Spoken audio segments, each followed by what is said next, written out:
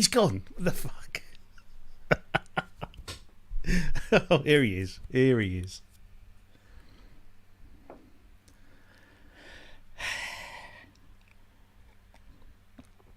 Microphone muted.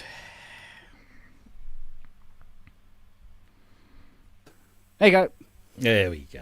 I had to help Fiona out briefly on some strange and insidious task within the kitchen. Ooh. Right, let me get the thingy.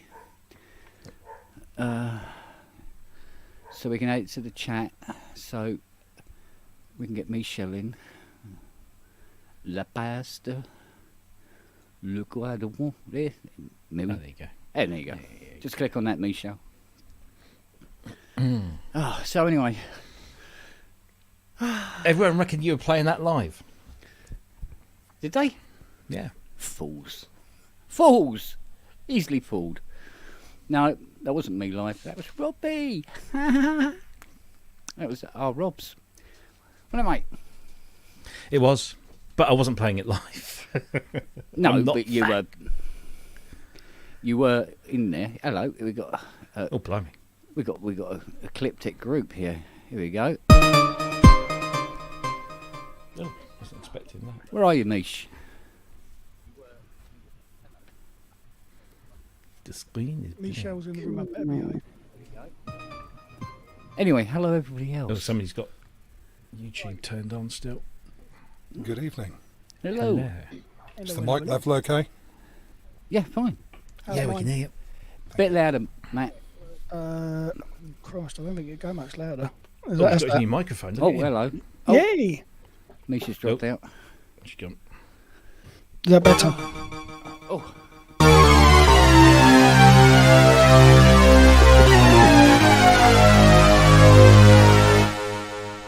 Had to be done. That had to be done, didn't And it? it'll be done lots of times tonight. Yeah, it'll be a cue card. Yeah. It'll be a while before that one does it. When Ian has. There you go. Let's put Ian in. Ian! Hello. Good evening. All right, mate. I'm all right. I'm just. I've got. There we go. That's better. Got to close the YouTube window. Exactly. Yeah. No, Thank you. Somebody else has still got it. Somebody's got one running. Yeah. It's not me. Not I me. wonder if it's Michelle. I Is was, that Michelle? Yes. it is. Thank you. I'll Popping We've up got- left, right, and centre. That's it. Well, That's all he gets. That's all he gets. That's it. That's your lot, brief Robert. flash. Sorry. Nice There to you go. see you. Bye. Oh Right. dear, I've missed you lot. Right, you click on him. You click on him. Okay. It's done. You keep Leave him. doing Evening, that. Robert. hi, Rob. Hello. Keep doing that. Way 6. Pretty. Oh, that dots and dashes look pretty good. It was great fun. It was really good fun. Yeah. I mean, So, because I was going right, we get to find out what the hell is it that they do, yeah. and actually it was like, oh yeah, Yeah, cool. it was. I mean, the choreography of them actually sort of doing things was just brilliant. Good evening, Ty. Hi, Ty. Good evening, all. Mai Tai. Hi, Ty. Oh, I wish. What? Fucking night out. Fucking Italians. Hey, there. Chiaro di telepesche, per favore.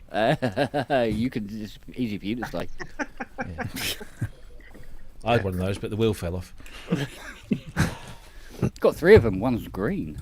14-year relationship, and that's the only phrase I learned. Shocking. What's You're that? looking Get off very me. relaxed, Ty. I'm not. I'm fucked off. Well, what's Yeah, that? look it. Or is that just the Standard. normal look? No, exactly. What No, could possibly have upset you? Well, we haven't spoken for weeks. Not a client, by any chance. Yeah, I mean, me and Ty haven't spoken for hours. 2 hours. And Robbie and I, one day, 2 One days, day, yeah. possibly. Possibly. No, I'm okay. Thank you. Apart from if it's another one of those, like a sitcom of Ty's client life. Yeah. So the latest is, and I explained this to Kent earlier, and I think I told Robbie about it. Basically, just imagine you're on a job, you're leaving the job in, at this stage, 2.5 weeks' time, and this plan has been in action, it's all sorted, and then client, without consultation, without anything, just turns around and goes, "Oh, by the way, these are the new dates. You've got to stay on the job for an extra 5 weeks." Yeah. And you've got no consultation, you've got no comeback. They basically just trying to go, "Oh, you've got to spend another 5 weeks. You won't get paid any more money for it." And there is no option. So if you've planned anything for the next 5 weeks, well, tough. Yeah. So so basically this job that was meant to finish end of August, then beginning of September, is now finishing the second week, the end of the first week of October. Yeah, and I have not been even asked or constant at all. It's basically just there you go. Is there nothing in the contract? I was about to say, isn't this a contractual issue? No, nothing in the contract at all. They never give dates in contracts. Doesn't happen. So there you go. So that's why I'm kind of happy in that the stress is slightly off, but I'm pissed off because my life yet again goes on hold for yet another month. But you know. But anyway. Hey. Good evening, Michelle. Hey, She's on mute. You're muted, Michelle. take a drink. Oh, there you go. Hello. Good And evening. Hello. Hello. We've all Hi, got sexy. to behave now. Oh, No, I'm not. we always behave. sorry. That's why I Sorry. changed my name. We all behave apart from No, Ty. I'm not behaving. Yeah. Sorry, I'll do my best. Sorry. How you doing, darling? I'm good. How are you guys doing? As you Yeah. see, before you. Warm. We're here. Badly, really badly. See, that's it now. No one knows to say this.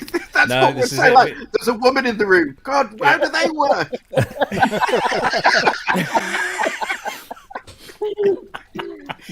Yeah, where do you put the batteries in those? I don't know what to do.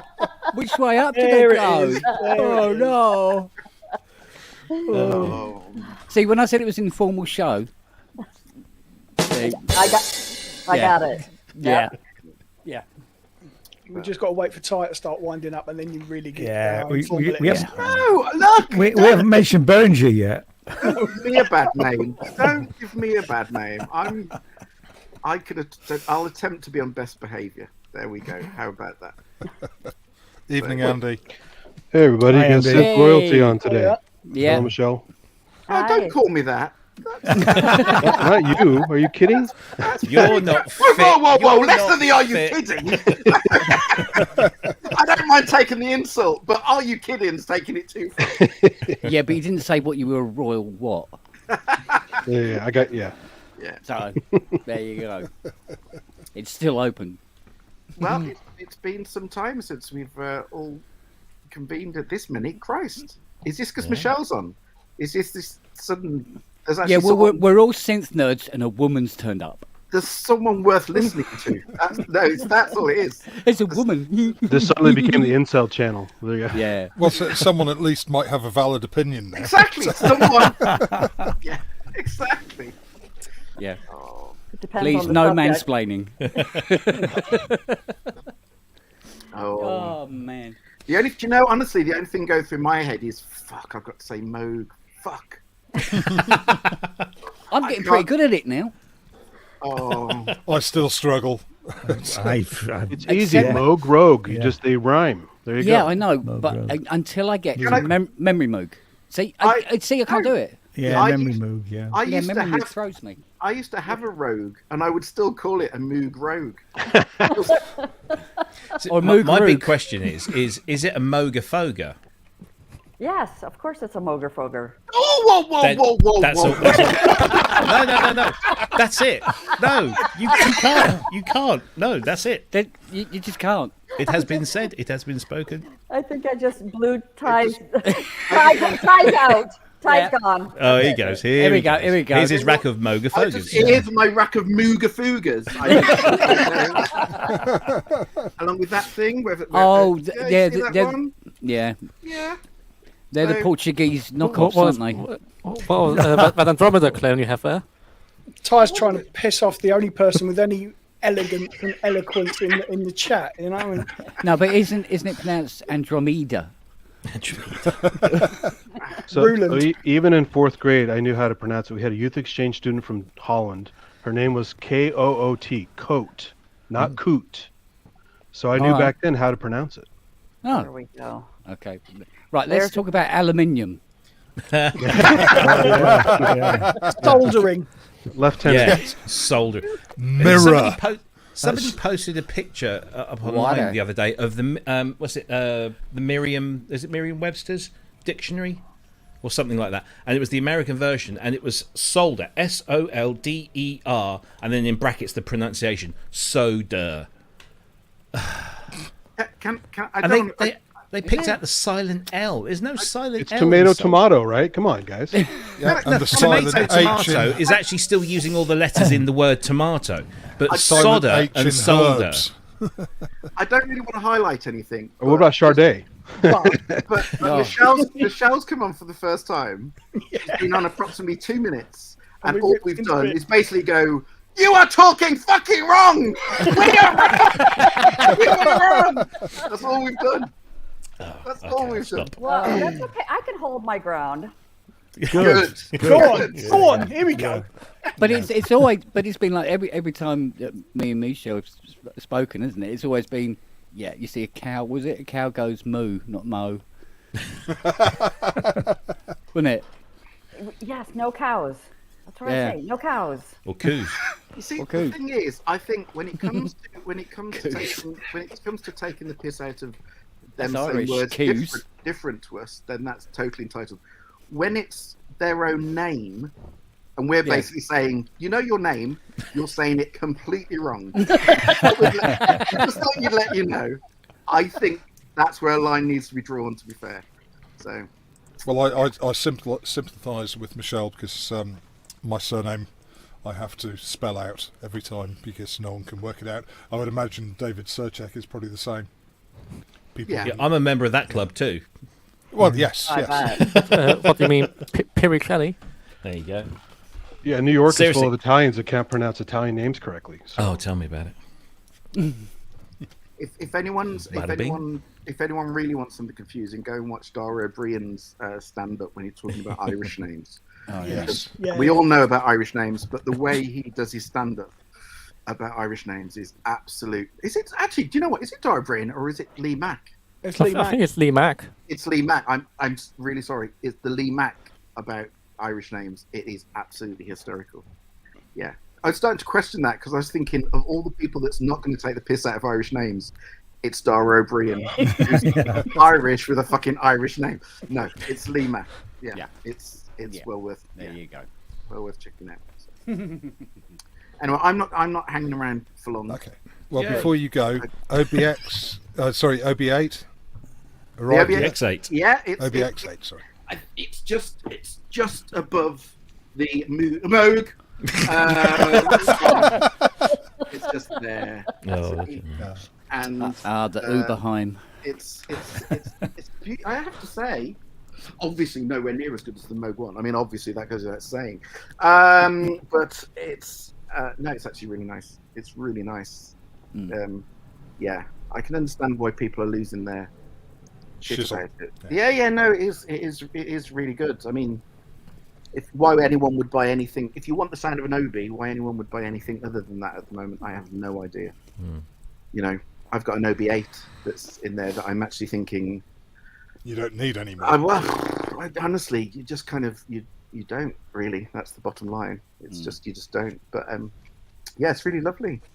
And I did the thing of sticking it against the Prophet 10. So I had the And? Prophet 10 and the OB. Do you know what all it was? It's that classic thing of what do you want, and it really is just like apples and oranges, and Yeah. they just complement one another. Because I never had, back in the day, I couldn't afford the originals, so I've never had the chance of sitting there with a Prophet 5 and a OB8 or OBX or whatever. I've never had that luxury. So actually just be able to sit them side by side. And when everyone talks about they complement one another and blah, blah, blah. Christ, they absolutely do. Yeah. So Yeah, that's why when I played them at Gearfest, they were literally right next to each other, so you went from one to the other. And yeah, it is it's choosing like, wow. one would be one would be a who's your favourite kid kind of thing. Yeah, absolutely. It really would be difficult, but yeah. These machines are going to put me out of business. Well, no, do you know because what? they're not going to break. They're not going to break for a few decades. Well, it's not that. It's just that why the hell would you want to spend, $9,000 on an OBX now? Really, seriously. No, but Prophet 5 Rev 2 will still exist. Yeah, exactly. Yeah, but There you go. But I There you don't go. want them to. I'm doing the best I can to kill each one that comes here. Look, between the Rev 2s, Memory Moogs, and Quadras, you're in living hell for a number of years between those three alone. So Yeah, it's getting harder and harder as well. I know, I must but- admit. So, oh well.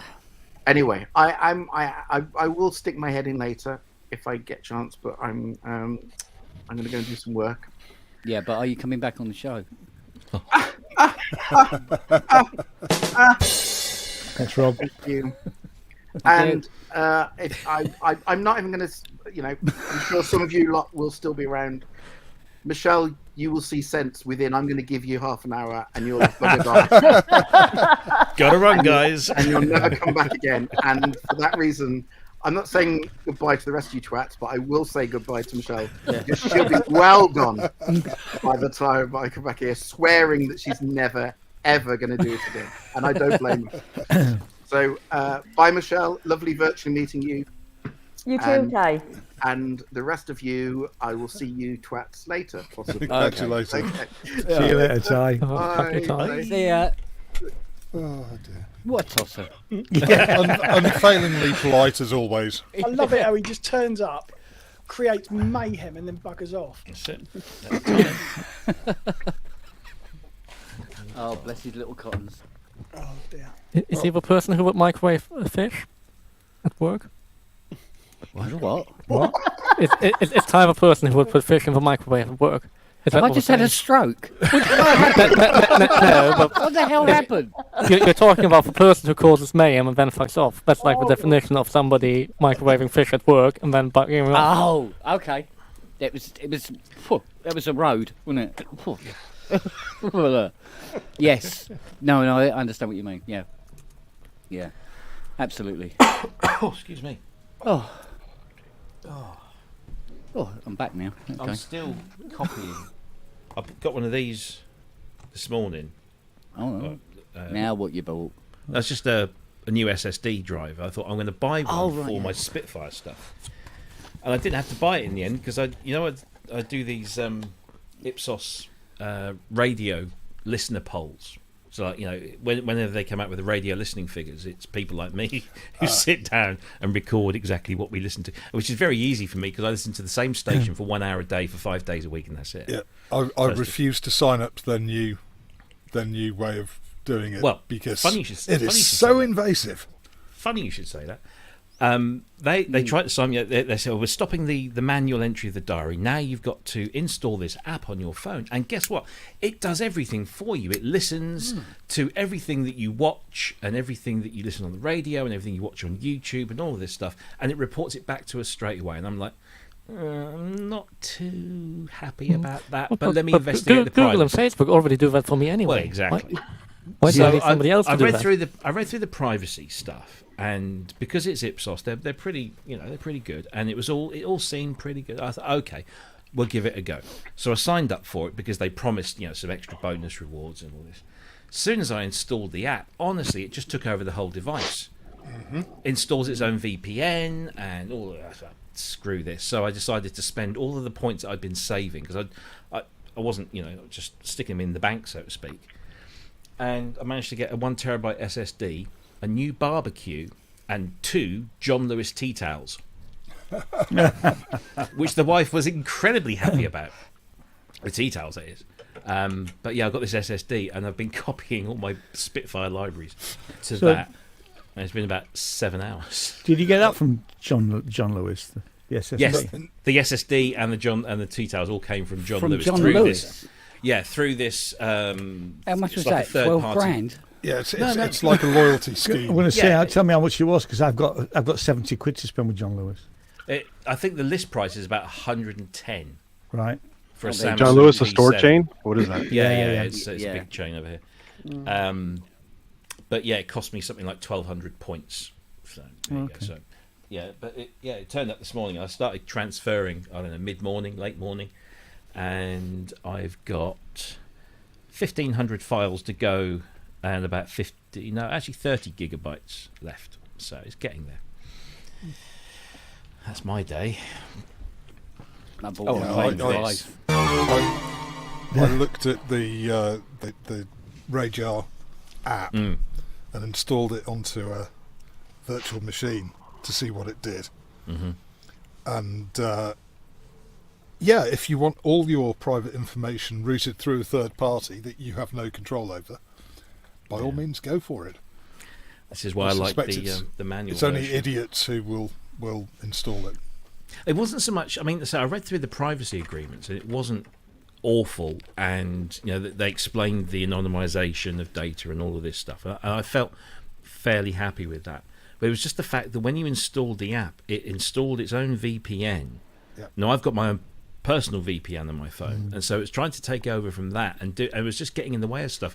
And then I read reports of people saying, well, if you want to use things like Siri or Alexa or anything like that, it then buggers that up as well. Yeah, and you have to contact them before you can switch it off. Yeah. And then, so I switched it off, and literally within 5 minutes, you've switched your app off. Please restart. No, so it's gone. Thank you, and unsubscribe me from that thing. So yeah, I cleaned out my points and got a new hard drive and a barbecue. So come The on, barbecue Nishi, won't be what you here been up until to, the- darling? Working. Yeah, we know. You never stop working. don't. Always bloody working. I don't. You disappear for like 6 months at a I time. know, you do, don't you? Yeah. Hey, does literally everybody vanishes remember off the Michelle? radar. Has anybody Yeah. seen Michelle? Where is she? Oh, just running a museum and teaching a bunch of kids about the science of sound. Cool. And you've got, Going the well, is Billy it? Joel raffle as well, haven't you? Yes, we have a big raffle going on for a really cool mini Moog. Used to be owned by David Rosenthal. Has a really cool left-hand controller on it. It's got the ribbon controller from a Micro Moog on it. Oh, nice. Yep. Yeah, so Buy your tickets. Headphone Yes. out as well, isn't Yeah. it? On the front. what was that? Headphone out on the front. I think it's got headphone out on the front, Yep. isn't it? Or two Yep. headphone outs on the front even. Yeah, it's a pretty cool instrument, and David used it with Rainbow back in the day. He toured with it. Yeah, he's got some sweet solos that were played on it. Mm. And yes, Mr. Joel has signed it for us. So Yes. What's the connection there then? David Rosenthal is on our board of advisors, and Right. he is Billy Joel's musical director and keyboardist. There you go. There's a connection. There Right. it is. Boom. Half a degree of separation. Yeah. Yes. So we actually purchased the Mini Moog from David, and then he got Billy to sign it. Cool. Yeah. Nice. That's Yeah, and actually, this Sunday is the 17th anniversary of Bob's passing and the 16th anniversary of the foundation. wow. You guys believe I've been at this for 16. 16 years? Wow. Actually, Wow. 17, but the first year I was just a volunteer. Wow. Yep, there it is. Yeah. There's our beauty. God, it made me feel old, Michelle. Because you are. Time flies. Oh, when that's you have right. fun. Yeah, of course. Yeah, it makes sense now. Oh, yeah, it comes with David's cool touring case too. Nice. Yeah, And there's there's the strip. controller. Mm-hmm. Mm-hmm. So I've got a elastoplast on my thumb. There we go. And it comes with the original left-hand control unit as well. Yeah, the 2 wheels. Oh, it's glide and decay sockets. Okay. I was going to say, because it's already got a headphone socket on the front, isn't it? So it's like, duh. There you go. Purchase your raffle tickets. Yes, please purchase your raffle tickets. These raffles are super important for the foundation. They represent about 20% of our yearly income. Wow. So, Really? yes. How much is that? Yes, and they used to be more. They used to be over 50%, which is pretty scary, but we've managed to diversify, thank goodness. But they're still very crucially important for us. Yeah. There you go. I'll get a ticket just for the hell of it. Oh, I always get a ticket. I never win, but I get a ticket. It's not Thank about you. winning. It's not about winning, that's right. No, well, no, you say that. I entered the Rhodes competition to win that £10,000, limited edition Rhodes, and I was doing that thing because you can add to your entries every day, and I kept adding and adding. I had something like 450 something entries into that competition. I thought, I'm gonna win this. I'm gonna win this. I didn't win it.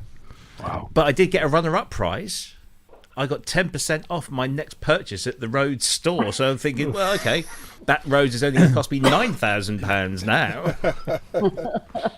But still, it's 10%, so I mustn't grumble. Yeah. The Yeah, wife and- was relieved, though.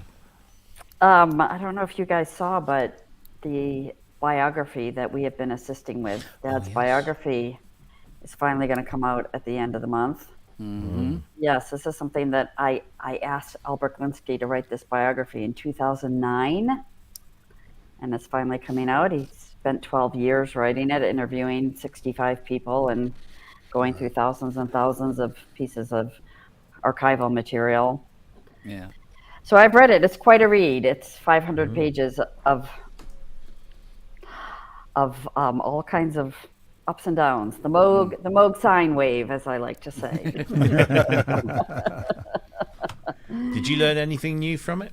I did.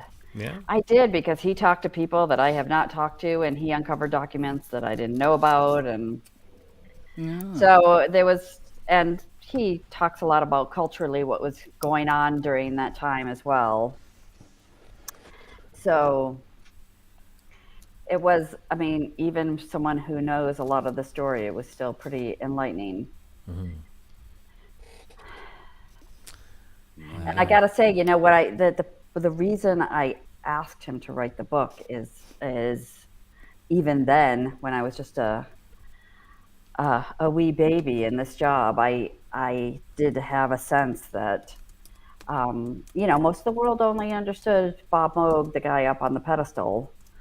And there's something to that. We all have people that we respect who are highly accomplished and all that, but it just really skims the surface of who he was. And, not just for him, but I think for the story and understanding of invention and period, that the fuller story needed to be told. And this biography is definitely that. I will say, to the point that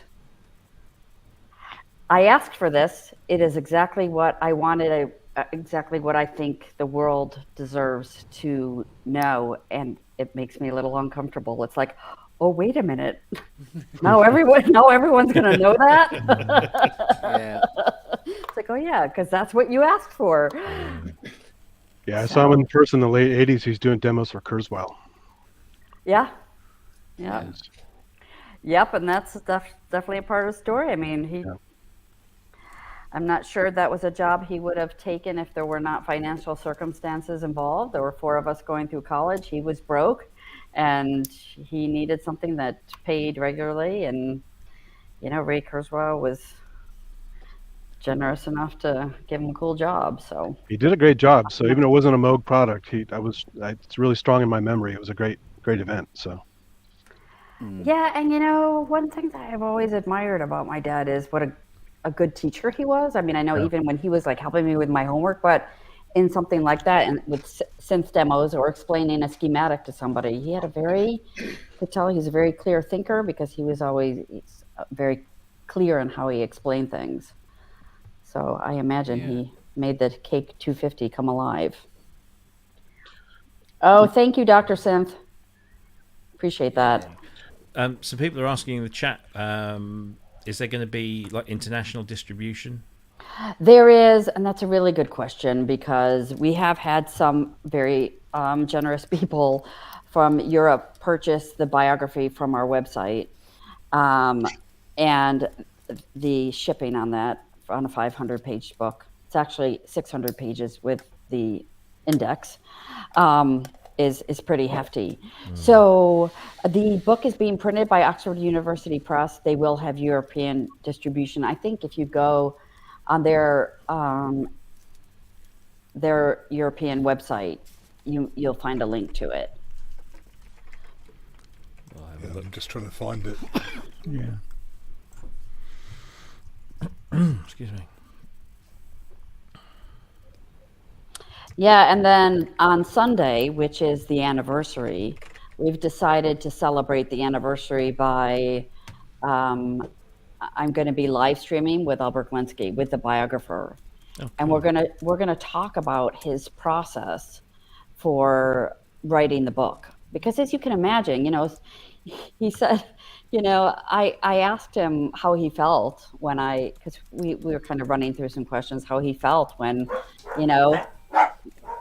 I asked him if he would write the biography, and he said, well, first you feel like you've won the lottery, and then you're like, oh my God, how do I possibly do this?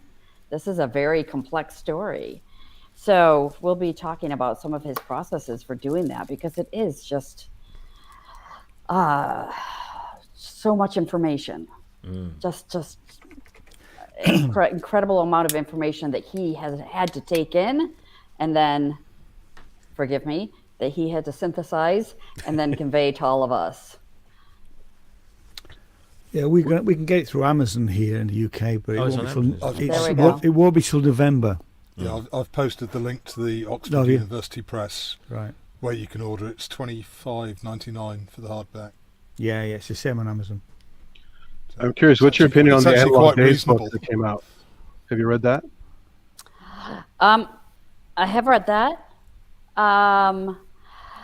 Here's the issue with Analog Days. It does a really good job of portraying a lot of the history, and not as great a job in some other places. So it's a mix. And unfortunately, there were a few key people that were in that book, including my father, who felt like there was some of the history that was not accurately reported. That's too bad. Which I hate saying that, because I really like Trevor Pinch, and I respect him. And as I say, that's kind of the danger with any work. There is actually a lot of good information in there, so it's hard to decipher the difference if you don't know. Yeah, as a newbie, I didn't know. It was a great book to me, but I was curious what you thought. So it's sorry to hear it's not accurate. Yeah, I bought it as well, and I thought it was great, but didn't really know. Yeah. Matt's just giving his apologies. He's just had to pop out. He'll be back later, Michelle. Okay. That said, Albert Glinsky credits Trevor Pinch and Analog Days in his acknowledgments, because Trevor probably did the longest, most complete formal interview with Bob. By the time, of course, Albert started, Bob had passed away, so he didn't get a chance to interview Bob, but Trevor shared his extensive interviews with Bob, and some of those are woven in to Switched On. So, giving credit where credit is due. Yeah, absolutely. Yes. Do you like that Moog documentary made by it's a Swedish guy who made that? Is it?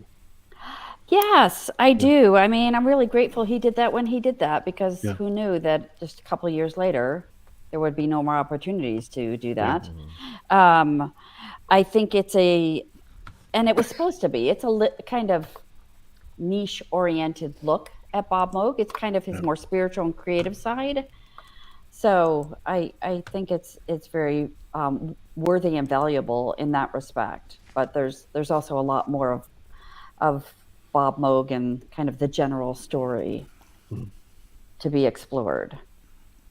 hopefully we'll be doing some of that in Electronic Voyager. I don't know how many of you are familiar with that documentary that the Foundation's been working on with Waveshaper Media for a number of years, but they also are getting close to wrapping that up. Yes. And yes, they've been through a lot. It's really been a process of, we have to get this right. It's not always easy getting it right. It's even Albert Linsky told me 90% of writing is rewriting. Well, I feel like, 90% of this documentary has been, going back and editing and re-editing. And it's like anything. Art is in the details, and they're working really hard to make sure that they're gonna, they got one chance to put this out to the world, and they want to do it right. So they're very close. It's an issue of funding at this point. I think they're about $150,000 short of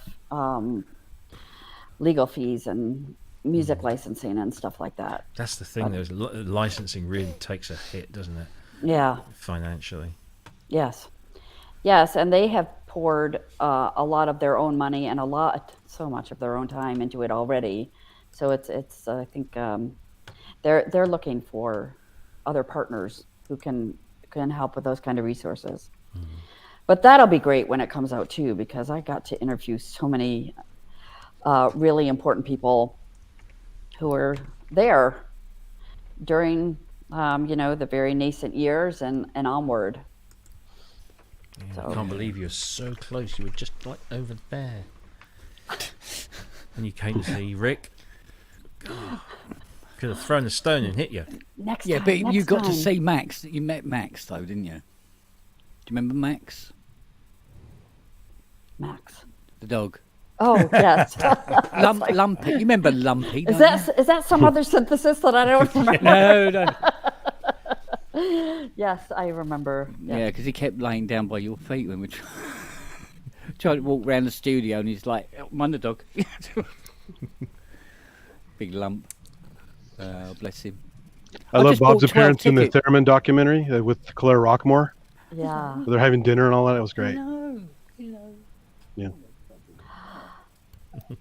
Yeah, the Theremin is just such a fascinating, reoccurring theme. It's, of course, in the biography. Starts off that way, almost ends, with that way. We actually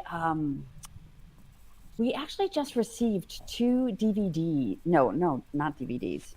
VHS recordings of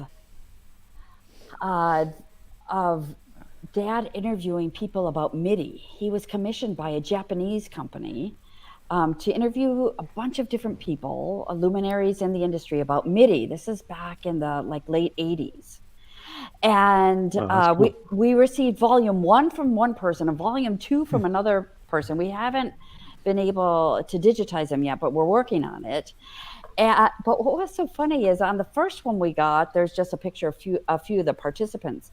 On the second one, there's a picture of Dad. Now, if you were Bob Moog interviewing people about MIDI, which is the revolutionary technology of the day, what kind of picture do you submit to be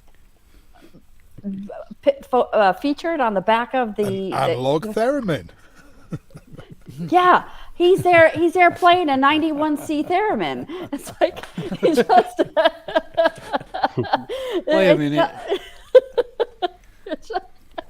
It's just so him. It's kind of irreverent, and I think for Dad, what could be better? What could be better than a theremin?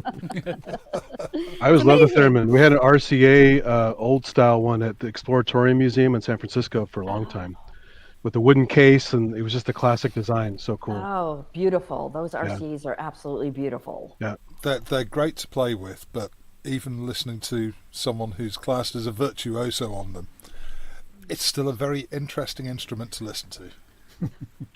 It's an acquired taste, isn't it? Yeah. Well, that's why I have MIDI now. I'm going to say it's still better than bagpipes, though.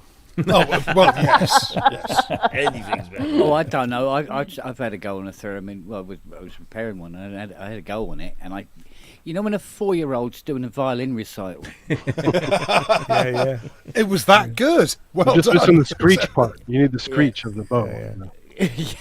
it was not right at all. At any point was the pitch correct? Just That's what's great about the Theremin because it has the hard tuning mode, so you can training wheels. Yes. Yeah. Yeah. That would have been cool. So that is one of the most popular exhibits in the museum. We have 2 theremins, and we have a whole video connected to them explaining the history of a theremin, how you use it, and then the announcer kind of teaches you how to play a song, and it is hooked up to a tuner. Nice. So yeah. So yeah, it's a but, hands-on, hands-off instrument. It is. Yep. Cool stuff.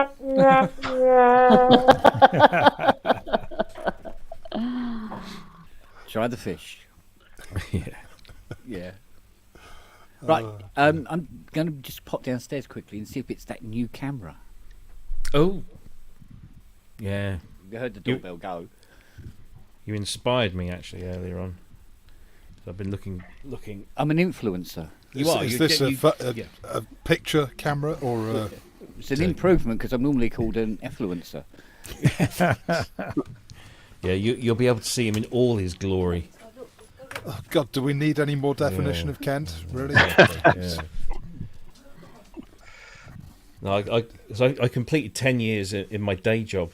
Oh, so you got your bonus. So I got a little bonus, and then I got it before I left. So what we have this system. It's a bit like the radar system. You know, they give you points, and points equate to pounds, and so you can pick an Amazon voucher, or you can just have it preloaded credit card or that. So you can just take it and spend it anywhere. And because I've been there 10 years, they thought they gave me enough points for about 400 and something, about 430 quid. Which is very nice, and so I went and bought myself a new Blu-ray player that could do 4K and all this kind of stuff. And I go on holiday, and I come back, and the CEO has sent me a personal congratulations of 10 years service, and sent me another 1,000 points. So I'm like, oh wow! So where am I going to spend this? As I've been racking my brains for, it's terrible. The older I get, the harder it is for me to decide what to spend my money on. Like 20 years ago, it's gone. I'd have spent it before I got it. But you still have more FM synths to buy, so. You could always get a Hydrosynth. Well, I looked, and then I remember Kent said he was going to sort of like long-term loan me his. So I think I'll that was. I did start. I looked at synthesizers, and I thought, what can I get for 500 quid? And I'm thinking, well, Damn it. I don't want any of those Korg things, and I've already got the Argon and the Cobalt. So I was looking. Then I saw a DX100 come up on eBay for about 108 quid. But I've resisted. But then speaking to him this morning, and he said, "Oh, I've got this new camera coming," which I take it didn't turn up. No, a red washing nut bowl. Oh, okay. A red tea towel set. And you got tea towels too. Milk jug with poppies on it. But no camera. But no camera. But it reminded me that I've been looking to get a better camera for this, and so that's what I might get. But they're not How cheap is your these days. kitchen, Kent, by the way? It's getting there. It's full of all the mod cons. So it's all the plastering's dried out, and Yeah, they've actually fitted units now. But I tell you what, it's a mind fuck. You've got coffee that comes out of the tap, and a cooker that doesn't use heat. Yeah, it's got a boiling tap. Yeah, and it's just like, what? And the worktop is solid Formica, and you go, what? What do you mean it's Formica all the way down? You mean it's Corian, or No, it's just compressed layers of Formica sheets. It's bizarre. what? So when you cut it, it produces a lovely smooth edge. So it looks like it was made that way. Oh wow. It's quite a bizarre looking thing. So Never heard of that. no, all of this is new to me. Did you install a new rack for synth storage down there? Shh. This Fiona will go down, open up a cupboard. Yeah, I marked out a little There'll spot be a under the Cynthia in stairs. there or something. Yeah. So, yeah, no, it's been quite bizarre actually. So, but I found something else that doesn't work on the Mustang. As well as the suspension. Oh, yeah, as well as the suspension and the brakes. I backed it out on the road today, and it suddenly cut out. I'm going, oh, what's the matter? Like this, right? Checked it. It's run out of petrol, but the gauge is still saying quarter full. And he go clink like that. Hit the gauge, and he went dink. Oh God, it's stuck. So yeah, so it's now fuelless. Your video sounded great. They used to drive cars like that. It was a great sound. Yeah, do you know what? It's 'cause, I mean, even Richard Hilton said, she goes, "Oh, you shouldn't drive at speed bumps that fast." I go, "I wasn't going that fast. It's because the roads are so small. It makes it look like the car's really rocketing, but it's not. Trust me. It's there are roads. I mean, Fiona, bless her little heart, she's going, "Oh my God, you're going to go down Oakhurst. There's cars both sides. You'll hit something. Nah, it'll be all right." It's like she's going, "Oh, you were so close to that other car." Ooh. You might get a stray dog or something, but it's technically thinner than the Chrysler is. The Chrysler's wider, so I don't know what's going on. And she drives that around all over the place without any trouble. She panics to death. Yeah, but look at the state of the bodywork on the Chrysler. Yeah, true. But there again, you see, she can't see where the end of the bonnet is. And let's face it, you need binoculars to see where the end of the bonnet is. And the only thing you can see out the back is vague daylight. You can't see anything else. You can see the tops of trees and roofs, but you can't see road or anything else. So, and it worries her that the visibility within the car is not that wonderful from that point of view. So she does worry. But why is it a soft top window that's gone bad? no, it's just that because of the slant and the way the car slightly sits upwards. There's nothing to see. You just see sky. Right. So you've got to use those door mirrors. Yeah. And she goes, "Oh, I don't like door mirrors." What? You've got to use them. Sorry, whether you don't have to have a relationship with them. You just look at them. You know. So, but no, she's very happy with her new smart car. I must admit. So. Actually, I think that's when the you're fastest investing car in out of the three. When are you investing in a petrol Bowser? I tell you what, we were looking at was it a supercharger for the Mustang to give it another 700 horsepower. Jesus. I'm going, no, let's keep her stock. She'd be worth more if we keep her stock. Start throwing third-party stuff at it. So have you got to grips with using an induction hob yet? Oh, that thing's just mental. We've had to throw out nearly every saucepan and frying pan we owned. Yeah. And she's going around with a magnet. She goes, "No, can't use that one." I go, what are you doing with it? "Oh, they've got to be magnetic." What? Okay. What's going on? Yeah, there Mind needs you, to it's be good we get- steel cord bases. Yeah. But it is good that we're getting rid of all the aluminium saucepans Yes. because they've Prevent linked dementia. Yeah, they've linked that with dementia, haven't they? But there again, I've been having my meals too out of late. I've been having my meals out of aluminium saucepans since forever, and Mum even longer. Dear, oh dear. So bless her little cottons. And what have you been up to, Robert? I haven't seen you for a bit. Obviously, you're no longer in Wales. Yeah, I mean, Dolphins even. Dolphins, sharks, everything. Yeah, what kind of fish are you into now? Microwave fish, apparently. Yeah, there you go. Yeah. Everybody's favourite.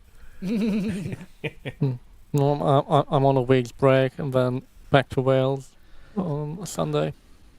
Down to Brecon for a week and then Carmarthen for a week. Yeah, highly exciting. Well, it's good for you to get out of the smoke. Yeah, it's fine down here. He's not convinced. It's not too bad down here. there are parts of London that I really don't want to be. And it was great when it was the 40 degrees, but I was nowhere near London at that time. Yeah. Even though, again, south of the river, it's a lot better than north anyway, when it gets warm. And 6 murders over 3 days. Oh, it's terrible, isn't it? It's getting a little scary. I mean, the last stabbing of a kid down here was, I think, 5 years ago now. So it's been quite a while. Oh. So, Okay. All right. Yeah. No, I see that quite positive. No. Sorry. No, I just had an email popped in, and I thought I'd bought a ticket for the raffle. Apparently, I bought 12. Oh. Give it to him. Just give it. Yeah. So I got more chance of winning. Yay! You do. There you go. It's yours, Kent. It's yours. Because mean, all you want is more sins. Well, I know I already own a Mini Moog, but the point is that I need to do repairs on it, and that's a busman's holiday, isn't it? I'd prefer just to get another one. It's easier. Just take it out of the box. Sorted. You get that, you will need that kitchen rack for sure. Oh God, yeah. I'll tell you what. I've got to do so many things in that kitchen. I thought all the decorating was going to get done, but apparently, no, not all of it. I've got to do some. I've got to relay floor, and I'll get round to it eventually. Well, you can start filling up the kitchen cabinets with 303s, right? And other small stuff. Yeah, what the hell is that? What is it with people dropping off 303s and 606s and then leaving them here? I've got 12 of those units knocking around, and some of them have been here donkeys. That's how you pay for the kitchen, isn't it? They probably go, oh, it's very small and it's plastic. I can't be bothered to drive back and get it. That kind of scenario. Yeah. Wow. Get them on eBay. Mm. And how was Edinburgh, Ian? It was Busy. hectic, Yeah. brilliant, tiring, lots of bad food. Just like a tour, really. Deep fried Mars bars. Yeah. Oh, I didn't go for it. Yeah. No, it was great actually. We had a Tea really cakes, good time. though. Sorry. Tea cakes, though. Yeah. Yeah. Our mistake was that we Packed in too much? Packed in too much. Yeah. Well, Yeah. actually, we hadn't planned to pack in too much. What happened was because we were. And Michelle won't realise this, but I've just come back from reviewing Edinburgh Fringe Festival with my wife, and we go as reviewers every year, and we started booking reviews early July, but then nobody came back to us till quite late on because what nobody realised this year was that the press offices had to contact the theatre companies and the musicians or whoever and the comedians, and then find out whether they were going to allow us press tickets. So we're thinking, oh, well, we haven't got anything for this day. We'll book something else in, and then all these other press tickets come through. So we had a load of that stuff going on, really. We did have shows where we literally we were meant to be somewhere else across Edinburgh as one show finished as the next one started. Wow. Yeah. I've got to ask you, did you see Jerry Sadovich's show before? No, it do you know, I didn't, and I've seen him about 3 or 4 times. Last saw him about 2016, I think, and I'd sort of stopped. I mean, he's incredibly racist. He plays a character, doesn't he, Jerry Sadovich? Yeah. But also, if you buy a ticket for his show, you know what to expect. Exactly. I mean, I did see the last time I saw him, he bullied an American lady on the front row, so much so that she left. And that didn't seem right to me. I mean, I understand, he's an offensive comedian, but to pick on somebody to that extent was wrong. It's funny because we were contacted by the BBC because I was, reviewing 60 shows in 14 days. And the guy in the BBC said, "Oh, well, you need to talk to our BBC Scotland representative. She'll be really interested in the fact that you've been doing this." I thought, so I sent her an email. I said, "Oh, hi Pauline, so and so said, and the only thing she came back with was, have you reviewed the Jerry Sadovich show? Didn't want to know about anything else. We went, no, I'm sorry, we didn't, and that was the end of it. So I almost wish I had seen it, because do you believe the Mirror and all the rest of it? No. You've got to have been there to really know what was going on, really. And he the character is racist and sexist, and exactly. But he always has been. There's nothing different. There's nothing different to when I saw him, like I say, 5 or 6 years ago, and I saw him consecutively from about 2013, probably every year. And the Edinburgh Fringe knows what he's like, Yeah. But it wasn't Edinburgh Fringe. They had nothing to do with it. It was Pleasance. Well, but to be honest, he's worked for everybody. He's worked for all of the big promoters at Edinburgh Fringe. I mean, I think I last saw him at the Underbelly, their large tent. It's not the first time that he's worked for the Pleasance, but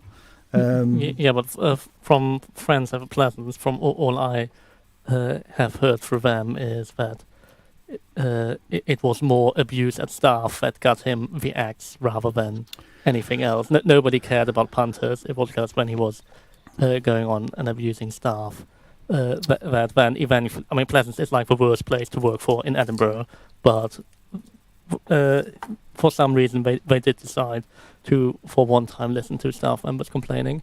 But I mean, they are literally the worst employer. They burn through anybody working for them. Do they? I mean, we're seeing the other side. I mean, at first there was a conflicting report about people walking out. Well, people always walk out to some extent. That's the French. It's a badge of honour, isn't it? But no one did, apparently. Well, apparently, yeah, that's the thing. I mean, there is this conflicting report as to whether he actually, he did have walkouts or whether he did abuse the staff. I mean, like I say, we're not there. I wasn't there, so I don't know. But yeah, any show you have walkouts because people book the wrong thing and not knowing what it is. Yeah. I mean, it doesn't matter what type of show it is. Any show just has walkouts. Ian, out of interest, was there any walkouts on famous puppet death scenes? Yes, there was. There was at least 4. And actually, we were so disappointed with that show because it was one of our longer days, and it was the last show I think we were going to. And James said, "Oh, let's go and see the puppies. It'll be great. It'll be really funny." And it just really missed for us, really, but there was probably the weird thing was people trying to walk out because they put these sort of curtains where the entrance was, and people were stumbling along trying to find where the curtain was. Doing a Liz Truss. Exactly that. And it was a shame, really, was that, because we sort of expected, more of it, really. Yeah. I mean, the weird thing was some of the shows that we gave 5 stars to, people walked out of, and that's we're thinking, I can't believe that. I mean, and they're not walking out just towards the end, because sometimes you get people that like us, they've got a conflict, so they need to be somewhere else. What we would do is we would always tell the venue and try and tell the actual artists, if we got to speak to them, say, I'm really sorry, we're going to have to go and miss your last 5 minutes. We did that with the Tiger Lady show, which was brilliant, and we were really sorry to leave it, but we were going to another show in the same venue. Actually, we were upstairs and the other one was downstairs, so it was like, but we were able to talk to the guy right at the beginning and say, look, I'm really, when he sees us leave, it's not because there's anything wrong, it's just that we have to be somewhere else in about 5 minutes. He went, oh no, that's fine, that's cool, No, I must admit, when I saw the ad on YouTube for the review of the famous puppet death scenes, I was thinking, I hope it's got something like Marina and Troy from Stingray doing the end of Titanic, and then doing the old joke like, but you're the mermaid, that kind of thing. You know what I mean? That's exactly what we wanted. But that's not what you got. And they were grotesques. No. They were grotesques as well, weren't they? Yeah, they were. It was really. Ugh. Yeah. I mean, actually, the Titanic show, the one-man Titanic show, which we went to, not really quite sure what we were going to get was just absolutely brilliant. And he played this guy. He's dressed in drag, and he's got a moustache. This chap, Michael, and he was just absolutely fantastic because he played all of the key scenes and played all of the characters, and he did the voices, and it was just brilliant. You know. And the only props he had was he brought out a sort of tub of water for the ending when it was for the death scene, and he splashed us all with it, which was really quite funny. And I think he had a small stepladder. That was it.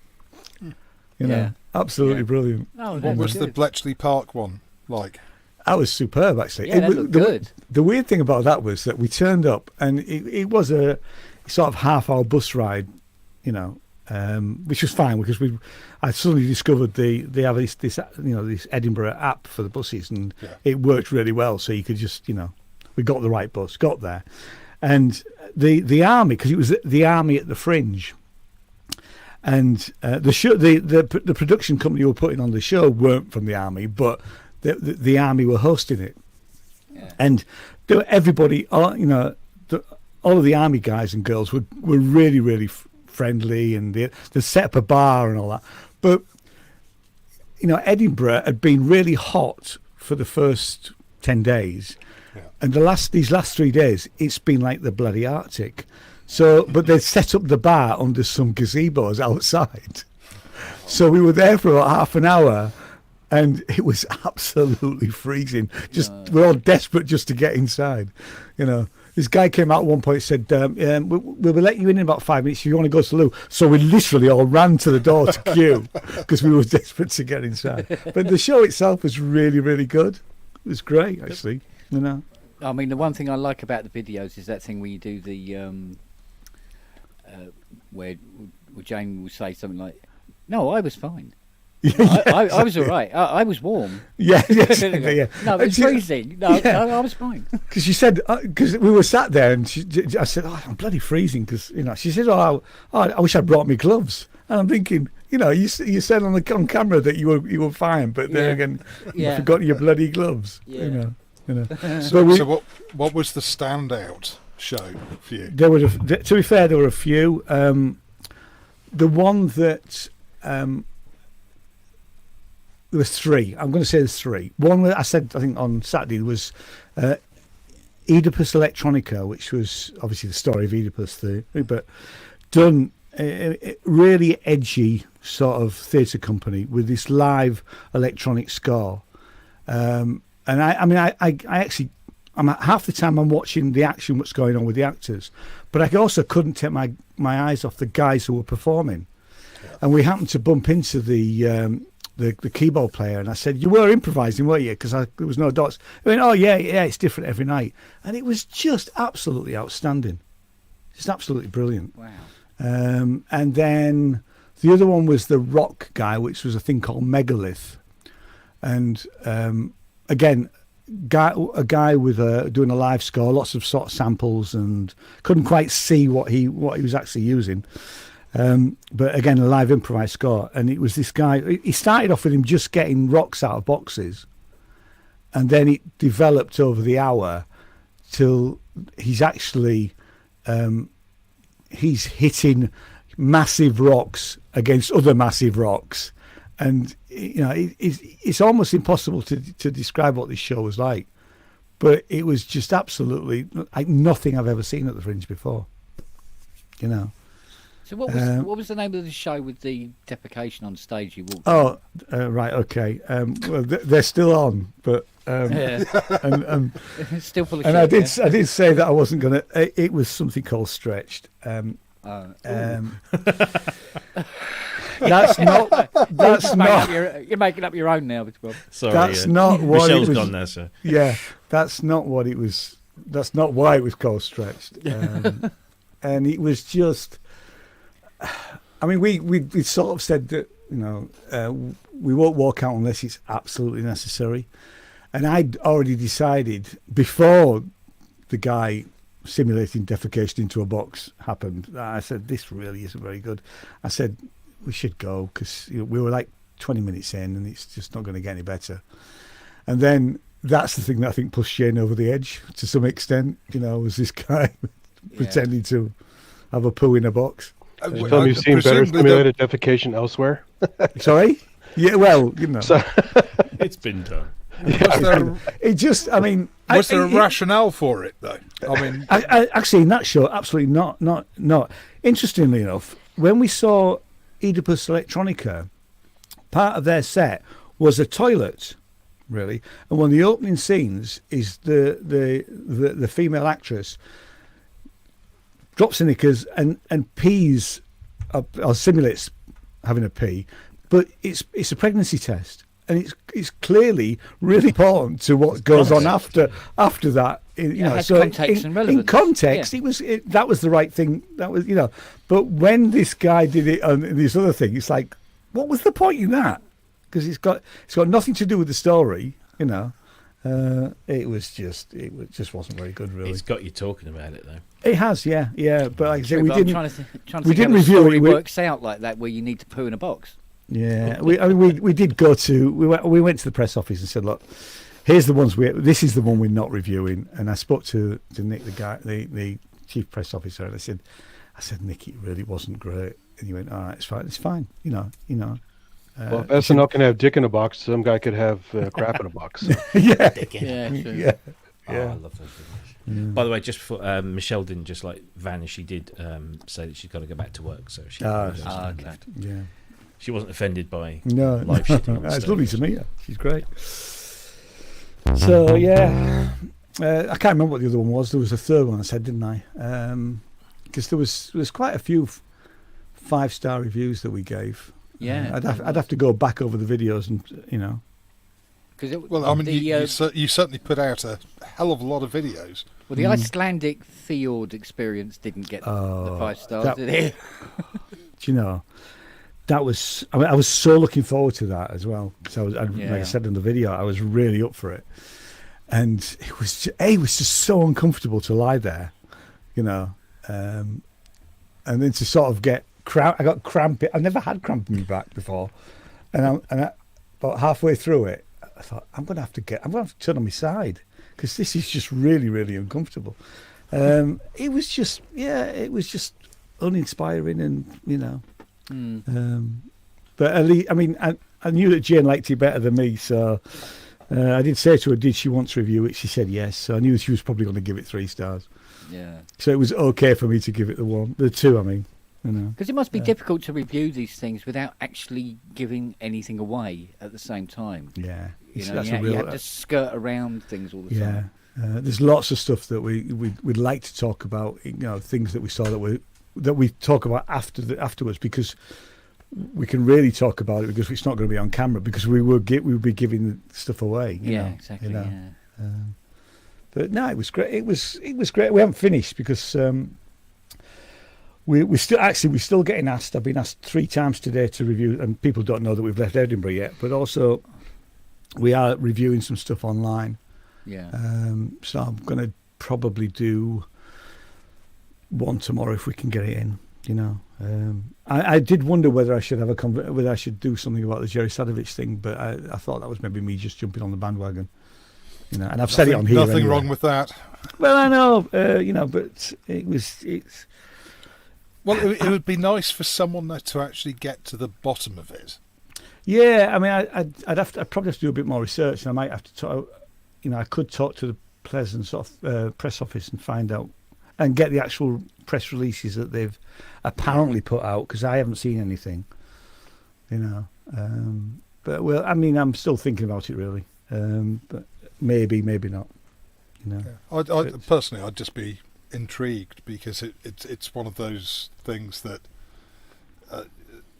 just seems so bizarre that if you book someone who is known to be deliberately offensive, and in that sort of, I shouldn't laugh at this, but my God, Well, actually, the first time I way. saw him, that's exactly what I thought. I thought I shouldn't really be laughing at this, but actually, and it's not just about the comedy, because actually, And I'm not big on magic shows, but his magic show is really, really It's good. really good. Yeah. Yeah, it's all he has a camera that's really close, so you can see, what he does with cards and stuff like that. It's really, really clever, and nobody talks about that. It's all about the fact that he's just this offensive comedian, And I am of the belief that I mean, we some things we don't go to because we know that it's going to be a bit like that. Do you know what I mean? Jane really had done enough sort of stand-up stuff. We were really disappointed with the Sophie Duker show because we'd liked her on Taskmaster, and there are an awful lot of female comedians that just go on, and I've seen it over the years, who go to Edinburgh and just talk about their sex life. Well, it's mildly amusing, some of it, but I don't really want to know about, some comedian's sex life. Yeah, but sometimes some women do that better than others, though. Yeah, they do. Yeah. I'm trying to remember her name now. Oh, bloody hell. Sarah Milligan. Oh, yeah. For instance. Yeah, actually, so, yeah, I agree with you. I've seen Sarah Milligan about 3 times, and she does. Yeah, and I mean, back in the day, back in the 80s, I went to see a packet of 3 female comedians. One of them was Joe Brand, and at that time, Joe Brand was doing all the stuff about her sex life. Yeah. And actually, it was phenomenally funny. Yeah. Well, Victoria Wood. Yes, exactly. I mean, Yeah. But that was more about the disappointment side. But Yeah, yeah. Yeah, well, that tends to be the funnier side, doesn't it? I suppose, isn't it? That's where you're going to get the most laughs. When things go wrong, or expectations are not met. But we really fell in love with Sarah Louise Young, who did this really sort of brave show about her losing her voice, and apparently how generally when that sort of thing happens, you're not supposed to tell anybody in the industry that it's happened, that she'd lost her voice. She's, and she did this really fantastic show, and then somebody posted one of the videos and said, you've got to go and see her other show, which is An Evening Without Kate Bush. yeah, Well, we don't normally do sort of tribute act type shows because it's really, we've seen them in the past, but and Edinburgh, from a music point of view, Edinburgh is full of tribute acts. There's just literally hundreds of them to some extent. it never used to be. I know, exactly. I mean, and we were lucky this year because we found where the if you like the music acts that were sort of more experimental, and there were a few more of those. But her show, which I think is going to tour, was just absolutely hilarious. She from a singing point of view, she's got Kate Bush down pat. So but also she was just, she'd take bits of the videos, and if you've seen the Kate Bush videos, she would, Army Dreamers with the eyes.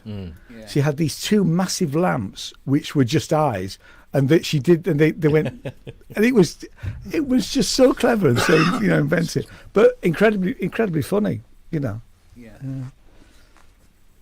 She's coming to York. She does a show about Julie Andrews, and she said, would we come and review it in, I think, October, November time? So we said, yeah. She was great. Oh, good stuff. What's her name again? Sarah Louise Young. I shall look out for that one. Yeah, There's because a it's chap- not just a standard tribute act. There's a chappie that's often doing the Fringe. I'm trying to remember his name. It's Alex O'Neill. The name rings a bell, but I can't put a face to it. Yeah, he's I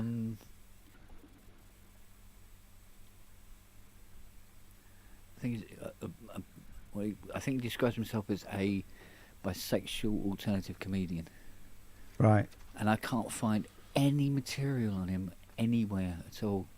So I've never actually seen any of his performances at all. Yeah. Nothing seems to be available, although we're friends on Facebook.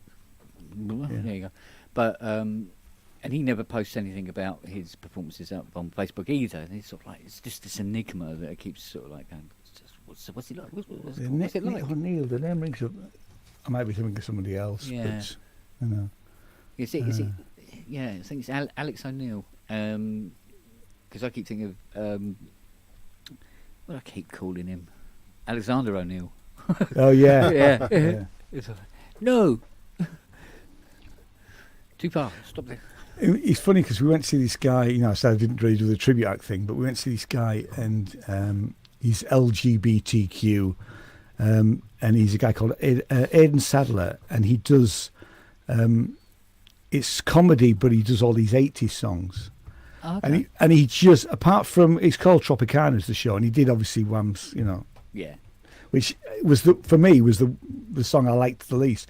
The rest of the set that he did was my playlist, my 80s playlist, Yeah. because he did Aha, he did all these great songs from the 80s, you know, and he was really funny with it as well, you know. He did try and get me in a dress at one point, which obviously Well, I've heard didn't. that's not too hard to do. Well, who At says? weekends. Robbie, Kent, come on, don't tell everybody. Kent, is it Andrew O'Neill? Oh, it might be. You know what my memory's like lately. British comedian, musician, presenter and writer. Lives in London. Yeah, that sounds like him. Yeah. Regular at the Comedy Stage at Download. Yeah. But I never seem to be able to see any of his performance anywhere. But yeah, so it's I mean, we're really quite sad to come back. We just, you know, and we are like I well, said, it's thinking. a hub of activity, isn't it? Really. Well, and we didn't see the news. We didn't have time to think about anything else. We were just, you know, when's the next show? When can we film this bit? When can I edit it? You know. Yeah. Yeah, but you don't want to see the news, let's face it. No, exactly. I mean, thank God we missed the bloody. You know. Yeah, it's death, pestilence, and one Yeah. of two bowls of dog shit may or may not win the leadership race.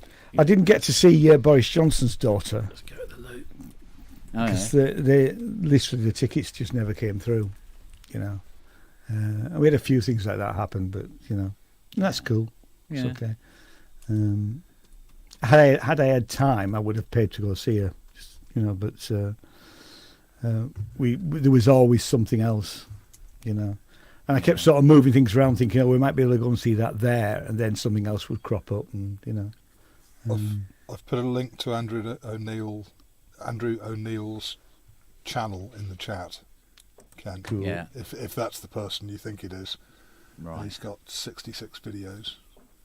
Oh, okay. It's funny because when I've done searches for him before, I can never find anything.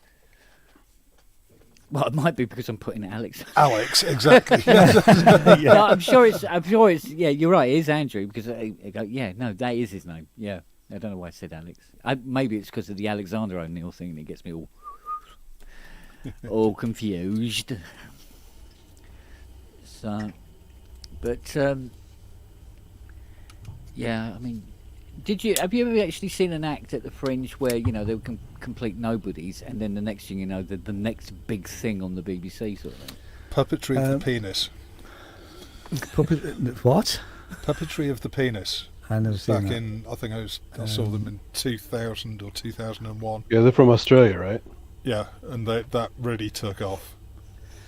A few comedians like that. I mean, I'm trying to think what he's. He'll come to me. I can't think of his name right now. But we saw they used to probably back in the 90s. They used to do this thing where there'd be a lunchtime show and you'd have a load of comedians on, and they were literally nobodies. They'd never done any TV or anything. Yeah. And they'd all do sort of 20 minutes, and so you'd go. It would be a couple of hours. So and it was in those days dirt cheap. So you'd get to see quite a few. Yeah. And suddenly, you'd see these guys popping up, on the TV,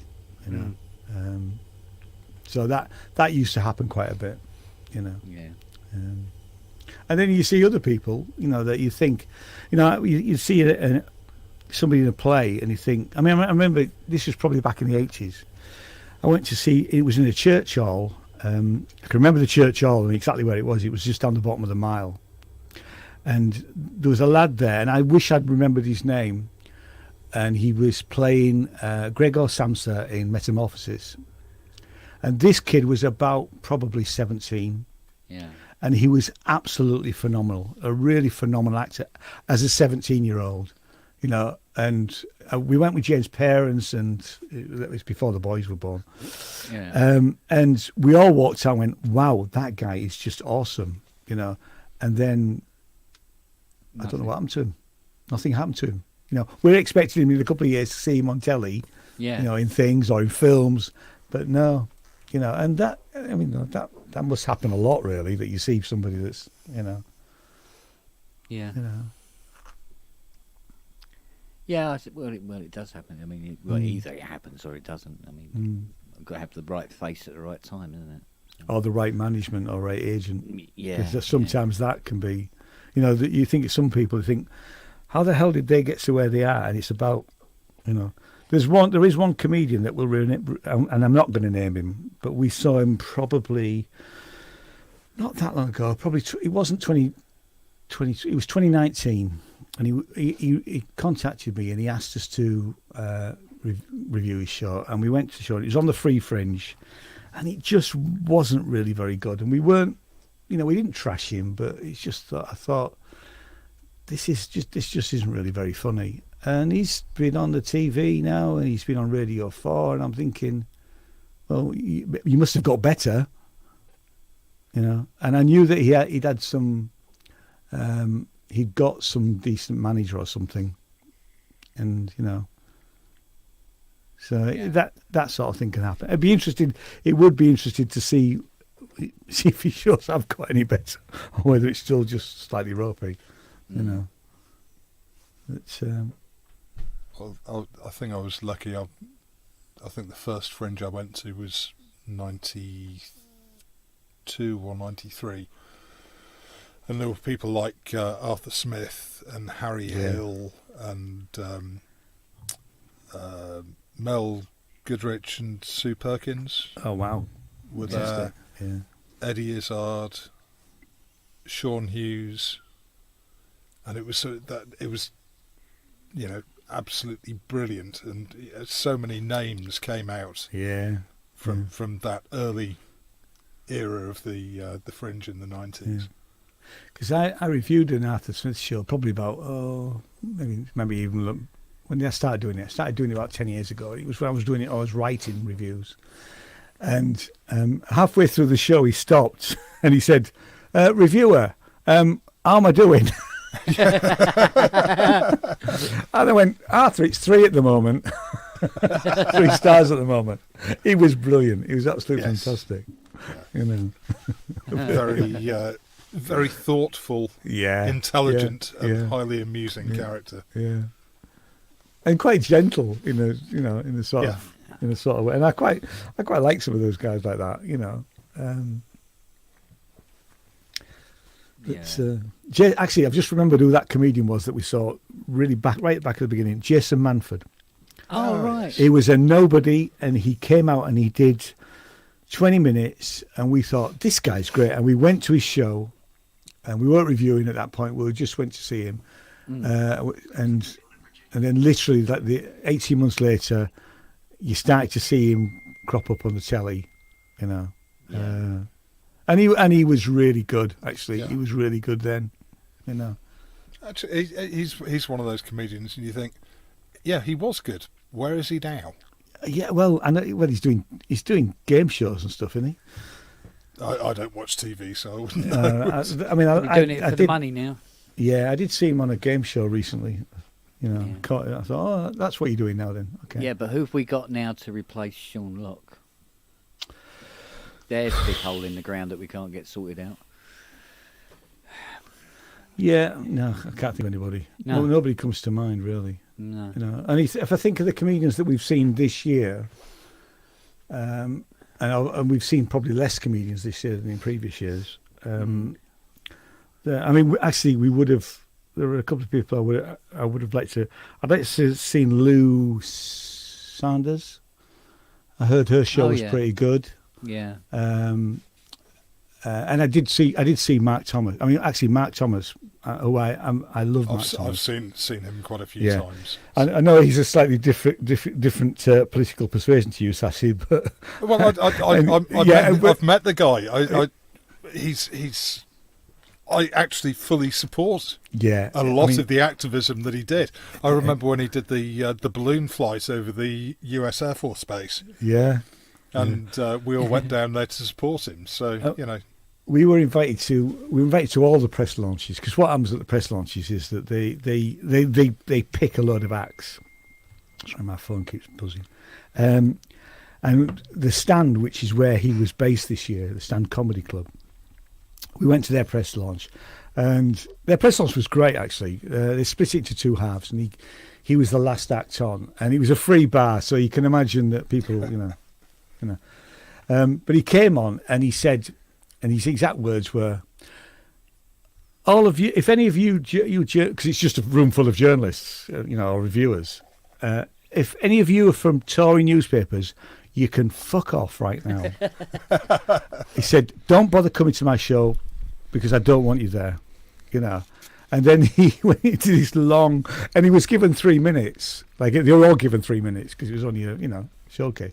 He went, you can bugger off with the 3 minutes. I'm going to stay as long as I like. And he did about 15 minutes. And he was just brilliant. He was just really, really, But I love the fact that he turned around and said, so all of those people from the Telegraph, and if there was anybody from the Telegraph or the Mail, Yeah.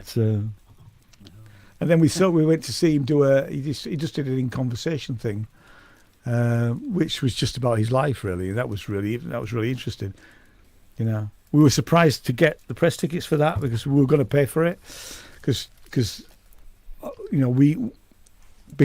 it was only going to happen the once, but they were doing a load more of other sort of In Conversation. They had Jeremy Corbyn and people like that, and all sorts of people turning up. Although they didn't have Liz Truss or Rishi Sunak, which was interesting. I wonder why. Yes. Yeah, exactly. Yeah. But it was just really quite nice, just for an hour for him to tell us about his dad and about how he was growing up, and how he got into.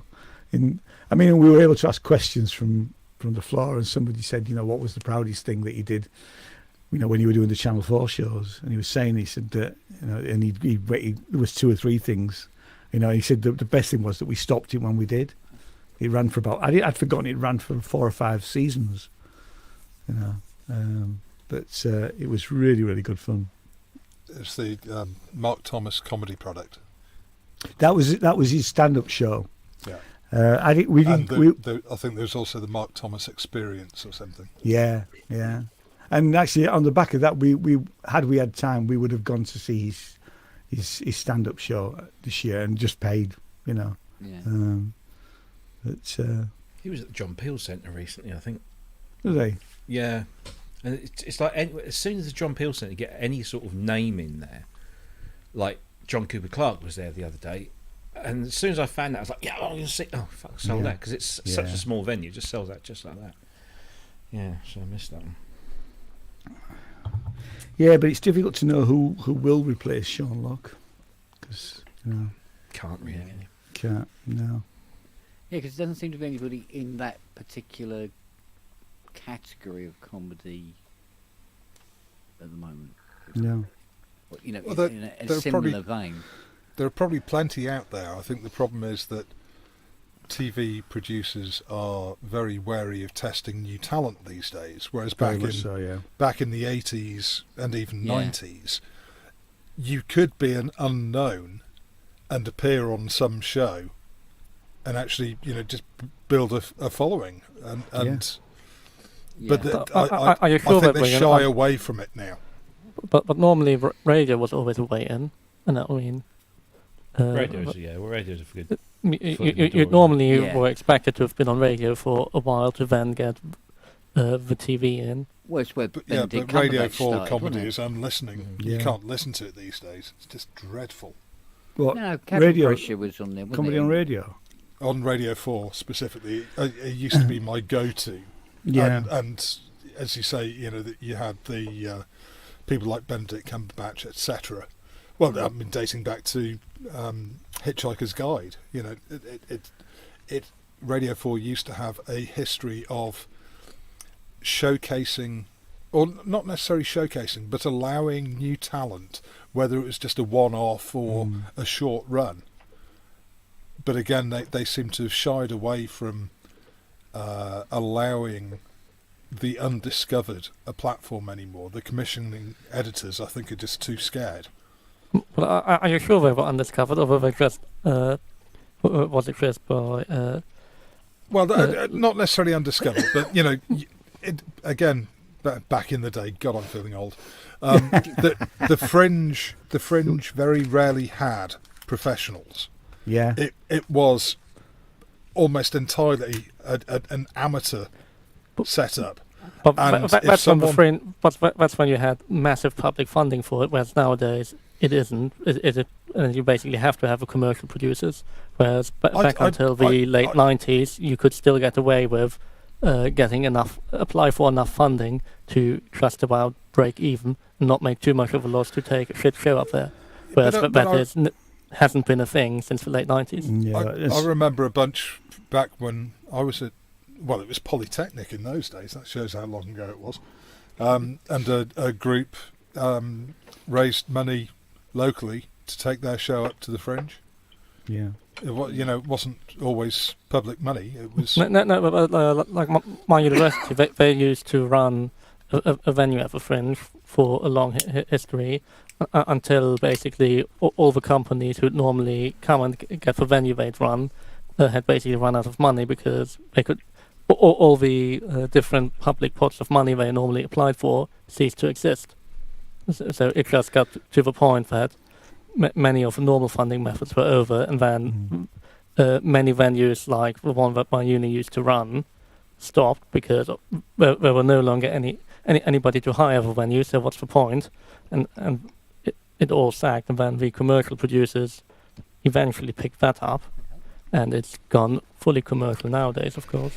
It has, and what was really interesting this year, because and we were not aware of this until we were the day we arrived. We were invited to the Assembly 40th year gala, and their CEO stood up at the beginning of the evening and said that what tantamounts to the fact there was a split between the Fringe Society and the Big 8 promoters, and we started to hear this all the way through our stay up there, because we didn't know there was any of this sort of business going on, and clearly there is, if we're like the big, and we weren't quite even sure who the Big 8 were. Obviously you've got the Pleasance, you've got the Assembly, you've got Underbelly, you've got Tonic, and there's obviously some others as well. And they're sort of almost they're not using, because the Fringe Society have got a ticketing system. They're not using that. They're using something different. So there is clearly this rift that seems to have appeared. I don't think it's just over the pandemic. It's happened probably. Also, it hasn't helped that the Scottish Parliament outlawed the use of the student accommodation and the cheap accommodation. I heard so.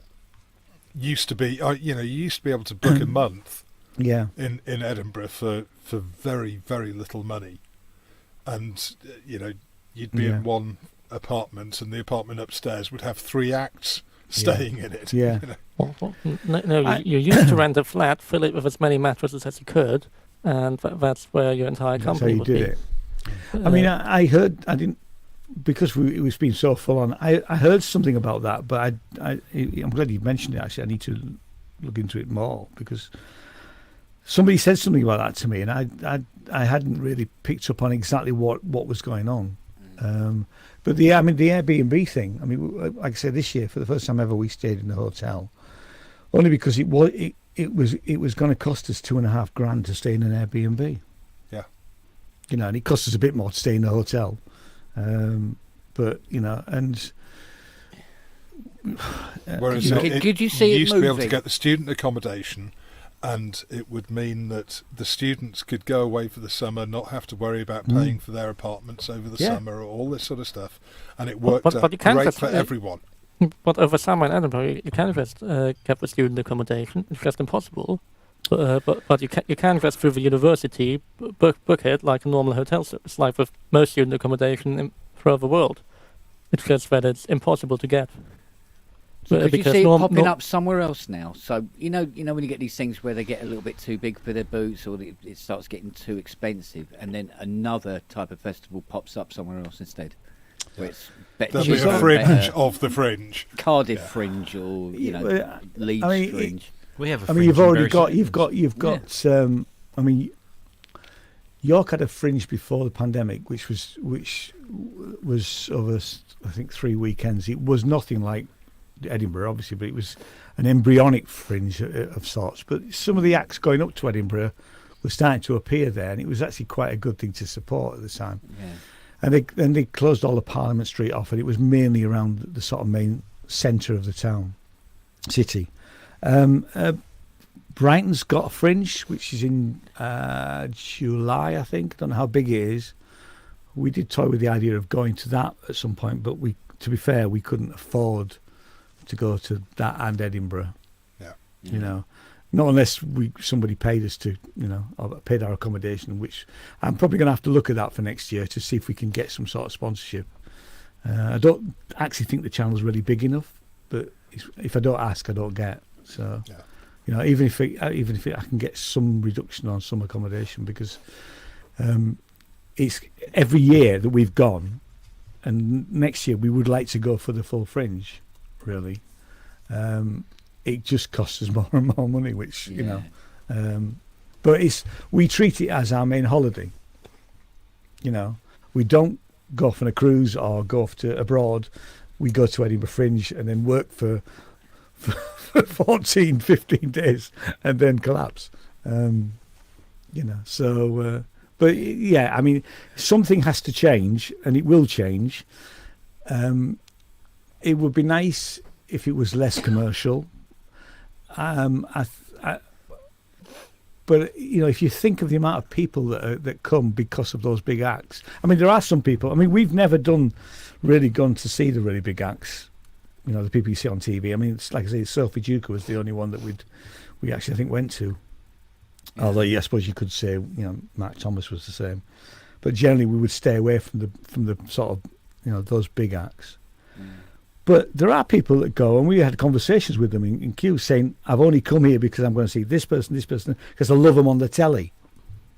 So they do bring people in, and it, it appeals to an awful lot of different people, I mean, we like the fact that, we went to a show that was one woman, 5 chairs, absolutely brilliant, in a hotel room.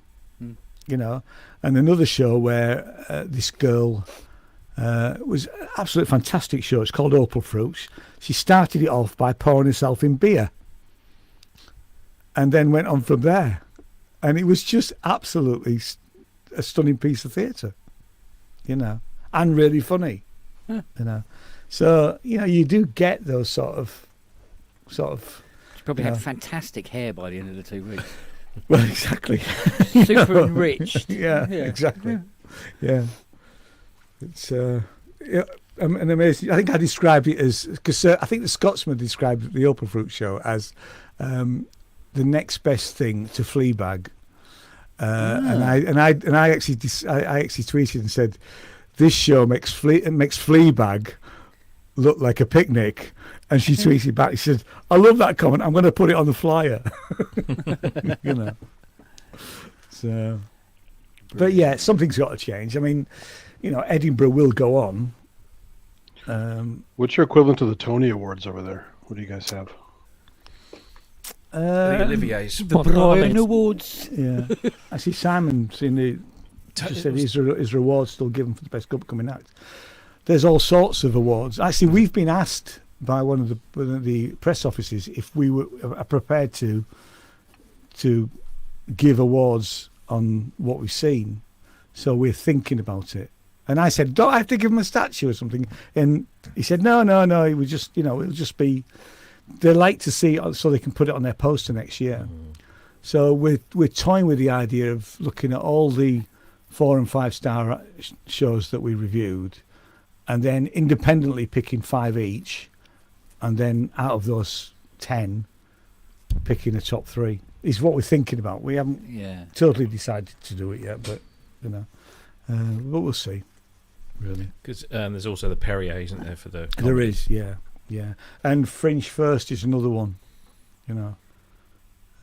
What is interesting is the Guardian reviewed a show, and I think they gave it 5 stars and said it's a must-see show. And I won't name it because it's not fair. We went and we thought the first 35 minutes was really clever and really funny, and then the wheels fell off, and the last 15 minutes was just crap, really.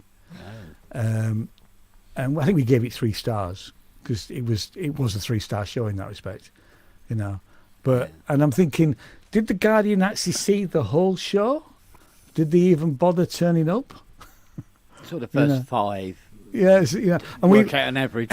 We went to a thing about Jerry Coughlin, the guy who was locked up for 15 years, and it was an hour and a half. And there was a journalist sat at the back behind us, and he left halfway through. And you see that sometimes. I've seen that time and time again over the years. Because everybody, all the reviewers have got this lanyard with an orange, So we know who's who, really. Was that the Guildford 4? Yeah, that's it. Yeah. That's him. Yeah, incredible life, because he really got into crack cocaine and and all that sort of stuff. But you see it time and time again, and you look around and to see, because sometimes you have conversations with these guys, and to find that they left before the end, and thinking, all right, okay,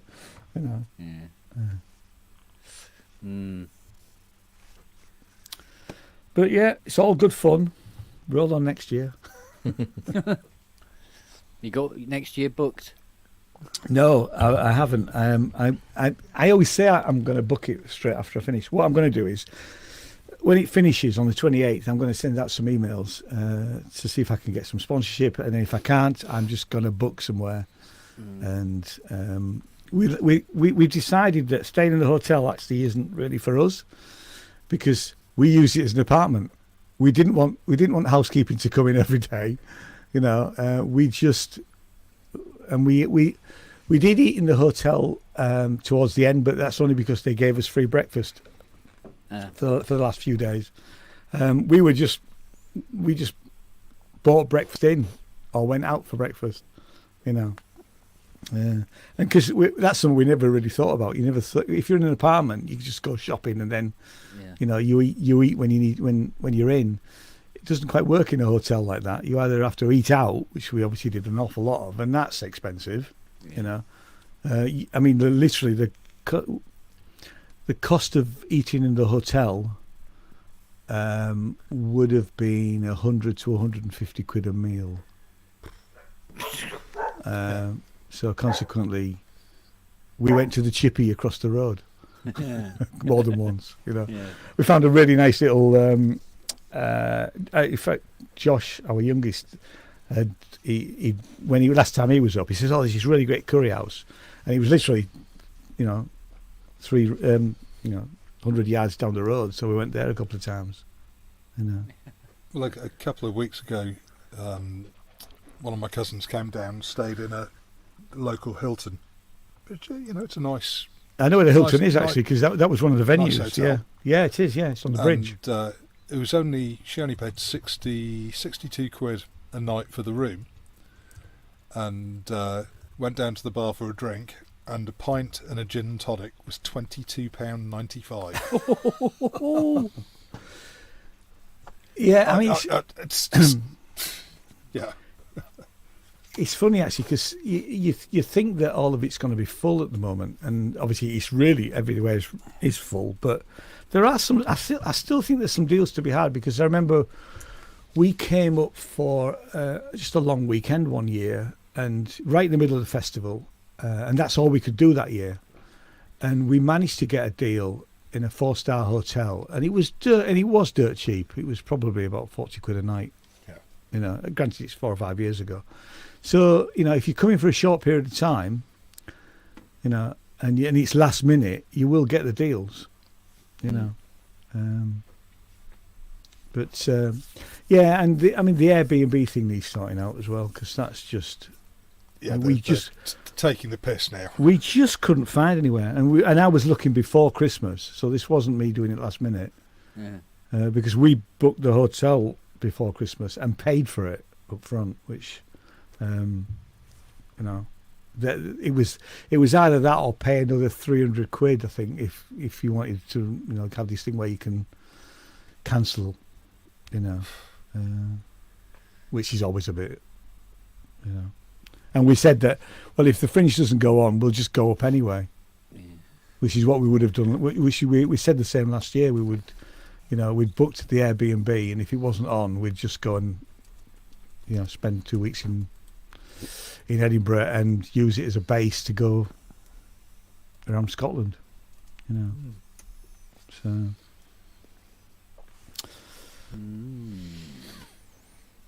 Well, I was just reading that some of the performers at the Fringe, because of accommodation prices, were staying in tents 45 minutes away. Really? Yeah. Wouldn't surprise me. Yeah, we met a guy. We didn't get to see his show. A young lad he's a comedian called Jacob's Ladder was the show, and one of the press launches, everybody gets to come in and pitch their show to you, and he was just a lovely lad. We saw him quite a few times. We actually, the day absolutely sailed it down with rain. Poor old Jacob was stood out there flyering, you know, and his show was him and his parents, and he was living in Dunfermline and commuting in from Dunfermline every day. I don't know how far that is. Jeez. But I think it's away, isn't it? A couple of hours, is it? Yeah. Gotta be, yeah. Yeah. And, you know, I think his mum was doing the tech on the show, you know, and he was working really hard just trying to get bums on seats, you know.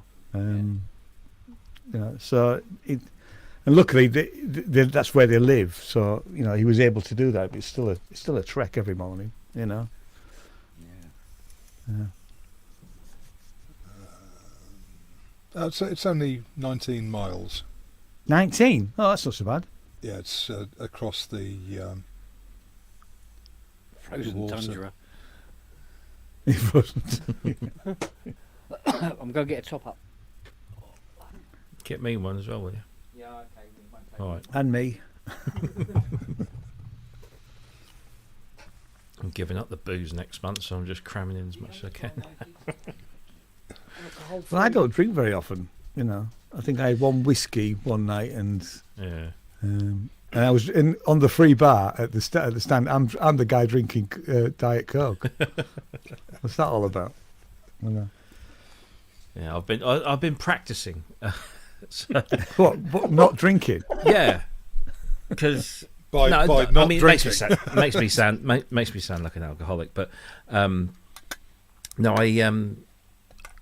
like the last 2 weeks I've been on holiday, and so I've been driving a lot of the places we've been going, so, you know, naturally can't drink. So I've been testing out different zero alcohol beers to see what they taste like, and most of them are shite. Most of them are bad. Yeah, most of them are very bad. Where's the Brewdog? That's exactly Yeah, what I'm drinking tonight. the Heineken Zero one is not too bad. I really wanted to like the Ghost Ship, but it's not. It's really not. The Probably 'cause Brewdog one is not terrible. It tastes like beer rather than most alcohol-free ones again. Well, most of them sort of like taste like an impression of beer. An approximation. Yeah, but no, the Heineken one wasn't too bad. The Peroni's not too bad either. But no, I mean, like a yeah, Picasso beer kind of thing. yeah. But it's just trying to find. Yeah, I need to do it. It's an experiment for me, really, because I'm on new medication for my diabetes, and so I'm thinking I need to put some effort here. what annoys me is, especially if you're out, the cost of a non-alcoholic drink can be the same, if not more, than an alcoholic one. So I mean, you know, I instead of going for a zero alcohol beer or wine, I'd rather have something like a pint of lime and soda. Yeah, or orange juice and lemonade. Yeah. And then they try and charge you £5 for a pint of lime and soda. Yeah. Like those 2 drink minimum places, yeah. We don't have that over here. You don't? No. You don't rip off your own customers? Oh, they'll rip Just you off in in other prices. ways. In other ways, yeah. Like Sass was saying, and I was in London, and no, it wasn't London. It was Sandown, well, which is kind of west of London, and at the racecourse, and I had a pint of beer. It was like normal proper beer, and G&T, and that was £20, which it was like fucking hell. And then last week we were out on the Norfolk Broads, and we pulled up at this pub, and I bought 4 drinks. It was £12. Yeah. So it's Yeah. It depends where you are and where you go. And... Exactly. I mean, London's always going to be, and so, if you're at a race course or it's a where you are a captive market. captive, exactly, captive market, and they've got you. But Jesus, I mean, when I had my pub in London, it was, I can't even begin to imagine what would have happened if I'd charged somebody £20 for 2 drinks. yeah, I would have got shot, and I mean shot. yes, it's. I mean, I remember worrying about it when people there was 15, 16 people putting around it, and it would be coming 40, 45 quid. And they were on the top shelf, and it was we're going back 30 years, but it was still fucking hell, that's a big round, Yeah. Nowadays, that'd buy you a few pints and that's it. I don't go out. I haven't. No. I can't even remember the last time I went out for a drink. Must be 25 years ago. Must be. Just don't do it. And I gave up drinking 2 years ago, so I don't even. It's only because I felt like a taste that I got that shit here. Yeah. Simon Fenn says, it's why he drinks at home, and that's why more and more people are going to drink at home. And that's why the pubs are dying. Yeah, when you can buy in Asda a case of 20 330ml bottles of beer for £5. Why would you go out, stick them in a nice bucket, and sit in the garden? That's it. And a lot of the youth, they drink at home and then go out clubbing, don't they? So they go out, they drink, they drink before they go out. Oh yeah. Yeah. See, in my day, when we were younger, we just took drugs. Yay! We didn't drink. How fucking boring am I that I've never even done that? It's not recommended, kids. No. That's all I'll No, say. I know. Don't do it. Just say no. Just say no, yeah. I know people Depends on the that have drugs. been through it and come out the other side big time. And, they're like, forget it, not worth it. Only recreationally, that is, not addictively. Oh no, like I say, my ex is quite my missus is quite open about her past involvement with it, and she came bloody close to going all the way. Yeah. But I'm rather glad she didn't. Evening, Ollie. Good evening. I heard you were Hello. giving it about Hiya. young people, so I thought I'd come in. I'll tell you what, if I had to describe why I love Fiona, it would be, I've just been downstairs and she's gone, Puts up oh, with you. His face. God, Yeah. Chloe. yeah. She goes, I bought a picture for the kitchen for that far wall. I went, oh yeah, what's you bought then? She goes, I'll show it to you in a minute. And so she called it up, and it's a 1.5 metre by 1 metre painting. Of a Rev 2 Profit 5. No, With Michelle. Of a Mustang. of 3 Star Destroyers descending through clouds. Oh, what class is that? I've gone, you little sweetheart. Okay, I suppose. Right, I'm going to hang duck it. out for an hour. I'll be back in about an hour. I'll go and spend bud. some time with Jane. Yeah. See you Yeah, in a good bit, move. mate. Yeah. Good move. See you in a good bit, guys. See you later. Take care. Yeah. Right. I bought my missus a big poster of Dave. You know, the cover of Heroes. Bought that massive sort of thing, framed it all. And it was just a poster in a frame, and I bought that. Yeah. She absolutely loved it. So for my birthday, she actually went out and bought a proper print of Prince live in concert, Purple Rain era kind of thing, black and white. Yeah. In this, and I was like, oh, fucking hell, Jesus! I only bought you a poster in like a £10 HMV frame. She buys me this actual photo print limited edition thing. Gotta love one-upsmanship, haven't you? Oh, yeah, but that's why I love do her. you guys remember this shop, Athena? Yeah. Yes. Yeah. Whatever happened to that? Because that was, along with record shops, that was a store that we always used to go in and Well, you said it right there, didn't you? Record shops. flick gone through down the Yeah. posters. Yeah. That's it. Can't even do that in HMV anymore. Days gone by. No, you can down here. You go to Exeter. You can. They've got. We haven't got ours closed down. No, Actually, I went to FOP. Have you got a FOP near you? No. FOP is owned by HMV. They've only got about 5 stores. They've got one in London, and me and the boy went in there.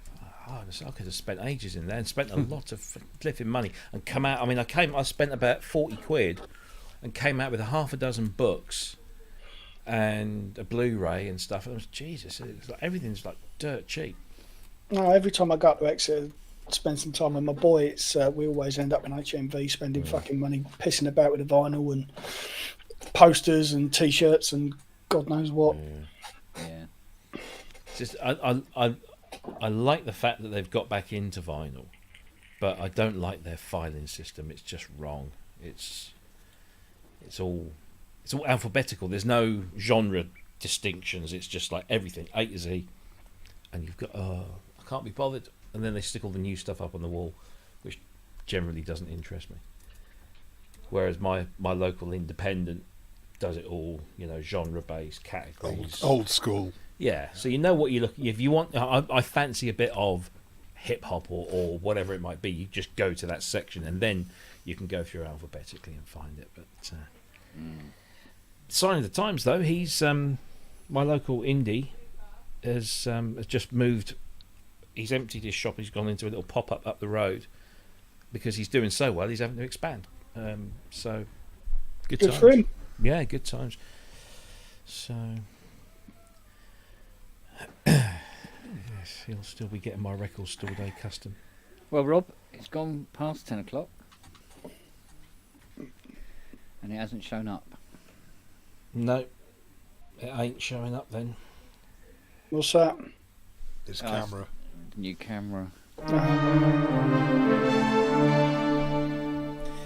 That wasn't what I expected. No. What you Can't bought, do anything, Ken? Robert? That's what I was going for. That's what you were going for. Ken, what you bought? I'm just looking now because I can't remember.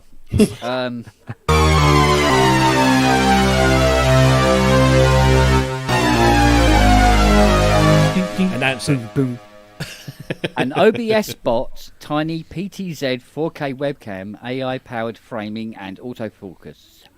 4K Focus. webcam with focus. Focus. It's focus. You say that for Ollie. Yeah, Focus. so Ollie, Jesus. it's for you. Yeah. Jesus. Jesus, but Gary, it's got auto track. Oh, it's my mum, isn't it? Yeah. Oh dear. What the feck is this? That's lovely. Auto tracking with 2-axis gimbal, HDR, 60 frames per second, low light correction streaming, blah blah blah blah blah. Nice. Apparently, and it's not here. Amazon. Yes, and they promised it would be here before 10. Everything else turned up except this. So let's have a look. Track package. Oh, it's in a river somewhere. Sorry, I just saw Robert's changed his name. Yes. Have you Prometheus notes. have you checked your bin? Me who? Your You bin? fucking Oh Your yeah, bin? yeah, I did. Yeah. Oh yes. Oh, that's interesting. Arriving tomorrow by 10 p.m. now. There you go. It wasn't even dispatched. I ordered some stuff on Amazon, Prime next day. Yeah. And then 2 days later, I got an email saying, your order will be arriving on the 23rd of September. Yeah. Yes, they had a power supply like that, and then it was your order may be late, or your order is running late, and then it was you need to contact the postal service. Supplier, yeah. Do you know what? To Don't be worry about it. fair, Amazon, certainly around here, I'd say 99% bob on. You know, everything turns up when it says it turns up. And generally they're good, but it does depend on what it is you're ordering. If it's something obscure-ish that is difficult to be sourced elsewhere, then I do think that Amazon allows its sellers to keep postings up or listings up that can't necessarily be fulfilled. Yeah. Mind you, I ordered some parts off of eBay, of all places. And it was a place in the UK, and I thought, oh, good, it'll be here in 2-3 days or something like that. And this was about 4 o'clock in the afternoon, and they were here 11 o'clock the next morning. Yeah. You know, and even RS struggles to do that now. I've ordered stuff at 11 o'clock at night, and it's been here at lunchtime the next day, which is just out of fuck. Yeah. Yeah. But stuff seems to come in very quickly from the US now. Seems to arrive quite quickly. Well, the planes are flying again now, so... Well, yeah, but also the amount of money it costs for the fucking shipping, I'm not surprised. Well, I think it come in a gold yacht. I was telling you today, a slider for an Emax 1, 12 quid in the US. Oh, sorry, $12 in the US. $46 shipping. 56 shipping, and that's not including the duty that they'll still throw on it when it comes into. There's no option for slower, cheaper rate. No, shipping? that was Syntor's. No, it's just standard a rate. set standard rates, isn't it? Wow. Really? Yeah. So you go, this is what it costs, or piss off. Yeah, I think the issue is that, and it's not because of Brexit. Before you say so, Rob, I think. Well, no, it's America, isn't it? So. No, international companies are much more aware of the customs requirements and are now actually applying those standards, whereas in the past it was pretty much a free for all. You know, if I was sending something to the States, if I could, I'd stick it in a letter or a small parcel and mark it as a birthday present. You know, all this sort of stuff to get around the customs restrictions. But these days, whatever I buy from the States seems to come with a full-blown customs invoice attached. Whereas It in took the a while old for days, everyone to sort of get it up to wasn't. speed, but I mean, the one that impressed me the most was Thomann. That on January the 1st, whenever it was, they were saying, look, we've removed all of this stuff, and this is the price we'll show on the website, but it's not the price you'll pay because we've got to work out all this stuff. But within a couple of months, they really sorted their fixed system out. that, yeah. And now That's what you the see price you again, pay. that's Yeah. the price you pay. They basically have a UK subsidiary now that de facto deals with that issue. But of it's course- always they've always had the different sort of offices and different departments for different territories. No, It's just that- they never had offices or territories anywhere else, but now they have some sort of legal entity in the UK to get around. Yeah, they have Thomann US too. Yeah. Yeah, But it was It's a all in smart Germany. commercial move. well, because their main competitor in Germany, Music Store, bought DV247, so And they're still shit. they sorted themselves out. So Thomann sort of had to, if you like.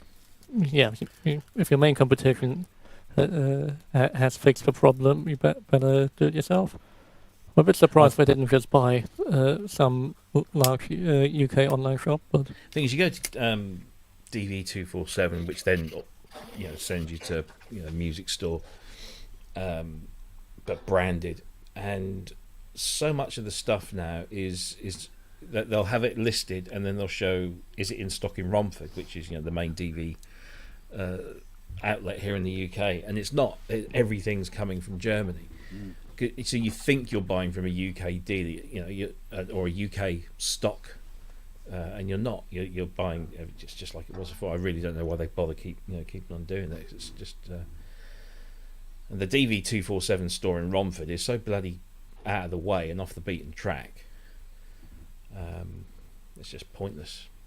But there you go. So it's wrong. They've actually got a Yeah, physical Romford shop is front. pointless. Yeah, well, DV247 had a number of stores over the years, and it gradually whittled down until they were just left with the Romford thing, which is on. It's in the middle of a really old trading estate in a building that looks like it should be offices for a bus company or something. Yeah. You pull up in there and you don't really know it's a music shop until you walk in the front door. But at least they've got somewhere, I suppose. But it was actually nice the other week to sort of walk around the Roland store and the Yamaha store, and then we went to the unfortunately named PMT in Cambridge. I can never understand what was going on at that meeting when they said, so we need to come up with a new name for the store, guys. Well, it depends how old the company is. It's inclusive. Trotters independent traders. Yeah. Indeed. Well, it could be called Bleeding People. Are the staff happy though? Sorry? Are the staff happy? No, they're in a terrible mood.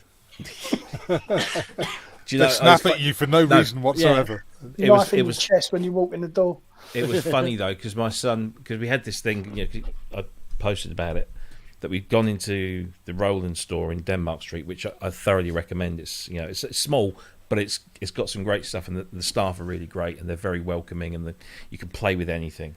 And then we'd gone to the Yamaha store, and my son had sat down at a big C7 Grand or whatever it was, and started playing, and got asked to go upstairs where you can play those pianos upstairs. But they're more expensive pianos and stuff, but you have to go upstairs and do it. So he rickrolled them as we left the building. They've got a small white baby grand in the entranceway, and so he just started playing "Never Gonna Give You Up" as he left the store. Bless him.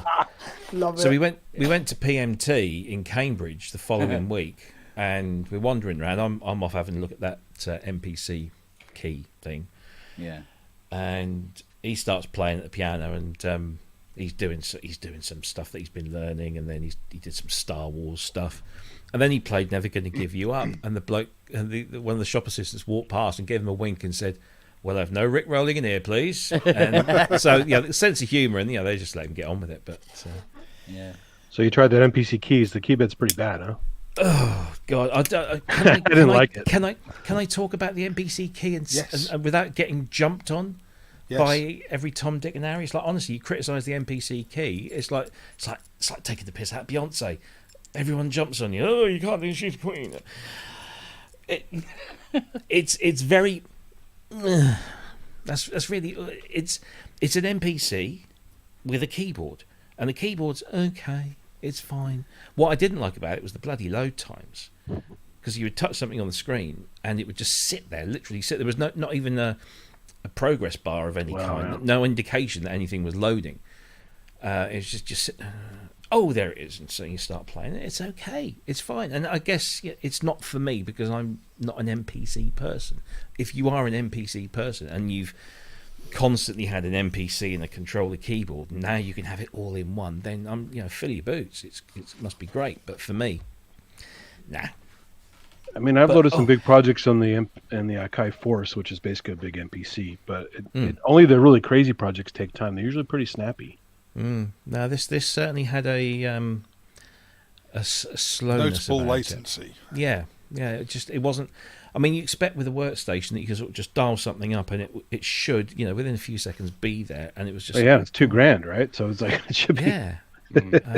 But also, I'll tell you what, you would expect, the old polyphonic aftertouch on a modern keyboard, especially for something which is MPE compliant. You feel the keybed though. There's no way that's a decent keybed to do that. No, they've done that on the cheap. So is there anything else special about this other than it has a keyboard? Because the MPC X is 1,500 quid. Yeah, not really. What makes it $2,000 for it? You can't be. No, but you got to buy those instrument packages for was it $500? Yeah, you get the instrument packages that you would have to buy separately if you just had the MPC. 500 quid for. Yeah. And I didn't get a chance to look around the back, but somebody said that the number of connections, ins and outs and stuff on the back of the MPC key is greatly reduced from that what you get on a dedicated MPC. Apparently, I don't know. I didn't look, but Yeah, I mean, So what's the advantage? The X looks like a mafia hit. There's so many fucking holes at the back. So what's the advantage of buying the MPC keys over buying an MPC and plugging a keyboard in? having it apart in from one box, the apparently. $500 sound packs. Yeah, but you get the sound packs, and you only have to carry one unit into the shower. So it's funny because I always thought the MPC was all about not having a keyboard. Anyway, but now MPC has evolved, isn't it? And it's well, now, once they added those instruments like the Mellotron and the Odyssey, they had to. That was the next step. So once they introduced an embedded OS in there with a sequencer and everything, and they were really trying to capture because they tried it with the MPC 5000, which was essentially an Alesis Fusion in an MPC box, and that didn't really go down well. I think they've just had another stab at it, and certainly, look, don't get me wrong, I've worked on the MPC libraries back in the day, in the Akai Japan days. Yeah. And I never got on with it then. I just had the units to mess around with. And I tried. It just didn't fit my way of doing things. But I appreciate when I see somebody who gets the MPC doing stuff in the MPC, is like, whoa, this is really some of the brilliant stuff is fantastic. Yeah. And can't fault it. It's just not for I'm me. the same with the TV303. Yeah. Like, what the fuck? Yeah. What? Hey? So yeah, well, that's me and every drum machine. yeah, I can use a BCS3. Yeah, which doesn't make sense. I mean, not greatly, not like Daniel or people like that, or Mel, but I can go. I tell you what, and off it goes. Quick plug here, but tomorrow night when we've got Dave Caulfield on the show. He was there at Akai from 85 to 95, I think it was. Ooh, the golden years. The golden years when they started, and so he was there for MPC 60, S612 through to S3000. I mean, the S series was like it was the dog's nuts, wasn't it? No, he just missed the AX80. Well, so that's going to be very interesting. Yeah. No, I love the X80. Come on. Oh no, you know me. I'll just say it just to be contrary-wise. I mean, it's probably a bitch to work on, but it sounds great. I somewhat always wanted an AX60 and SX12, but then I got a Juno 60 instead. That impressed me. The Juno X impressed me. It just reminded me. I went in the Roland store, and I didn't expect to be impressed by it. And I sat there. My son had to say, "Come on, Dad, look, we've got other things to do." It sounds amazing, and the workflow is a proper Juno workflow, i.e., simple, straightforward, no frills. It's all there, and I had that and the Jupiter X in front, on this thing, and I'm thinking the Jupiter X should, trump it a little bit, but no, the Juno X is the dog's leathery bits. Really like that. Incidentally, Andy, I was in the garage today and I looked for the Q cord. Oh. And I can't find it. I found a key step. Oh, nice. In a stacker box, but not the Q cord. I know it's in there. Because I was digging the Synthex out. As one does. Well, you had a Synthex. You just had a Synthex laying around. No, there's two. No, there's two in there. So, where is she? There she is, isn't it? Only in your world, Kent. That's only in your world. Hi, baby. Right, do you remember the early albums of Ulrich Schnauz? Yeah. No. That's his Synthex. That's what's on all over those albums. Wow. That used to That's be cool. his. Yeah. So I got that off him. And That's nice. I need to rebuild the power supply and need to find one to put in it. Somebody's selling a Korg DSS-1 Go on. in the UK. Yeah. 250 quid. Not for Yes, parts. But No. do you have a space for the Sacred Boat anchor? Well, yeah, quite, yeah. Actually, I tell you what. There's Requires a cleaning and service. Yeah, And you have to I collect. booted mine up the other day, but I forgot where I put my floppies for it, so it's just sitting there. Yeah, this apparently comes with requisite floppy disks. When I was in the back of the garage, right, where this was sitting, there's a flight case and I can't get it open. And I'm going, there's something in there, but I don't know what it is. I'm really intrigued to know what's inside this flight case. Next to it was a Bit 01, Jeez. then a CS70, then a Bit 99, and then a CS50. Wow. Wow. Yeah, I didn't know. It was right at the back up against the wall, right? There's a CS50 there, and go, we've got to drag that out, and maybe we can sort Ben out again. But in between them, and I couldn't pick it up because it was far too heavy. But it has a big, massive. It feels like it's wood sprayed with a rubbery kind of paint. It's very, very chunky. And I don't know what this keyboard is. I can't get it out. It's really heavy. I bet your case has Jimmy Hoffa in it.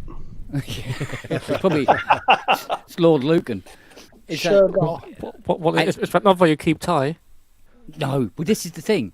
I'm going, what the hell is this? And I'm going, it's got this big rubbery kind of end cap, and it's really heavy. And I was expecting Ty to come and go, no, that's mine. You fucking know it, kind of thing. But I don't think it is because it's only 2 keyboards up from the wall. And I'm really intrigued at what it is. I think it might be. Whatever it is, I'm sure it's mine. Yeah. I think it might be that. Is that my Rhodes Chroma? No, it's not chroma. It's a wooden end sheet. There's 5 chromas in there, mind. 5 of them. In various degrees of shite. Do you think you have enough parts to make one working? No, honestly. When chromas go, holy shit, do they go. I mean, they really, really properly go. I got one with the end cheek is burnt away from the fire from the power supply I had in this guy's studio. They really do go up. They're like bendy buses of the synth world. Right? Anyway, there's this big, chunky end cheek, and I know this end cheek from somewhere.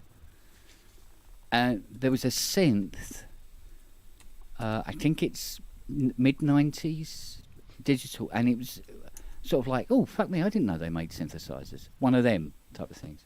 But for the life of me, I can't remember what it is. Well, it's not a Technics, is it? Not Peavey, right?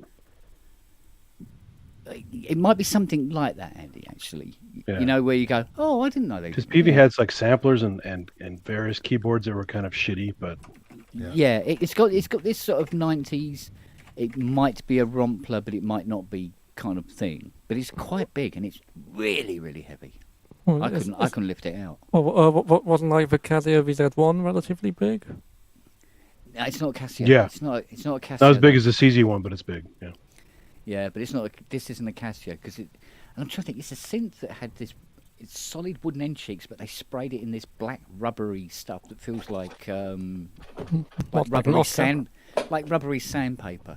No, it's not as pliable. It's really, really because it's solid wood sprayed with this stuff. It's So really You get all So it's sticky like the mini brutes did. It's like an old no. version of Plasticoat.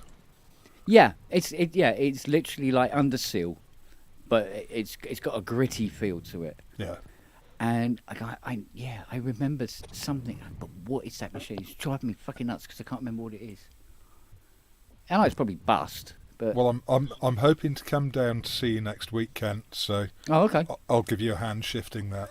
We got to get in there. We got to get right back there again, That's mate. easy. Yeah, if you find my Quark PS in there, I'll happily take that. So if Actually, you find mate, a cue cord, you got to strap it on like a keytar.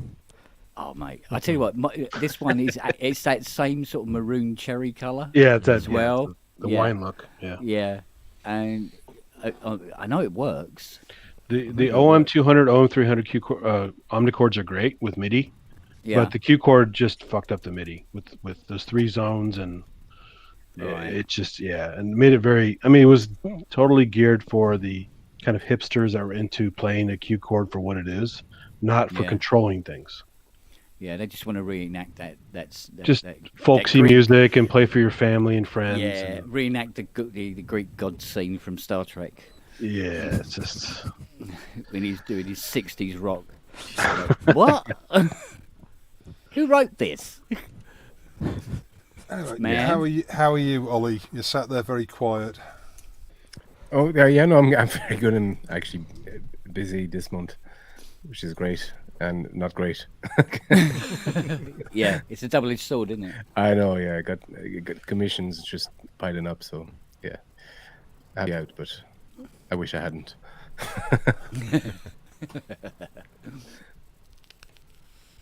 It's good to know things are sort of getting back to normal. Yeah, and I didn't buy that Korg MS-10. After all, somebody else did.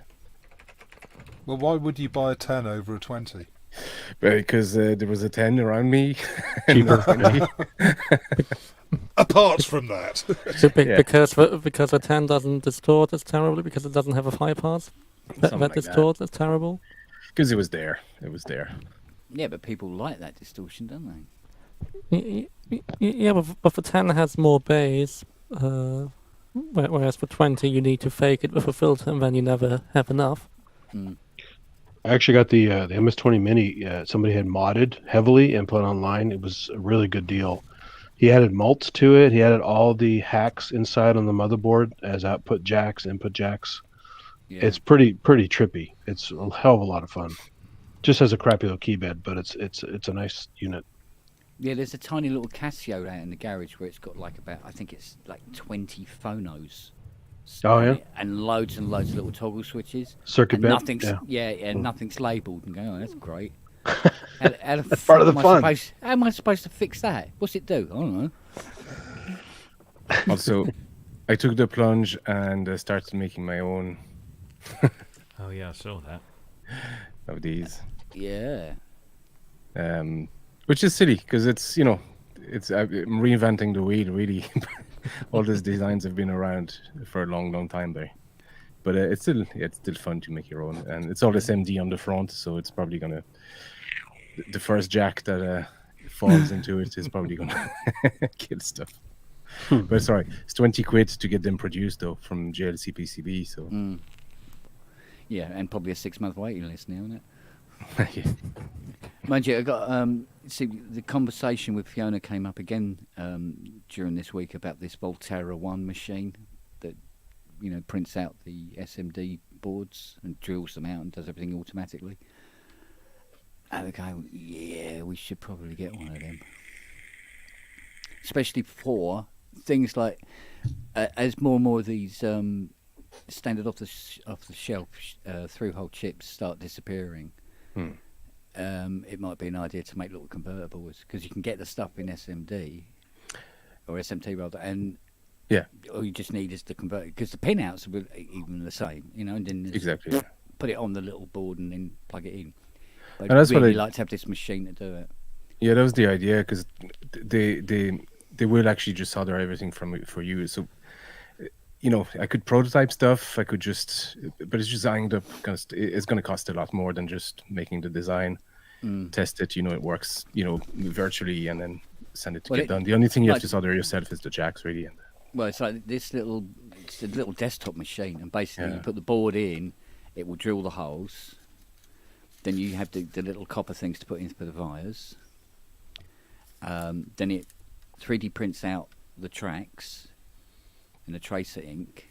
You put the components on, and then it heats the board, and then solders and cures the board in place. And Bob's So your you don't even need to move it into a separate oven. No, does everything there all in one bed. And you just have to change Jesus. the heads, and it's about 3.5. But with the shipping and blah blah blah blah blah blah and all the rest of it, probably looking more like 4.5. But I'll tell you what, it could pay itself off quick enough. Yeah, that's quite cheap actually. Yeah, Especially if you're doing custom boards for other people. Well, exactly. But the only down thing at the moment, we're still investigating this particular part of it, is what the supplies are like. Because you're going to need the special inks, then any other parts like drill bits that because it's special drill bits and stuff like that.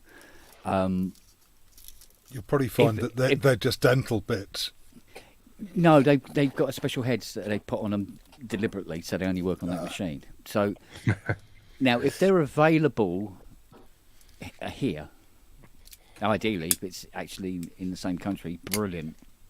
But if it's a case of like, you go, oh look, we're going to be running out of ink soon, and then you have to order 4 or 5 bottles from China, and then hope they arrive in time, before it runs out and stuff like that. I don't know about that. So it's more about how easy and how quick I can get the sundries in for it. Yeah. And to maintain as well, does it break often, and how much maintenance is required? It hasn't been out long, which is a bit of an issue. But I know that they're doing a big push in the States, which should give it some sort of longevity if it does take off. But also, the price is really good. CNC kit now is really it's sophisticated, but it's also very available. Yeah, in a but way the that thing wasn't is, even 10 years ago. Some of these desktop CNC, I've got 2 different desktop CNCs. One of them, when it's properly fully working, its accuracy is not that brilliant. If you're doing very, very precise precision work, i.e. circuit boards, nah. It's all right for carving out bits of wood, with a picture of a fucking fox on it or something. Yeah, cool. But you wouldn't use it to do circuit boards. And the machines that do the circuit boards, much more expensive. But then it's just a one-trick pony. Yeah. Whereas this machine does it all. But also, if you have a solid frame, it's not actually that complex to replace stepper motors with higher definition ones. Yeah, but by the time you've done that, I've looked into this. By the time you've done that, it's more expensive than going out and buying the expensive machine in the first place. So, Yeah. but I mean, my big one, she was like $8,000. Now I can do circuit boards on her, but everything about that machine is expensive. It's a beautiful. It's a German company, Heinz, who are they're fantastic machines. But they sent me an email saying, "Oh, our auto heads are now available. We have the tools in the head, and it comes over. Automatically switch over. It switches over and puts, which is, trust me, is really, really essential for a lot of the work. $4,000? No, 7. Yeah, it's 7. It's like, what? And you go, oh, and you will need the case because... Is this the kind with the mill that has that liquid you spray so it doesn't overheat? Yeah, it has all that stuff, and they control the flow and all this sort of thing. And it does auto leveling and all this, so it works out if your job material is 1/4 of a millimeter higher in one corner, it remembers and adjusts the height as it's cutting things out. So you can do like that, the isolation. My laser company used to board. machine stuff in house, and they had one of these giant versions of that called a Fadal, and it was just crazy to watch it work. A 6-axis mill. Yeah, because even the aluminium bed for this thing was 1,100 quid. I mean, everything is about it. It's just expensive, but the quality is like, mwah. No. But I've got nowhere to set it up because it's so big. You need another shed, Kent. Well, that's where it is at the moment. It's standing up on end in the shed. That's the only place I can put it at the moment. It's ridiculous. I need these CS80s to piss off. They haven't yet. Good evening, David. Hey, Cleo's dad. Hey.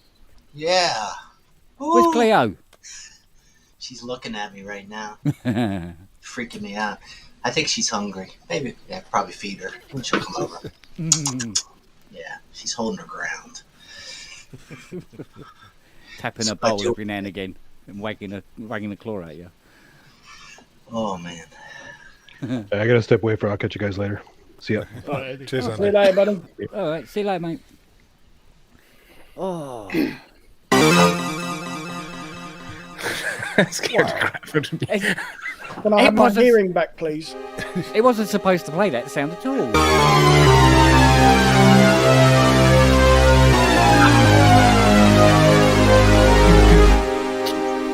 You know what is interesting?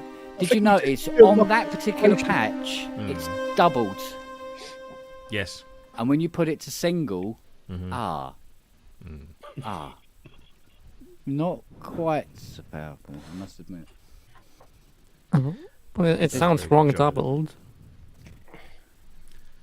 Or maybe that's just through the stream, but for me it sounds wrong doubled. Because the sound itself, in my opinion, is quite thin, actually the original. Yeah, but on the plugin, it's thinner. If you see what I mean, if it's done in the full poly mode.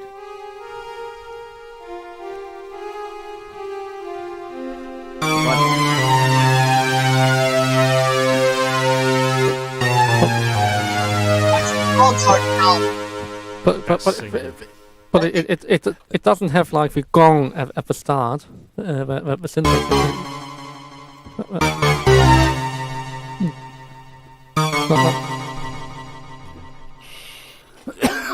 Oh. It's a little weed, yeah.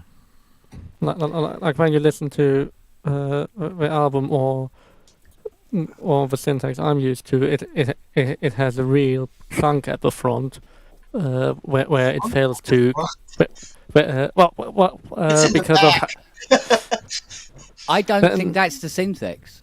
I think that's something they've done to on it. If you know what I mean, it's that's been processing because every syntax I've worked on sounds more like that.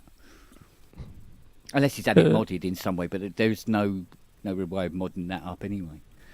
Not it's the thing is, it's not really a problem because it's moot because you will never ever be able to use that sound in anything. It's what? So it doesn't matter, you know, because they go, oh, it's the laser harp, you know, as soon as you go near it. So it's like, nah, don't worry about it. Well, no, I must admit, as an instrument, I found it to be a lot of fun. It's been a long time since I've had one that's been fun. It's very playable, as we were saying. It draws you in very easily. As you're flicking through, and you think, "God, yeah," because there's that. Where's that patch that we were? This one.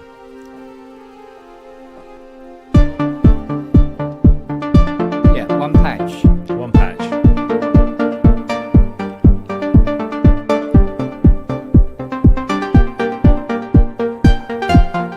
It just makes you want to play. Which plug-in is that? Is that the Elka UBI X. or the Cherry? Sorry? It's Cherry Audio Elka X. Cherry. Yeah. Did they just issue that? Yeah, it Yeah, come out today. How much? $39. Hey. Wow. And there's a lot of sounds on it, and all of them are actually go, oh, I could use that. Oh, I could use that. Oh, that's nice. Oh, that gives me an idea. All of them. It's been brilliant on the thing, has. I must admit, you know, I was in school, shall we say. I was standing in the same field as a lot of other people going, yeah, but it's going to be Cherry Audio. It's going to sound exactly the same as the Quadro. I don't get that. I hear it, especially the Quadro, But this has been like, oh, this is nice, you know. Honestly, I was having this conversation, weren't we, earlier in the week? Ben says it that he is there's a Cherry Audio sound, and familial sound. I don't hear it. I don't. We should hear... We should do a show on that. I'll tell you. This see is if what we I can tell think. the difference. Yeah, a blind AB, but well, the Cherry guys are coming on, aren't they? On PSN. We got to do it without the Cherry guys.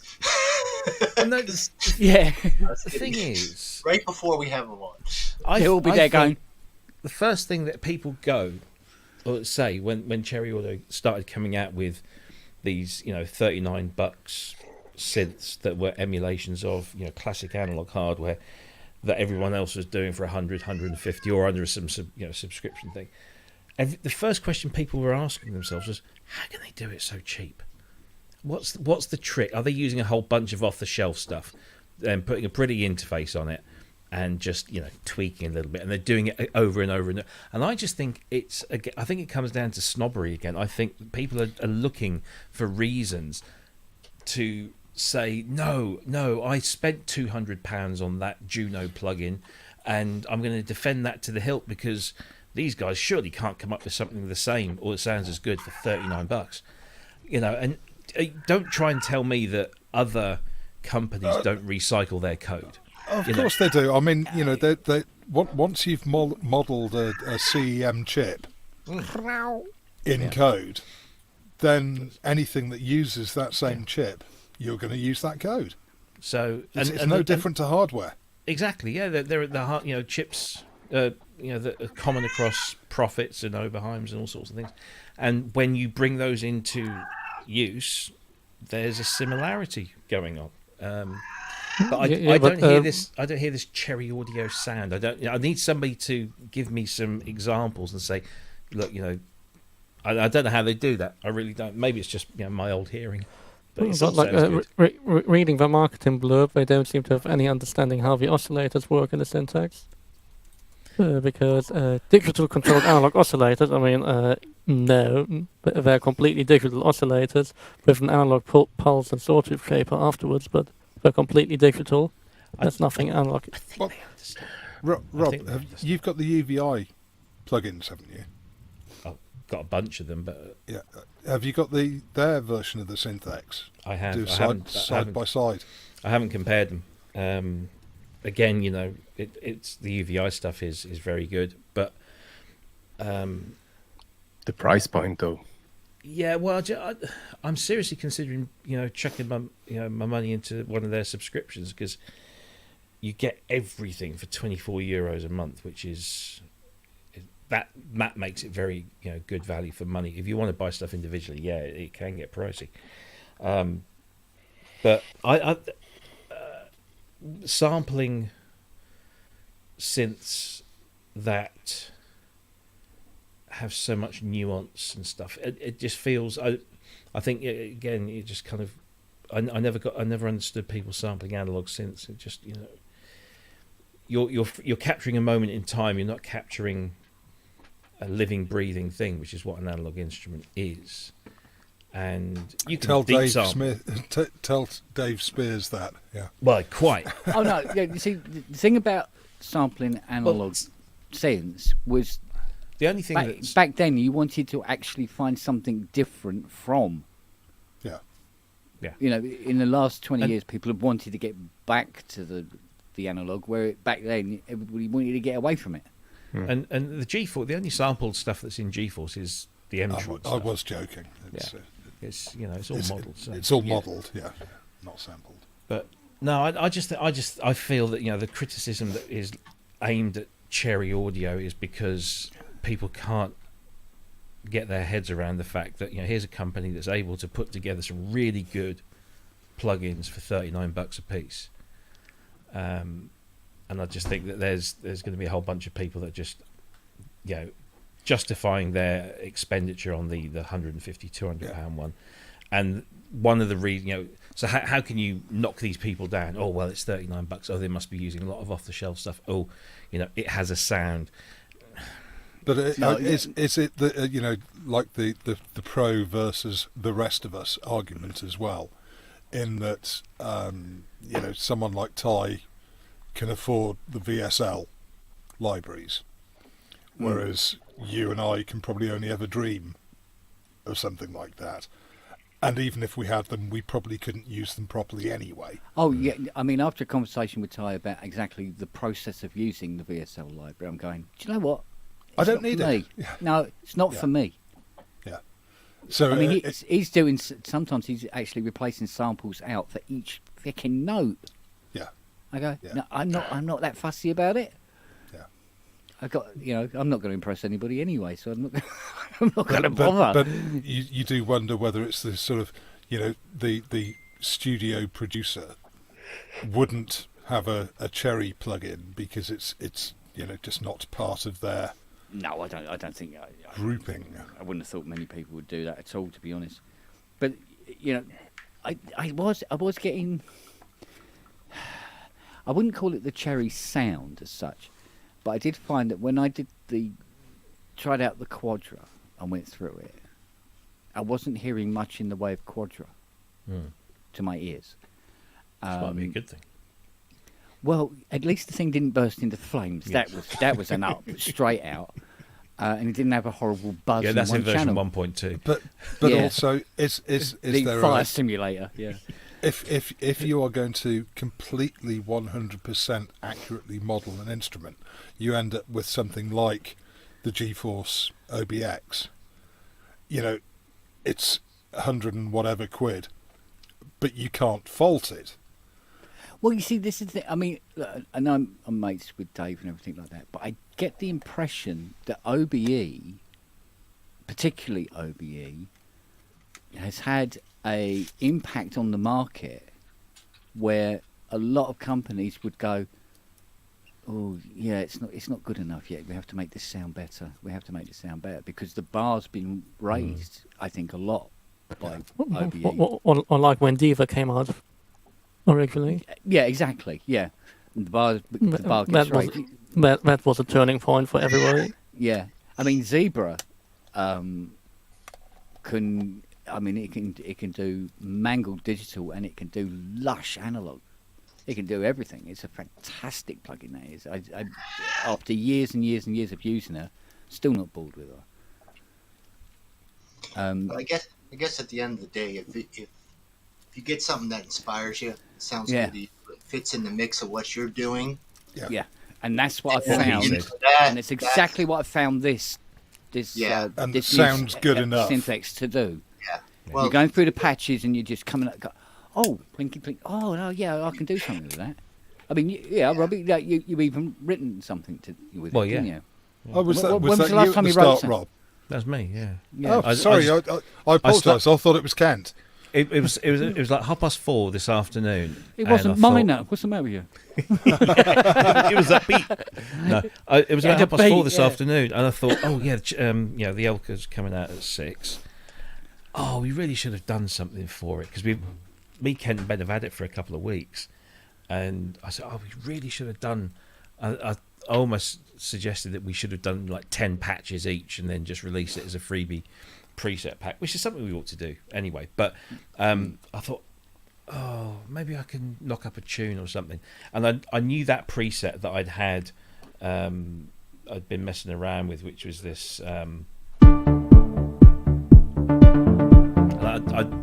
I just like put that on hold, and I was like, yeah, I can write something around that. So then I was flicking through presets and just put a few things together, and within like half an hour I'd got that. And then it was just a case of doing a little bit of an arrangement. It wasn't very good arrangement. It's all very, quite repetitive, and it's just 4 chords and stuff. But it's very easily. Well, both Matt and I were quite impressed with it. Well, thank you. But it was, have you tried using the 4-track sequencer in it yet? I haven't. No, I've played some of the patches that have used it, but I've not actually. No, don't go. No. Is it not as intuitive as the one or the real one? Just explain the word intuitive in terms of Synthex 4-track sequencer. Well, what you just press record and you start doing something, and then you overdub onto another track, and then you combine those tracks. I mean, it's a sequencer. I managed to get along with that sequencer, which is very rare for me to get along with any sequencer. Yeah, I always used to get the rests in the wrong place. That's my problem. They go, no, that's not where I wanted the note. God's sake. Well, you just change your expectations. Say, oh yeah, that's definitely where I wanted it. Well, it seems to be, for me, it seems to be worse on the plugin than on the original unit. It's like, huh? Why isn't that working? It's because or it wouldn't play back. But there again, this is its, version 1. Sometimes I just get the track would just disappear. Kick coming from the. Yeah. Yeah. It's all part of the patch. Bloody hell. Yeah, I know. It's a band in a box. Well, because I think this is because there's even a limiter on the master out that you can turn on and off. Go, Dave. Yeah. Whoop, whoop, whoop. There's just different tracks in there. Oh God, it's another plug-in I'm going to have to buy, isn't it? And it's only 39. Well, just actually, I bet. Let me just double check for you. It's 39 instead of 59 at the moment. It's 39 instead of 59, but I do know that there is a particular store. Let me just see if I can find this and see if it's working. Plug-in boutique? No. This is a. Wouldn't be on there yet, would it? What's it called again? Elcarex. I'm going to the Cherry Audio site and clicking add to cart. To bring it is like candy store, isn't it? Yeah. So it's €39 there. $39, sorry. Add that to cart.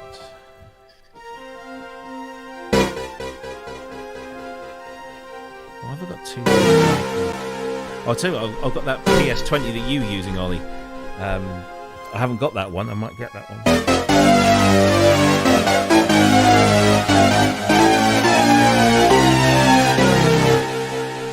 I think there was preset 2 I used straight at.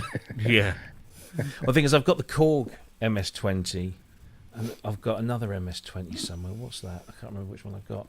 So I was like, oh, I'll leave that one. But I feel like I should buy all of these. Yeah, you posted something about another one. Was it the multiverse thing or something like that? On the YouTube page, and then I got a few more, including that MS-21. Yes, yeah. I know what you mean. It's really good stuff. So if you go to jrrshop.com, that's jrrshop.com, and search for the Elka X, it's $39. This is US, but they will convert it across. It's $39 there, and if you type in the code, you go to the checkout, and in the discount code section, type in pre-order 15. You'll get $5.85 off of that, so it brings it down to $33.15. I'm just going to check before anybody presses the buy button. Just let me check another. It comes back $85. What? So there's a few codes that will always work on JRR Shop. Pre-order 15 tends to be the most useful one. Forum, that gets you $4.29. Group, what does group get you?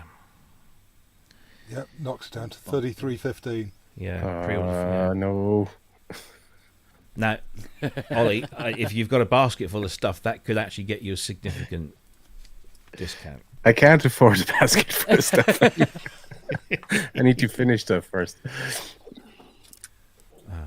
Yeah, that's handy side. The only well, it's not a downside as such, is that you buy from JIR Shop, then you get sent a code, and then you have to go to the Cherry Audio site and kind of exchange that code for your thing, whatever it is you bought. So it adds another step or two to the process, but it's completely above board. It's completely legit, and Yeah, I've heard of them. I've been using them for a couple of years now to get things. Oh, hang on. Oh, has anybody pressed buy? Not yet. Good. Use the code GROUP instead. Just GROUP. It gets you $6.24 off. So there's a little bit more. Yeah. Robbie What about- group on Puricelli. What about pre-order 15 group? Oh, no. They're the The only site- the three site that I goes use on up. a regular basis. Yeah. And it all depends wonder if on... I wonder if so the GeForce bundle is cheaper then. You try it, yeah. I mean, It's $159, and if you could get, what is it, group? group or pre-order 15. Pre-order 15. The other one that I use is Forum. That sometimes gets you a slightly better So these deal, are like sort of like preset $32.76. codes that you can actually use there, yeah. and nothing's not specific to any particular. They don't seem to ever time out. Maybe now that we're sending a whole bunch of people to the shop, I've probably I've done. I shouldn't have said anything. We had And you- 14,000 orders last night. What the hell's going on? Yeah. Any of you caught that blunder from Isotope a while back? No. No. Oh, they run some promotion or something like that, but I essentially all their plugins were for like 90 quid or something, Right. and it was a mistake. It was up for only a couple of hours apparently, Oh. and but it was shared on a lot of forums, and I bet. it was pulled really quickly. I read somewhere the other day that FIFA 23, which comes out in September, it was only in the Indian PlayStation store, but they had it for 99 cents. Yeah, And they were inundated, and Electronic Arts have honoured it, and they could have easily not. So has Isotope. To be fair, Yeah. yeah, they've honoured it. And Got to really.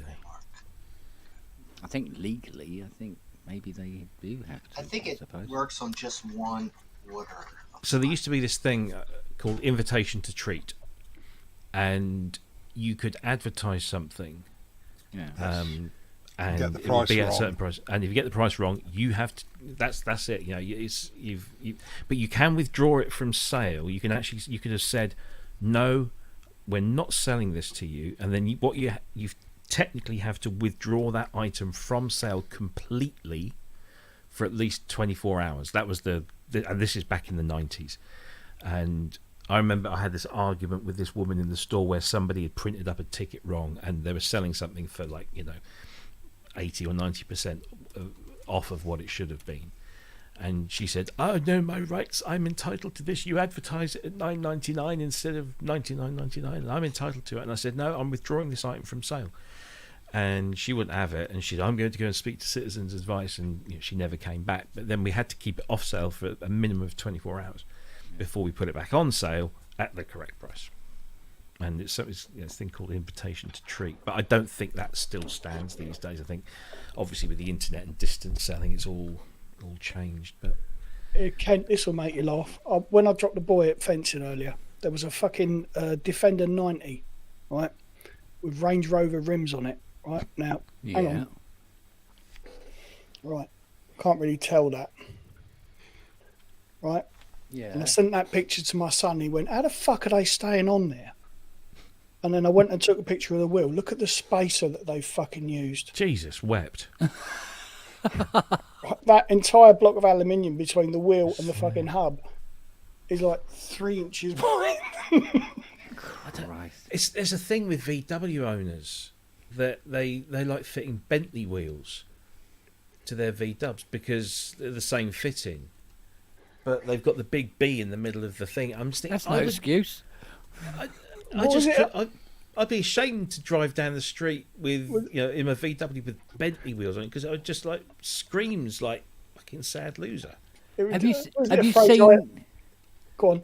Oh, sorry. Have you seen Katie Price's Discovery up for sale? I tried. Is that the one that she put on the roof? It's the one that's pink. Yeah, she rolled that. Didn't Bubble. she? No, it's all been done, and she's flogging it now, and everybody's gone. Yeah, but it's pink. It is bright, fuck off pink. Oh, somebody will have it. Who? Julian Clary? My daughter probably. She would fucking jump on that. She's got a fan base. Somebody will have that. Yeah, I suppose. But it's not even a very nice. But you want to though after. It's Yeah, like you that. don't want curd in it, do you? It's like that purple silver shadow. She's a curd in it. That's all that matters. Gosh, she makes my skin crawl. That woman.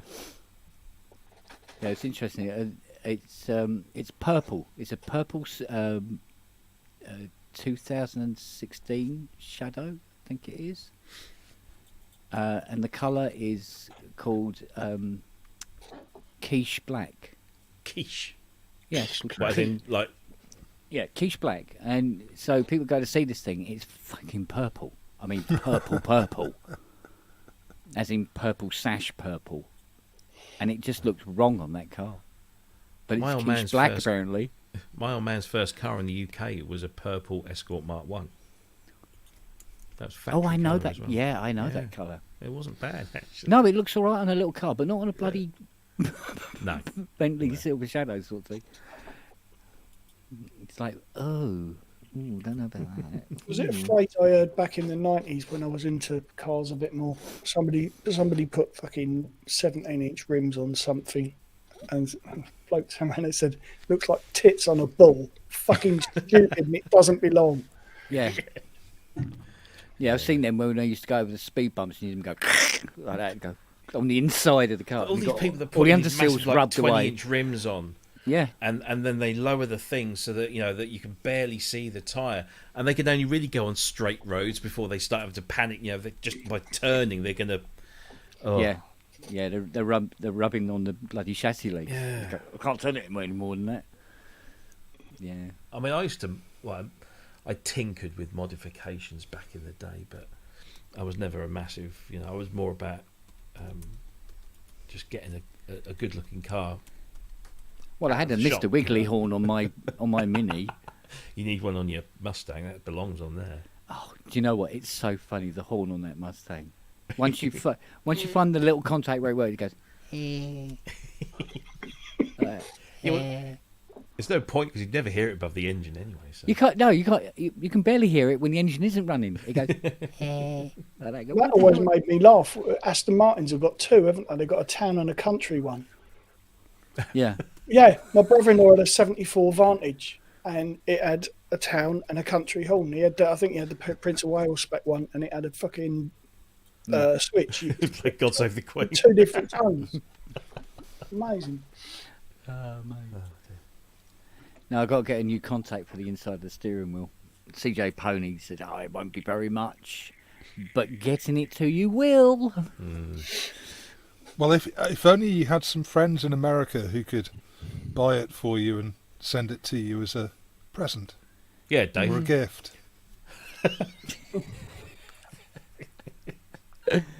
Yeah, I'll give you the part number, mate. Don't worry. I mean, Rick can take it on the tour, right? Yeah. He can even get it over easy. Oh, yes. Yeah, Richard be the guy, wouldn't he? Yeah, I could smuggle it. Because he said to me about he goes, he says if I'm in the UK when the Rolly Rice 2 comes out, he said I can get it delivered to you and then pick it up from you. I mean, you don't think it's still coming out, do you? In which year? Yeah, we're not sure because it has been pushed back. I have pushed Really? it back. Yeah. Really? It was November. Now it's January, I believe, or December. What? It might be end of December or something. Like that. I was saying the Osmos might come out before the Rolly. It's a good competition. The Osmos still needed work. No, I know somebody who's had one for a couple of months, and it does still need a little bit of work. So, Robbie's exploded. It's fallen down the aisle. So, but yeah, see the Osmos is going to be quite a competitor. I mean, but it's quite a different market. Yeah, it's a totally different market, isn't it? Yeah, true enough, because it does have keys and does set it apart from even the what's it called, the Rolly. Argon thingy. Harken? Harken. Eigen. Is it? I don't know. Yeah, the not Eigen. not the Egypt harp or whatever it's called. I keep calling it an Egypt harp. Yeah, Egypt. Yeah, you Egypt. Oh, Egypt harp, you know. But I don't know. It's gonna be it's cost so much fucking money. I've got nowhere to put them anyway. Sod it. I'm just hoping the sample track doesn't get delayed too much. They posted something the other week saying they were a little bit behind on the software, but when was I that just got an due? email notification actually saying your camera has been dispatched. Hey. Oh, shit, Sherlock. Yeah, at 11 o'clock at night, and it's supposed to be here an hour ago. Well done. Oh well, at least Oh, you well. get it. Yeah. Yeah, estimated delivery of the sample track is next month, Oh, okay. I don't That's going to be a. and That's gonna be a wait. they had an August 5th development progress. They're behind schedule with the software, currently standing at 79%. The hardware development is apparently though coming on quite well, but that'll be worth a wait. Yeah, well, Yeah. It's funny because I posted that picture of the Akai panel the other day, which I've just fallen back in love with this thing again. I mean, I never didn't love it, but just Yeah. using it was great. And Roger Lyon said, "Oh, wouldn't it be great if Akai made a sampler that was as big as the front panel of the S6000, just put some inputs on it?" And I said, "Yeah, I've said that for ages." And then, of course, Sonicware are doing it with the sample track pretty much. Really? Do you want a face hugger on your desk? Because with all the inputs and outputs you want at that point. With the You want beauty of something portable. You want something portable. but like the beauty of the 6000 remote is when it's just a serial cable. Yes, So I actually do wish that I could plug things into here because, my S6000 panel's there, but my S6000 is, well, you can't really see it 'cause it's over there, underneath all that stack there. So if I want to plug something in to sample it, I've either got to leave all the cables plugged in, or I've got to go and get up out of my chair, which I don't like to do. So I'd like it if I had a pair of stereo inputs on here that I could plug in, but obviously that would be... What, you sample? What? You don't use it as a sample player? Good God. How professional. How dare you? I know, exactly. It's almost unheard of. Which is why the sample track was such an interesting concept, that actually, here's a machine that is designed to go out and sample your own stuff. You can't have that. Should have been. Yeah. Well, what was the Korg one? The microsampler a few years ago. Oh yeah, they did that. Yeah. So you're going to write another opening title track for next With week's show? Elka. I'd have to come up with something a bit better than that. It was all right. It was all right, but it was only half an hour's sort of thing. No, actually, I'll tell you what I'm going to do. I might do something with the Akai, because I found a library that I'd completely forgotten. Well, not completely forgotten about, but just hadn't used for ages. It's by a guy in America called Tracy Collins, and he's got a company called Indigenous.com. And he started out doing S5000, S6000 libraries, one of which was called Solid State Symphony. And the concept... Oh, I have got that. Yeah. So the concept of Solid State Symphony is it's a symphony orchestra, but it uses synthesizers. Yeah. And some of the sounds in that are just incredible. And and some of the patches and the multis are, everything's zoned so you can do all sorts. It's so good. He still does it, but he does it for Contact now. Everything's in Contact. Mm-hmm. And they're dirt cheap. I mean, that Solid State Symphony is only $59. It's a couple of gigabytes of stuff. And it's... I got it from Plug-in Boutique for about $8.99. Yeah. His guitars... Donkeys. He does mandolins and ukuleles and Appalachian guitars and dulcimers and the key switch, the key switching and it's just, it really is so good, and they're just stupidly cheap. No, the GUI on that was so straightforward and. On Is that the one with the orchestra fanned out? Yeah. That's it was the brilliant. Contact one. And then it lights up showing what instruments you're playing and stuff like that.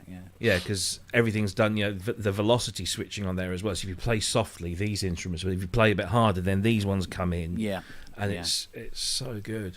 Indigenous.com. Well, because it was synth based, you didn't get that slow that delay that you always get on sample libraries. There's always that slight. Unless you have to go for because you can have a string section play notes quickly in real life, but you can't have a sample library do it. It's always got this attack. Well, it depends. On many older ones are cut quite sharp, and in the Spitfire ones, you can on some of them you can cut in to the samples. Yeah, but normally you have to change what the instrument, the playing technique. So if you go to staccato, for instance, or rather legato, but you don't get the same sound that you get on the ensembles. And the ensembles always seem to have that slight attack delay on them. Do you know what I mean? But then you just play ahead of a beat, like a real player would do it anyway. Yeah, but it's like with the synthesized ones, you don't have to do it. And the good thing about the Solid State Symphony was that the strings sounded really, really good, even though it was synth based. But it was nice and immediate. One of Howie's sound in Zebra sounded like a really synthy but realistic string one that I used quite a lot. Yeah, I know the one. Like many years ago. Yeah. But it was definitely in that vein, where it was really expressive and you could play short stuff and longer stuff. Yeah, without having to change patches or anything. Right, lovelies, I'm going off. Oh dear. Yeah, I wonder what the smell was. Ba-boom. Right, I'll catch up with you. Well, I'll be around tomorrow night for PSN. Yes. Yes. Oh yeah, I've got work tomorrow. Yeah, you're on Sunday as well on Wiggly, aren't you? Oh yes, I am. Oh yeah, but that's not really doing the show. That's just screaming Pissing randomly. about. Yeah. Yeah. Oh, such a shame I'll be missing that. I That'd be think good we fun. got a kazoo off. I believe it's been planned. You got a bag there with you? Yeah. Well, no, I've only still got the rabbit. I've got to get a badger. Call it Boris. Put a blonde wig on it. Right, I will see you soon. All right, See mate. you, mate. Love Take stuff, care. darling. Bye. See you later. Take care. See it. Ta-da, buddy. So I've been quiet for a few minutes because I've been playing with that plugin. It's, There you go. it's got some really shit sounds presets. Yeah. Yeah. I mean, some dreadfully shit presets. Yeah. But it's got some really, really nice, Really sounding sweet ones as well. Yeah. Yeah, it's That's what I mean. something I shall have to spend an inordinate amount of time. Yeah. Tweaking. I mean, I like some of those Bandpass plinky ones on there as well. Yeah. They're quite nice. But there's so many bloody patches on it anyway. It's Something. yeah. To be honest, I don't care whether it sounds accurate or not. It sounds good. Yeah. It sounds nice. Yeah, that is the bottom line. I think that's pretty much what our conclusion will be on the show tomorrow, actually. So you don't need to watch. Don't say that. No, don't do that. Look at hell. And thank you for the discount code, Rob. Oh, you're welcome. Just passing it, paying it forward, as they say. Mm. Paying Yeah, it forward. £28 well spent. Hey, he's back. There you go. Hi guys. Bonjour. Hi again. Bonsoir, monsieur. Or Okay the New, whatever. Okay then. Yeah. Oh, man. What did I miss? No, don't bother. Sorry, I'll watch you later. No, don't. It's Not a lot. Not a lot. Not a lot. A lot of testiculation. Yeah. Hi, Dave. You muted, Muted, matey. Dave. I was going to ask how long did hey Ian, how you doing? How long did Michelle last? I watched the beginning of the about 20 minutes. Yeah, she did all right. She did all right. I know. Yeah. That's a shock. That's like, what do I do? She lasted an hour. Yeah. No, that's good. That's good. Yeah, Yeah. that's awesome. That's No, really awesome. she hit me up after she went and said, "Oh, it was good fun. We've got to do it again." I said, "She can come on as often as she wants, sweetheart." Yeah. No, yeah, it's got to be kind of like, well, what are we doing here? I was enjoying watching it. It was funny. Yeah. Because I had said to her before, I said, "You got to let yourself go, girl. Let your hair down." She goes, "Yeah, but somebody might see it who's related." Yeah, and it's it's tough. all a bit. Yeah. I went, "Yeah, okay, don't worry You about it." can't. You can't. Yeah. No go dancing then. Mm. No. 5 hours later.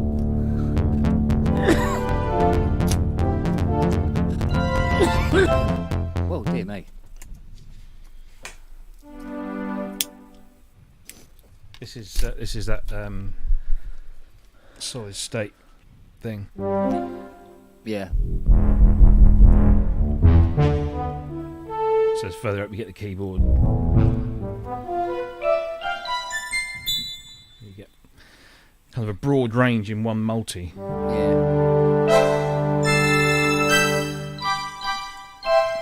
And you can keyboard switch out what you want to keep and Yeah.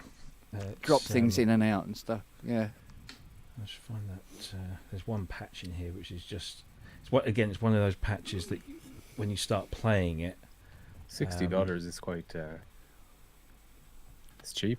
Yeah, I mean for what it is as well. Once you've got it and you see what's in there and what it's capable of, you just think, "Geez, I've got a real bargain here." Yeah, I But use Sonic State Orchestra quite considerably on my Death of Lucius track. Oh yeah. Which is it's a brilliant piece of writing, even if I say so myself. It's just recorded in the most shit way you could possibly imagine. This is when I realised, I go, I should not be allowed near a mixer. I'm no good at mixing at all, because it's like, ooh, dear me, ooh, dear.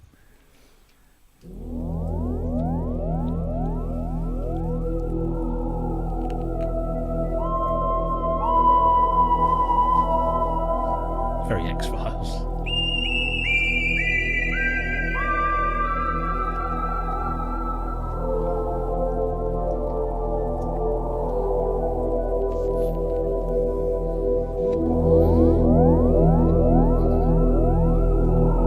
I love that.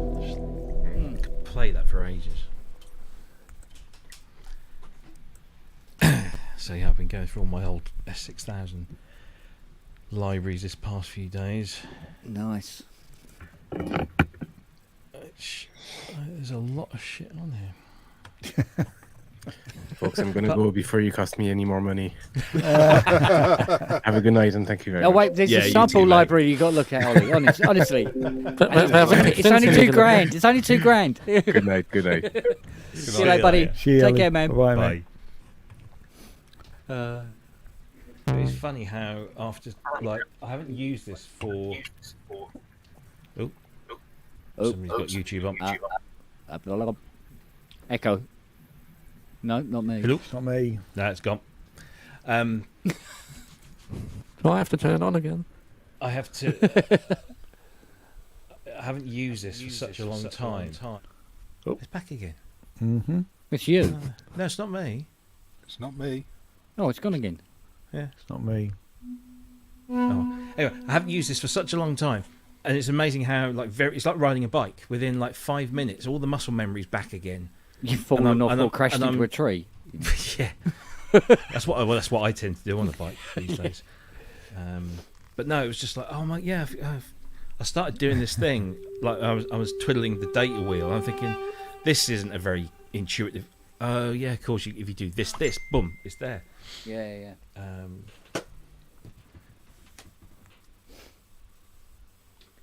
Oh no, don't want to do that. Maybe I do.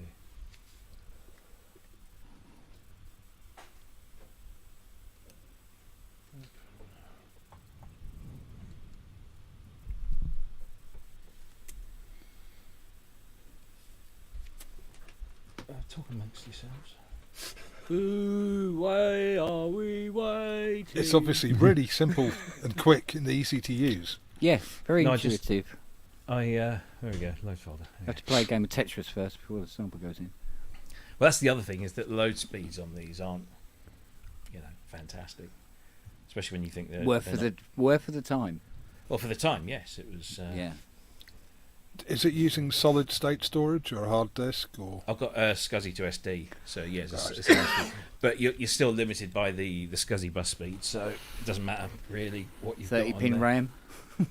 Yeah.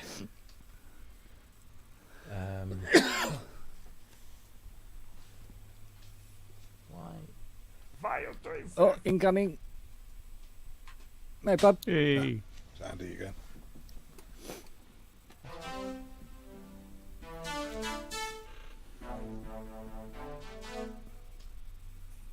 That's weird.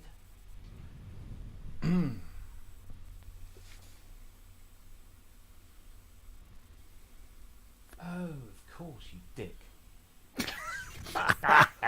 Well, we didn't like to say. Now, how many times has that Akai front panel heard that? Indeed. Why have I done that? That's weird.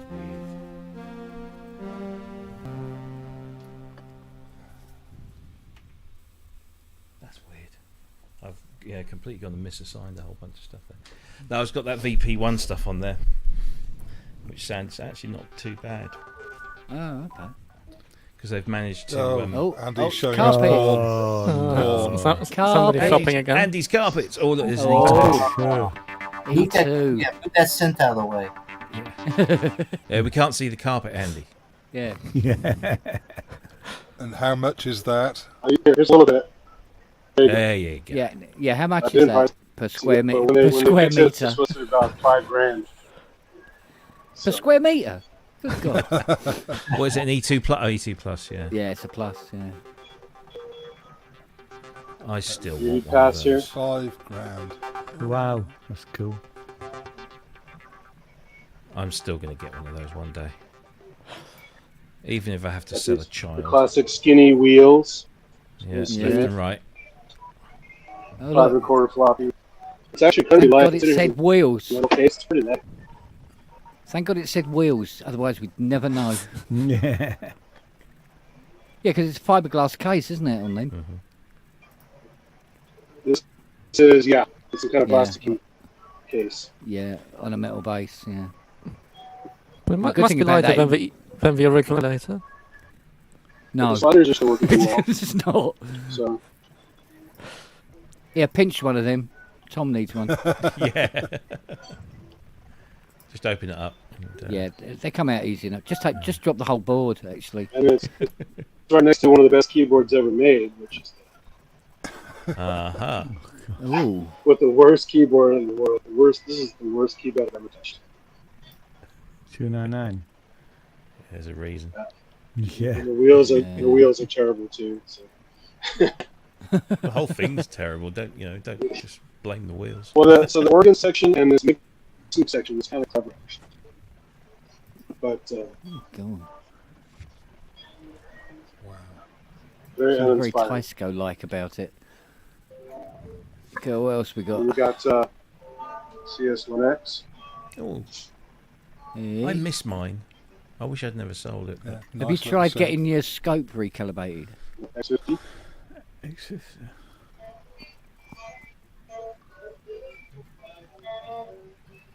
This is the DSS-1 relative that Espencroft said from scrap Nice. because they didn't have the filter in it, and they also made it impossible to use. And I actually found something I'm going to get today. It's very cheap, and I love these things. Old Kurzweil Tech. Oh, Yeah. PX. Yeah. Is that an SC55 on top there? Yeah, Looks it, yeah. I'm seeing what's that is, so they didn't price it yet. But yeah, my birthday's Dude coming needs up, to and I'm going to buy bloody this wash for his myself. door. Oh yeah, look at the state of that door. Yeah. There's an entire This? culture colony around that door handle. Yeah, take a sample and put it under your microscope. Yeah. Wash your Yeah, hands so the before you ambiance. leave the It's part of toilet, it. you filthy guy. All the ambience. Ambience. All about ambiance. I think we've just discovered where COVID started. Proteus 1. Eddie would like this. I got two Proteus. 80s. Yay. Expanded so they don't fit in the rack anymore. What's that? Yeah. Is it an E4? I saw just back there. No, he sent Ultra. Oh right. Yeah. 6400. Similar. Yeah. Yeah. Yeah. I've got. I have an E6400, but this is, yeah. I've got an E4 XT coming in soon. With the. Yeah, I have an E4. What's the? I actually have blank ROMs for the command stations, and I Mhm. was going to start making some custom banks one of these days. Because blank ROMs are as rare as they get. Yeah. What were those boards? that Quadra they Verb. put in? Yay. How So, much for the arts- quadruple? Art stuff is always very colorful. Yeah, what is the price on the quadriverb, Andy? Oh, the multiverb. No, you can set fire to that piece of shit. 150. 150? Man. That's cheap. It is cheap. But I got the Quadra 2, I think it was. The successor, whatever it was called here, for like Yeah. $80 a couple years ago. How much was the PCM41? Which one is that? The top rack. Over here? Oh, here. $10.99. Ugh, reasonable, but This Libra is expensive. It's Time bomb. $250 for that. what? What, for the microverb? Is that? Miniverb Really? 250. Oh, for the MIDI? Oh, man, really? I bought one. I hated it from the time I took it out of the box until the time I put it in the skip. Isn't bad. SPX 1000 for $200. Ooh. Yeah. Get 990s cheaper than that. There's Miniverb 3 here for only $90. Wow. Oh, it's that an Ibanez. Oh, yeah, that's Ibanez SDR 1000. How much is that? Which one? Down here? The Ibanez. What's that? 199. Yeah, this is fantastic. That is a Sony MU201 reverb with an Ibanez front plate. Well, let's face it, everything there is cheaper than would be in the UK. Yeah. There's an Alesis amp. Oh, Alesis amp. Yeah. Oh, my God. There's one of those ones. What was that Yamaha underneath it? It was a Amplifier. Another amp. I think he used to have one of them. And if you want some old school Behringer, here you go. Ultra Curve. Yeah. But I've never heard my of Stewart. You graphic. guys know Stewart? Good God. Never heard of a Stewart. Yeah. And is that a Behringer compressor under that? Yeah, I believe so. There's also this thing called Torpedo. This one? Not familiar with the Torpedo. Hmm.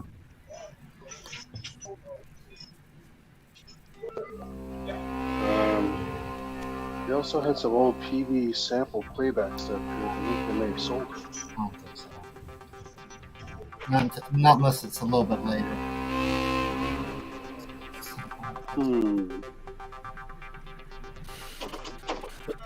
Oh my God! The door opened. How came Oh, the is that- creature from what's- the lagoon? Just drop down to the bottom of that rack that you're stood in front of there. Yeah, Is that a it's Darwin? Tech RPM. Is that an Emu Darwin? Yeah, they have a Darwin. They also have they had a Paris here a while back as well. Yeah. Andrew Longhurst has just resurrected his Paris system. Yeah, Still I've never smells seen it in like person until I saw one here. Yeah. They just weren't popular. I guess they're just too expensive. Everyone I knew was broke. Who's that Look playing at guitar in the that. The background? Boss Tuner. Same format as the Oh SE50. my God. Somebody with a cowboy hat on. And a pickup truck. Crazy. So is this PCM41 pretty good? It is quite a fun delay, but it is very much a ticking time bomb, I believe. Yeah. So you need to have a few spares if you want to properly use them. Yeah. But that certainly appears to be the way with most fun delays these days. Or if you know the Actually, most of those units there, to be honest, in terms of getting parts. Did you guys ever see the VOD video that Audio Pills did with the 3630 compressor? That was kind of fun. Oh. I'll try. It was one of his Better Gear episodes, not Bad Gear. Better Gear. Pretty funny. That's pretty much it. Those are just storage cases and a load of guitars, and mixers and such. Oh, nice carpet. There's some carpet, yeah. It's a stain, too. Mm.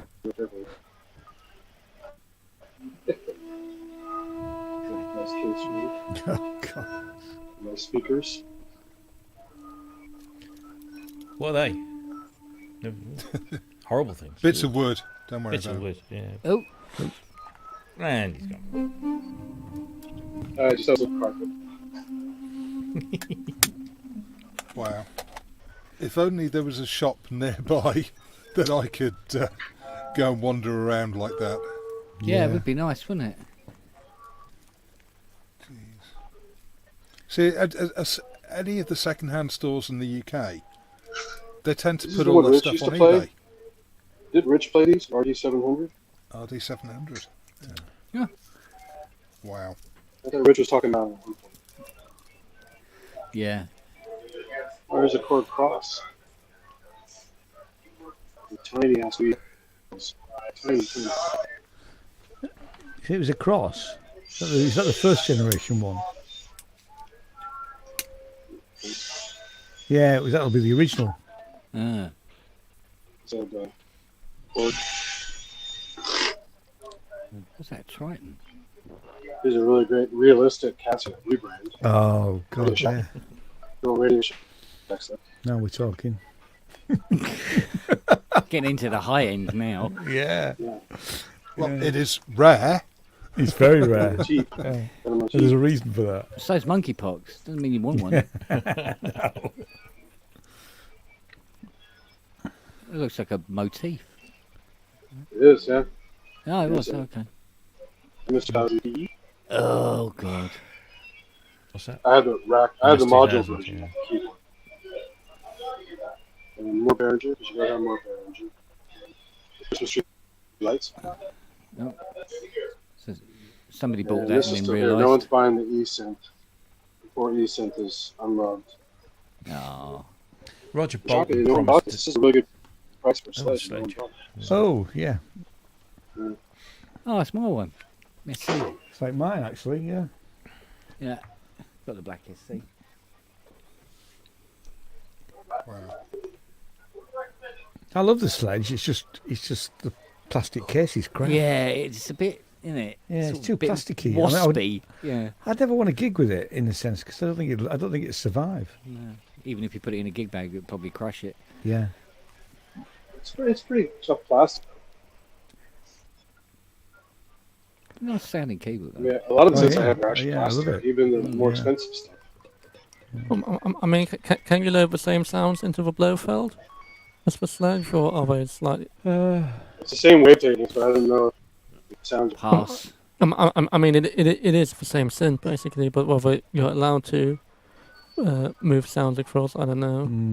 I don't know. I've tried it. I'm not sure. But then, I mean, if you could, then the Sledge would be, of course, the center program, and the Blofeld. I mean, if you've ever seen the Blofeld keyboard, that's solid aluminium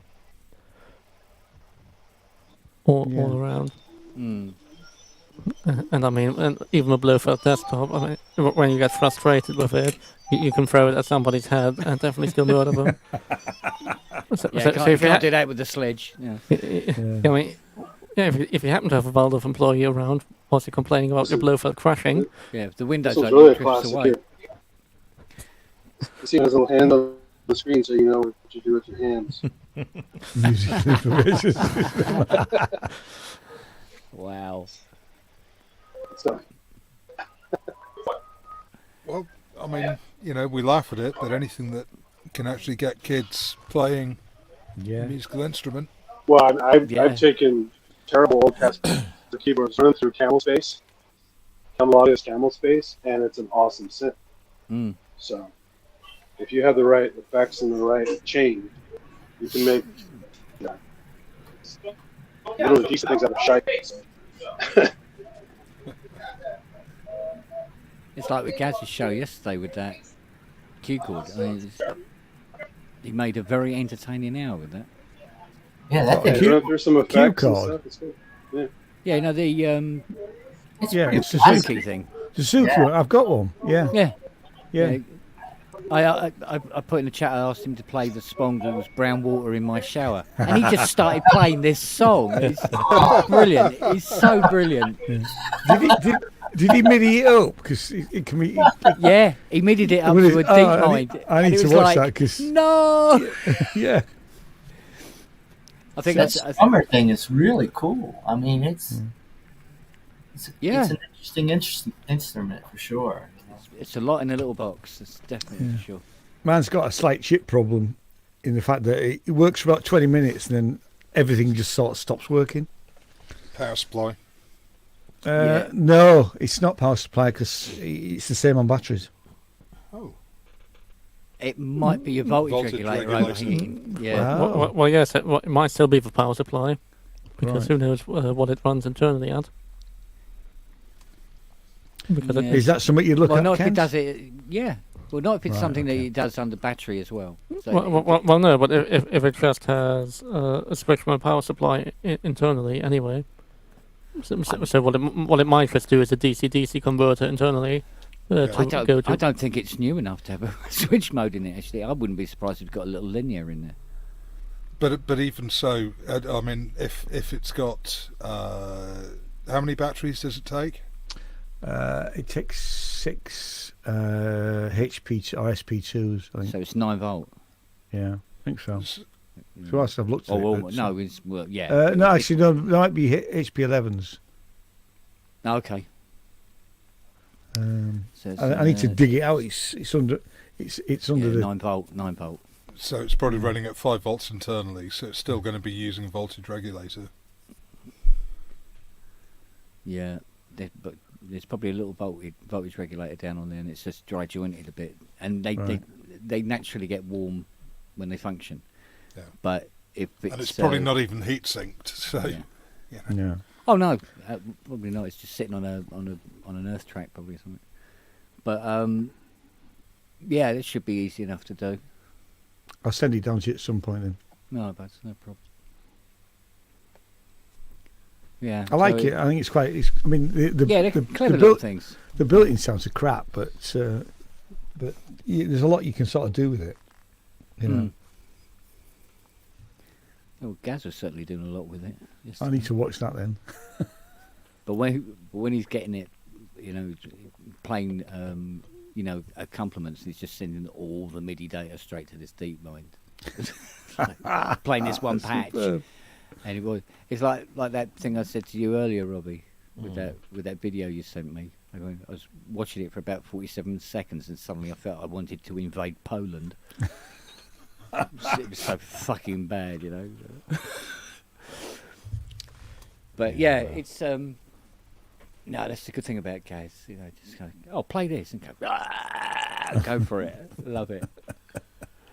In my last job, my boss discovered that I was into synthesizers and stuff. Oh, I've got something at home you might like. I said, what's that then? He said, I'll bring it in for you. He no, Bontempi. No, it was an Omnichord. Oh, okay. Wow. And it was the burgundy one. Yeah. And he said, I bought it and just sort of play it and sort of have a little giggle and then put it back in the box for a couple of years and then get it out again. And he said, do you want to take it? And I said, yeah, I'll sample it. And I took it home and I sort of couldn't really get my head around it. And the sounds were, as Ian said, the internal sounds, I just thought, nah, maybe not. And I can't remember whether it had MIDI on it or not. The original one didn't, but I think because that was a cream one, wasn't it? Yeah, and then there was the later one did. Yeah, that's the original one. And then what's the one that almost has a cutout? So it's almost like it has a neck on it, and then so you can almost hold it like a guitar. Yeah, the Q chord does. It got that. Is that the Q chord? Yeah, Q chord. I'm not au fait with the range, but yeah, I've got one of the cartridges for a Q chord, but it's just got drum patterns on it. And the drum patterns aren't anything to shout about. So, yes. The thing is, he wanted it back, so I thought, oh well, here you go, forget it. I won't bother with it. But I'm sure he probably just put it back in its box and it's just sitting there. And then, sounds awful, but a few years later he died.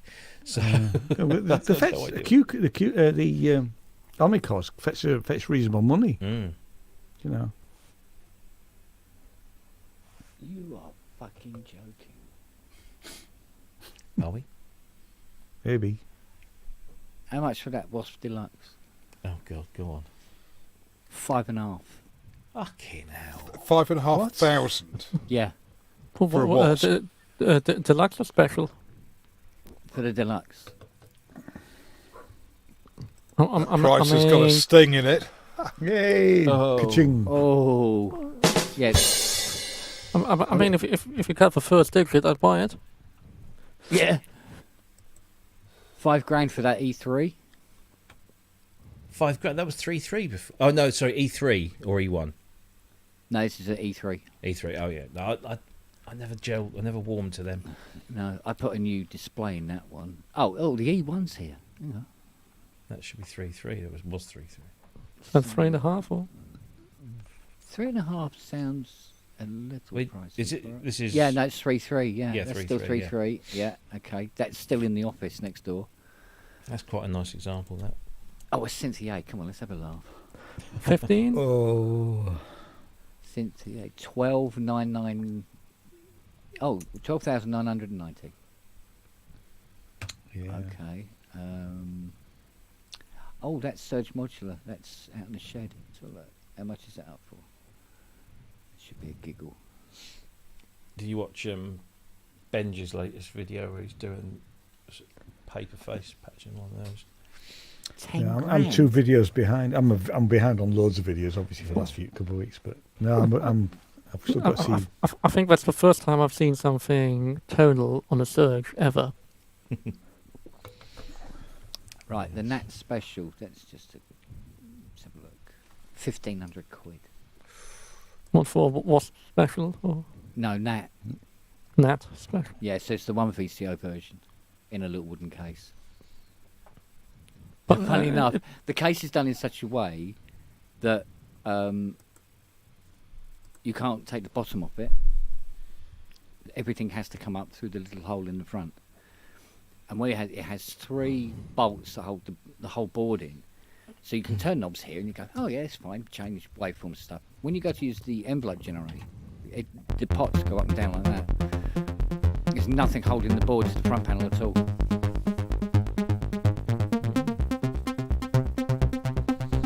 Oh, CS80, this should be a laugh. This is the one in the workshop. Is this a Vermeer auction? No, this is RL site. Richard. Yeah, this one. There's photographs of it in my workshop. Let's have a look. How much is she up for? Oh, okay. Available for sale now. Oh no, 45 grand. 45. Yeah. Oh yeah, somebody sent me a link to that the other day. Yeah. Whereas the other one is up, was up for 30, and it's sold like that. Mm. Right. What are Prodigy's going for now? 1450. That seems a bit low for Richard. I don't know. It's only a Prodigy, remember? Yeah, but Prodigies not normally go for nowadays more than £1,000. So I'm a bit confused why it's so cheap for Richard. See, 9 times out of 10, this is what customers are asking for them. Now, I must admit, this Juno 60 is absolutely fucking immaculate. I've never seen one so beautiful, and she's 2,700. Well, if it's scrap for 2, I'll take it. Yeah. Oh, JD, how much have you got for now? 1,700. For an 800. Yeah, for a JD. Yeah. What? Yeah. Oh, a TTSH. Come on, there's 2,690 for a TTSH. I'm not entirely convinced about that. Well, Andromeda. 3,750 for the Andromeda. Profit 10. Oh, this should be a lot. Profit 10. Come on then. 9,800. It's 2 Rev 3s. Again, why would you want to buy one of those when you can buy a brand new Rev 4 Profit 10? For I mean, because it's different, because it's bigger. And it's going to break very easily. It's bigger, it has a worse keyboard, it has a sequencer that you need to store on tape. I mean, what more could you not love? Exactly. Yeah. Also, we give you a hernia on regular intervals. It does have balanced outputs, which we moderns don't have. CS70, 11,500. Is that the one in your garage, or? No. This one is actually quite nice, I must admit, but it's still a CS70, and it's not as Is good. the 70 the polyphonic or the monophonic one? No, the 70 is 8-note, but it's more digital control in it. So it'll have like I think it's got, if memory serves, a digital LFO, but don't quote me on that because I can't honestly remember. And a few other functions and routing and what have you. But Does it have a magnetic card read? I think some do. Some do have the card reader in, and some don't. I think it's the difference between M and CS70. Because you can have CS70 and you can have CS70M. But I think the M has the card reader. And then the 40M is the mono or diaphonic one. isn't it? Actually, I tell you what, I'm looking at the photograph of it. It's not that bloody tidy. It's not. It's not great. But there you go. That's the state of affairs. So I think I'll restore this Synthex and get her out. out to the door. Or it's too late. Well, we want to hear it tomorrow, I thought. Hmm? We want to hear the Synthex tomorrow. Well, you can hear me slapping it. That's the only noise it makes. Yeah, it needs a power supply in it. As in, it has no power supply in it.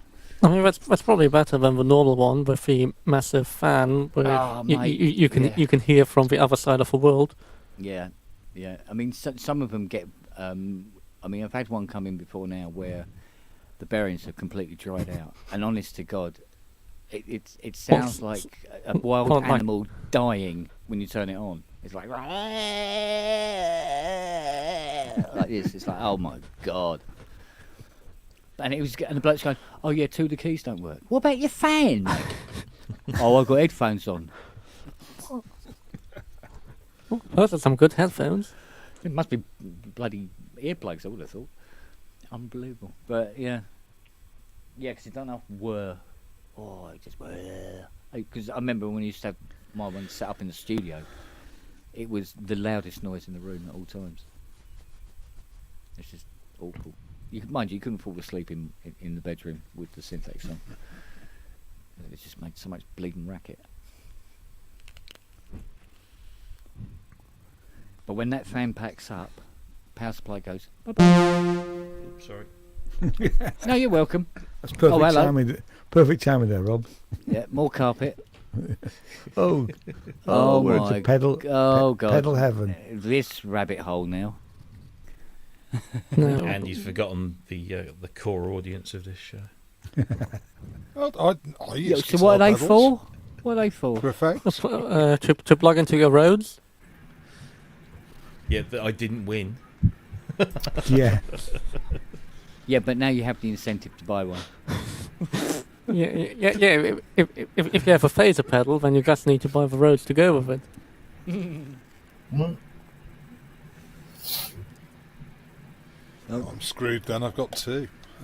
Well, then you need a Rhodes and a Burley, or clavinet.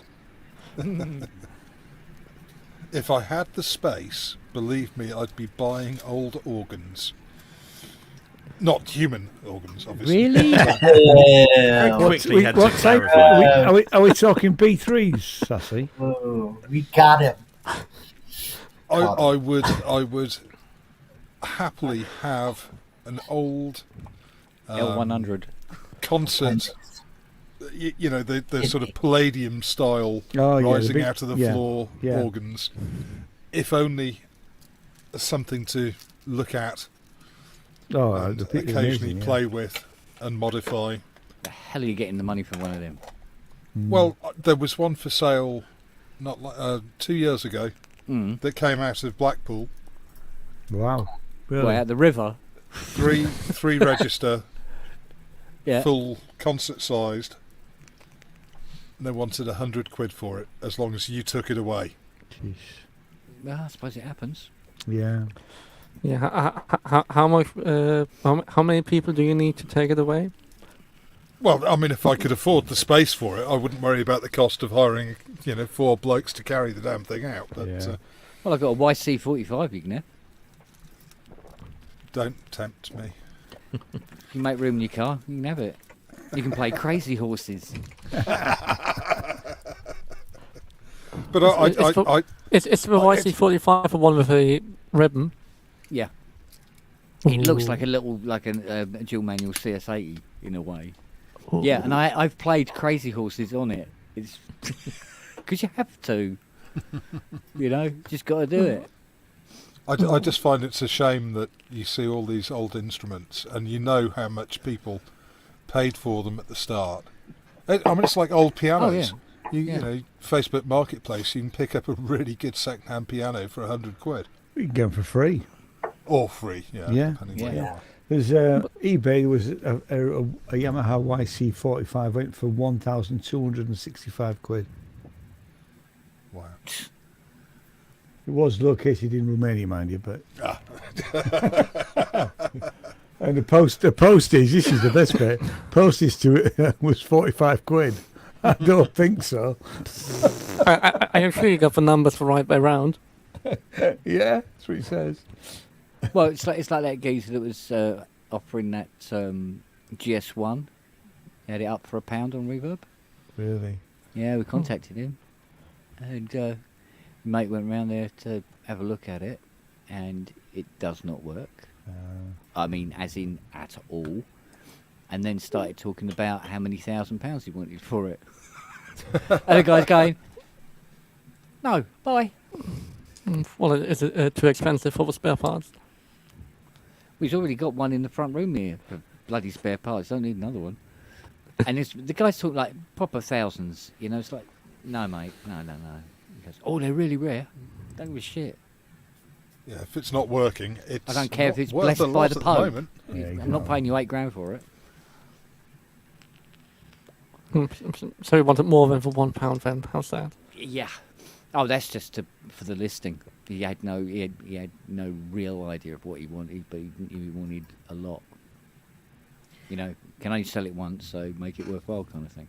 But the problem, as we've said, you know, it's a niche synth. There weren't many of them. Yeah. And you really, really have to want one and to pay for it to be restored and maintained. Well, I'll be honest with you, the sounds that we did get out of it were very reminiscent of the DK Synergy, the stock sounds you get in the DK Synergy, which are so flat and uninspiring. You know, you get a DX7 and you've got it covered and move on. You don't need to go anywhere near them. Well, you have polyarthrotax. What more could you want? Yeah, but you know, the sound's got to be good. Otherwise, what's the point? You know, it's got to have dynamics and be expressive when you use the polyarthrotax, you know. But as you've said, Kent, with the CS80, if you don't have effects, you don't run it through effects. Oh yeah, I mean the CS80 can sound awful in the wrong hands, or the right hands actually, for that matter. So I mean, all you've got to do is select the two harpsichord patches and play that, and somebody will beat you around the head with a brick. Because A, it doesn't sound like a harpsichord, and B, it's so weedy and nitty. It's like, ugh. Isn't it the funky patches are also a bit... No, actually, the funky patches can be quite groovy down the bottom end, I must admit. Some of them are not so clever up in the higher registers, but down the bottom they can be quite punchy. But that's it, it's knowing where you're going, if you are going to use the presets, where on the keyboard to play them, because in some areas they're great, and whereas in other areas on the keyboard it's like not so good. But the brass seems to work right across the whole board, which is why it's kind of its signature sound, I suppose. And for flute? The flute is actually quite nice. It's Yeah, really, but really nice. that's like one of the most important 80s sounds. Yeah. And you got the guitar 1 and 2. It doesn't sound like a guitar, but it's a lovely expressive sound, you know. Especially when you're using it with the polyarthrotax, man. And Nothing obviously sounds like those guitar patches. Yeah, I mean, there's a patch on this Elka X that's actually quite close. In fact, a little bit of tweaking and probably get it even more CS80 sounding, but it was almost there as it was. So I don't know whether it was intentional or not, but makes you wonder. But I do like that plugin. I found that plugin to be a lot of fun, I must admit. Well, just from a few minutes of playing with it, and you know me, I'm not a fan of plugins, but really, it sounds very, very good. Yeah, well, I used to be in the same kind of boat, actually. Go, hey, yeah, the plugins, you know, no, not really, you know. Grab the real thing, mate. And everything like that. But I'm finding myself going, ooh, I've got one of these up in the attic. I don't think I need it anymore, you know. But again, it depends. I mean, owning analog is very much I don't know. It's like owning high performance sports cars, isn't it? You know, you wouldn't use it every day, and if you do, it costs you a lot of money to keep it going. You've got the look at you factor about it, but then Is you're that the paying person very with a Mustang? Yeah, but the thing is, I've just because ever since I was like, you know, smaller than my dad's dick, I've wanted a Mustang, and I've always wanted a Mustang Mach 1. Since I first saw one, I want it so bad. Just so I can say I've owned one. And this one I'm going to restore anyway, so it's a project and it's fun. So because you sure as hell can't drive it around these roads here. Jesus. That was awesome. I still have back pain from watching that. Yeah, mate, it was unbelievable. It was because she sort of gripped. There was one where I don't know which road it was, but we were going along it and it was going fine and everything. And then she gripped my arm like that, and I'll go, oh yeah, and I'm going, yeah, I forgot about this one. Crack! Oh fuck! I'm going, how is that camera staying on that dashboard? Because I had it duct taped to the dashboard. Hence, it was doing lots of this. It was going like that. And it was just the iPad duct taped to the front of the dashboard. And it was Sorry, like, just reading Dieter Velt's comment. What's that? Which penis expander is the most potent one, the CS80 or the Mustang? Yeah. I think they're pretty much the same as each other. So, and yeah, and, I mean, I've got a carbon manifold in the boot, and I could hear that banging around in there as well. I thought, oh shit, I should have taken that out first.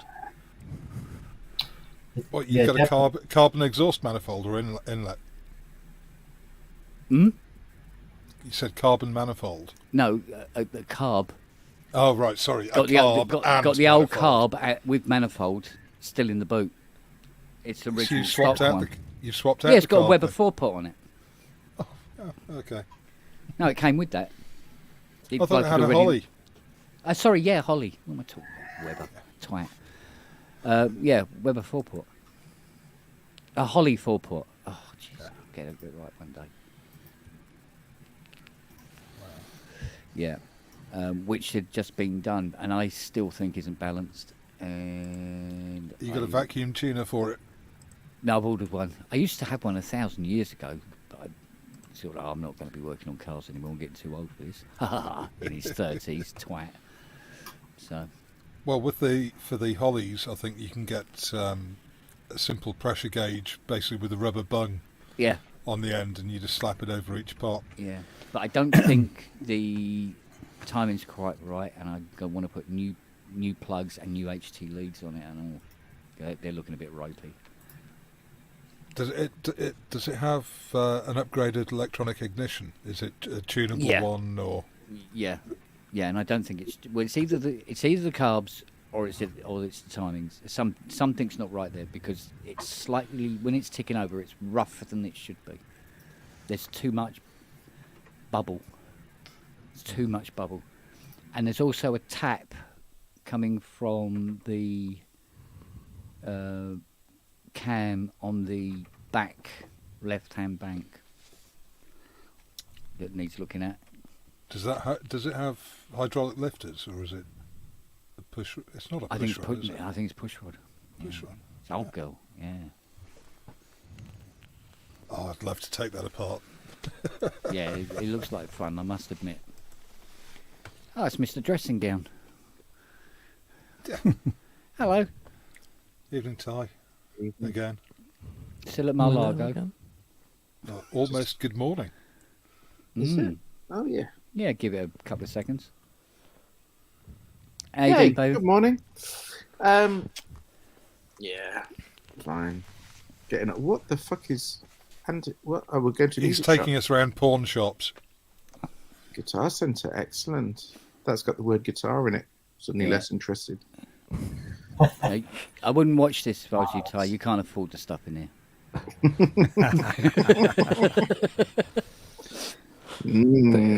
Don't buy the entire store. Wow, that's looking hot. Where was he last time? I think it was like a second-hand shop by the looks of it. Oh. Well, look at the carpet. Well, second-hand. Yeah. That's Oh, is that hardwood floor? Oh, I've got a semi. Yeah. Oh, okay, whatever. What is that for the synths or me in the bathroom? You in the bathroom, mate, of course. Come on. You're only human. Ooh, Voyager. Are you sporting a semi or a fully?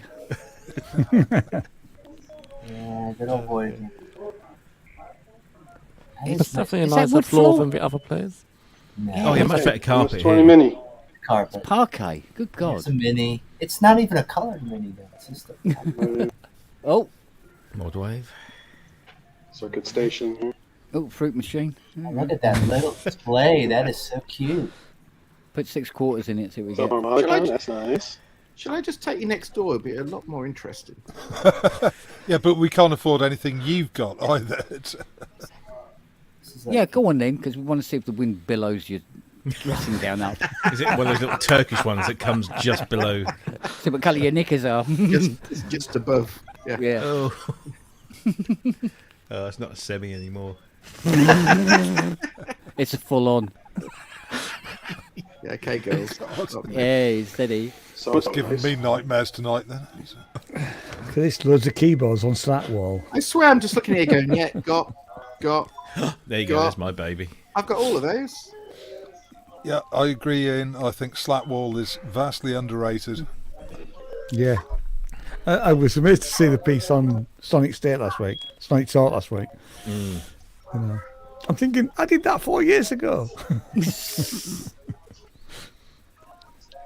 Do you know what? If it could, if these buildings could hold the weight, I do slut wall, but I don't think that the walls. I don't think they're made. You can get it freestanding. This one's for Ty right here. Slatwall. The one. What one is that? The one. The one. Oh, I'm surprised they didn't. it does take- the one sound. And look, someone's pre-written on the notes. That's right. Must be professional.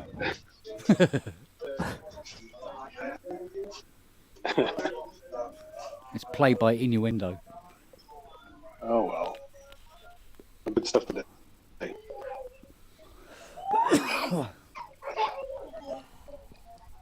Yeah, the Slatwall shelving. I think you can get some that will hold up to sort of 400-500 kilos. Yeah, you can. I bought. But it's not freestanding though, is it? No, you can get freestanding. You can get freestanding. Yeah, it's also easy enough to cross gold distribute it MPC-1, over. Yeah. I mean, mine's not freestanding, but it's and that's a stooling wall. This is a concrete wall, so all the weight of the stuff has gone into that wall. See, the problem I've got with these buildings, the way they're done, is the fact that so these have all got res bars. So basically, there's like kind of they've got green glue, then res bars, and then another wall. And the moment you start drilling into that wall that's basically only being held on by green glue and res bars, Yeah. Oh, there'd look be at too the much kids. weight. So, but if you could get freestanding, that'd be amazing. But I mean, if not, you could just attach it to like 3x2s or even 4x4. Yeah, I mean that's what's happened with the stooling wall. But I mean, luckily, because when the builder put this wall up, yeah, I'm looking for. I managed to film it, so I knew exactly where the supports were. Slow down, Andy. Me and Dave are looking at the drums. God's sake. Yeah. Oh look, the hitty things. Yeah. Does it make boom when you do kick? Oh, what's that? Is that the new Crimson? Oh, it's for the 2 box. It's kind of cool looking. Ty's waiting for him to get to the Tyco drum section. It's cheap. Yeah, what is it? Is it a $79? Crimson or a Command? Is it a Command? Very cheap. That's a Command. Yeah, no, that's that. Go back This to is the other Nitro. one. Oh, it's the night. Go back to the other one. Oh yeah. Get back over there. Hurry up. Yeah, come on. Come on, cross Perform, that lovely monkeys. parquet floor. Now, is that the Command or the Crimson? This $900. command. That's the Command. That looks nicer. No, it's still. I'm going to upgrade my Crimson to a Strike. Proper MIDI on it. Oh, It's like- those boxes are Medallia boxes. Does it have a rim hi hat or does it have one of those bullshit ones? That's bullshit. One that. Yeah. But the difference is the pedal. Yeah, the pedal. Yeah. You've got to get. I'm more into this one because it has a good brain on it with the SD card. And Yeah, Pocket Mini. the Alesis brains are no longer any good. They're just these Medallia sort of Chinese stuff. But you just hook it up to Superior Drummer 3 and you're away. Okay. I'm just using this menu. Is that regular 10,000? I know. Kidding Yes, me?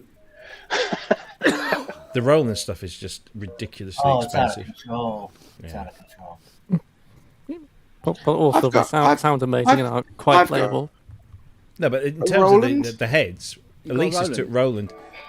Alesis took Roland to court because Roland were copying Alesis' head designs.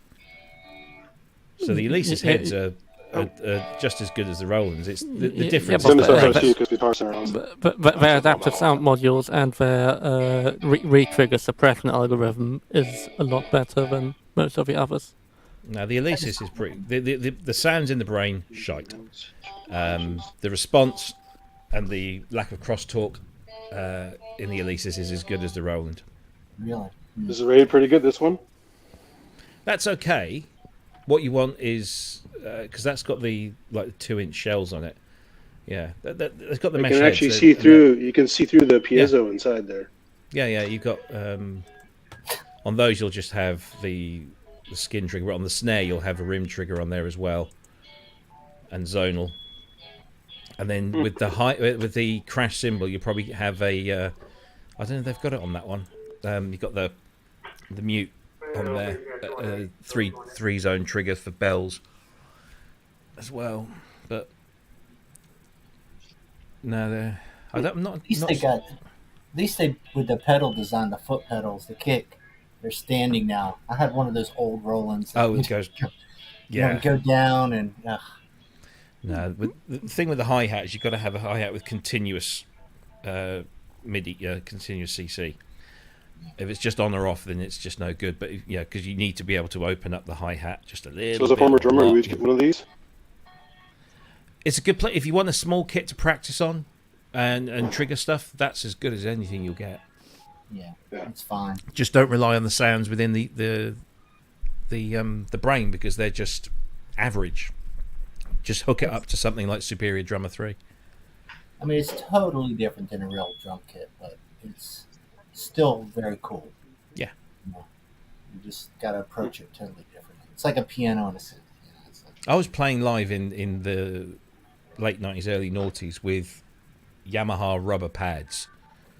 My wrists, I mean, there's no nuance or anything, but these days with those mesh heads, it helps. You can get the nuance, you can get the feel a lot more than it's nowhere near as good as a real set of So skins. these firmer mesh heads, when you say these are better than the Alesis?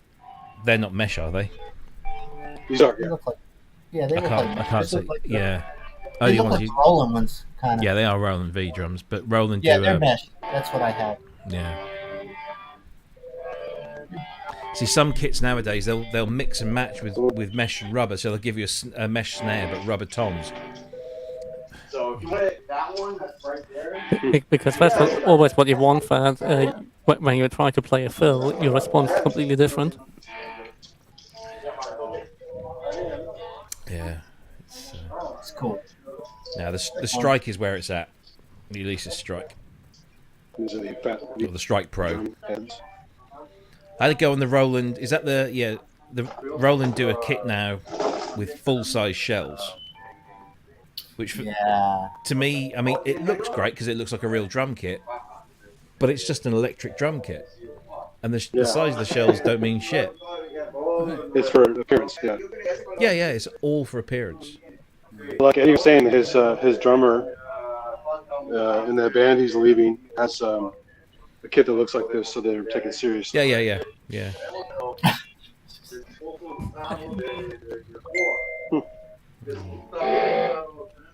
Interesting, very interesting.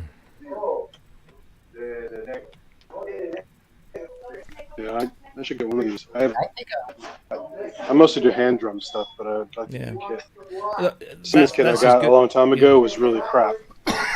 Excuse me. That Nitro's, if all you want is just a set of triggers that you can just sit down and mess around, it's perfectly good. Are the sounds good enough though in the brain just to play with before the computer? They're average. They're just. You can get good Like narrative sound. stuff, do you have layers, or is it just on and off kind of sounds?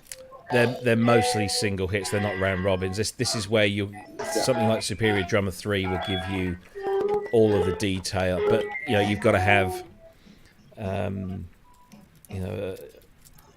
good size hard drive, fast hard drive. But Did Ty fall asleep yet? sorry, you broke up there, so I didn't hear what you said. Did Ty fall asleep already, or is he? Oh yeah, Yeah. Ty's gone. Yeah. No, He's nursing that semi. I'm just messaging someone about a synth. I mean, it's You can talk to Ty. You don't have to message him. No, He's I'm sexting. messaging someone else about a synth. About one up for sale. It will have gone by now, but I wish I'd seen it. But What is it? It's the best drum machine I have here. it was a On the keychain. DSS1, the best sampler ever made. In Derby for 250 quid. Has it gone? No, I was speaking about that earlier. Were you? Yeah, It'll be gone. I mean, I'd happily pay twice that. yeah. Well, somebody sent it to me and said, "Look, it's an absolute steal for 250 quid." But It's the best sampler ever made. End of. I'll fight you. I've got 6,000 as well, so Yeah. but it's better than the 6,000. It is. I love my 6,000. Well, we've had the 6,000 conversation. I love my 6,000, but DSS1 is just. But finding one in decent nick, and I found one ages ago that was in somewhere like fucking Hungary or something, and anyway, DSS1. yeah, called DSS1 DW8000 with a sampling front end. Yeah, it's fucking amazing synth. And did that as a keyboard? Yeah, and I've got the rack modules to DSM1, but it doesn't have resonance and doesn't have the delay and doesn't have the bit conversion. But it does have 16-note polyphony instead of 8, although the 8 is 2 oscillators, and all it basically does is it divides it out so you can have 1 oscillator per voice, Yeah, and it that's has 16 outputs. Don't say you've got one in the Yeah, I garage. think I got one in the garage. Oh, for fuck's sake. They had a DSM one down the street in the rack. Yeah, I've got a DSM1. I don't know Yeah, what its no state filters, of right? play is. No, it has got filters. It just hasn't got the resonance. That's all. Oh, so no resonance. That's all it is. Doesn't it even use different filter? No, it's the same. It's the same filter, and all they've done is disable the resonance.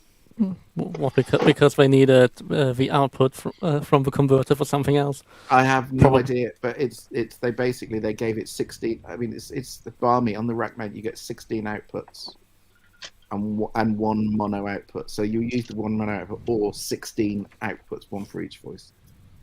But Espen crafted that one video on the DSM one, and it just looks cumbersome as hell to set up stuff on it.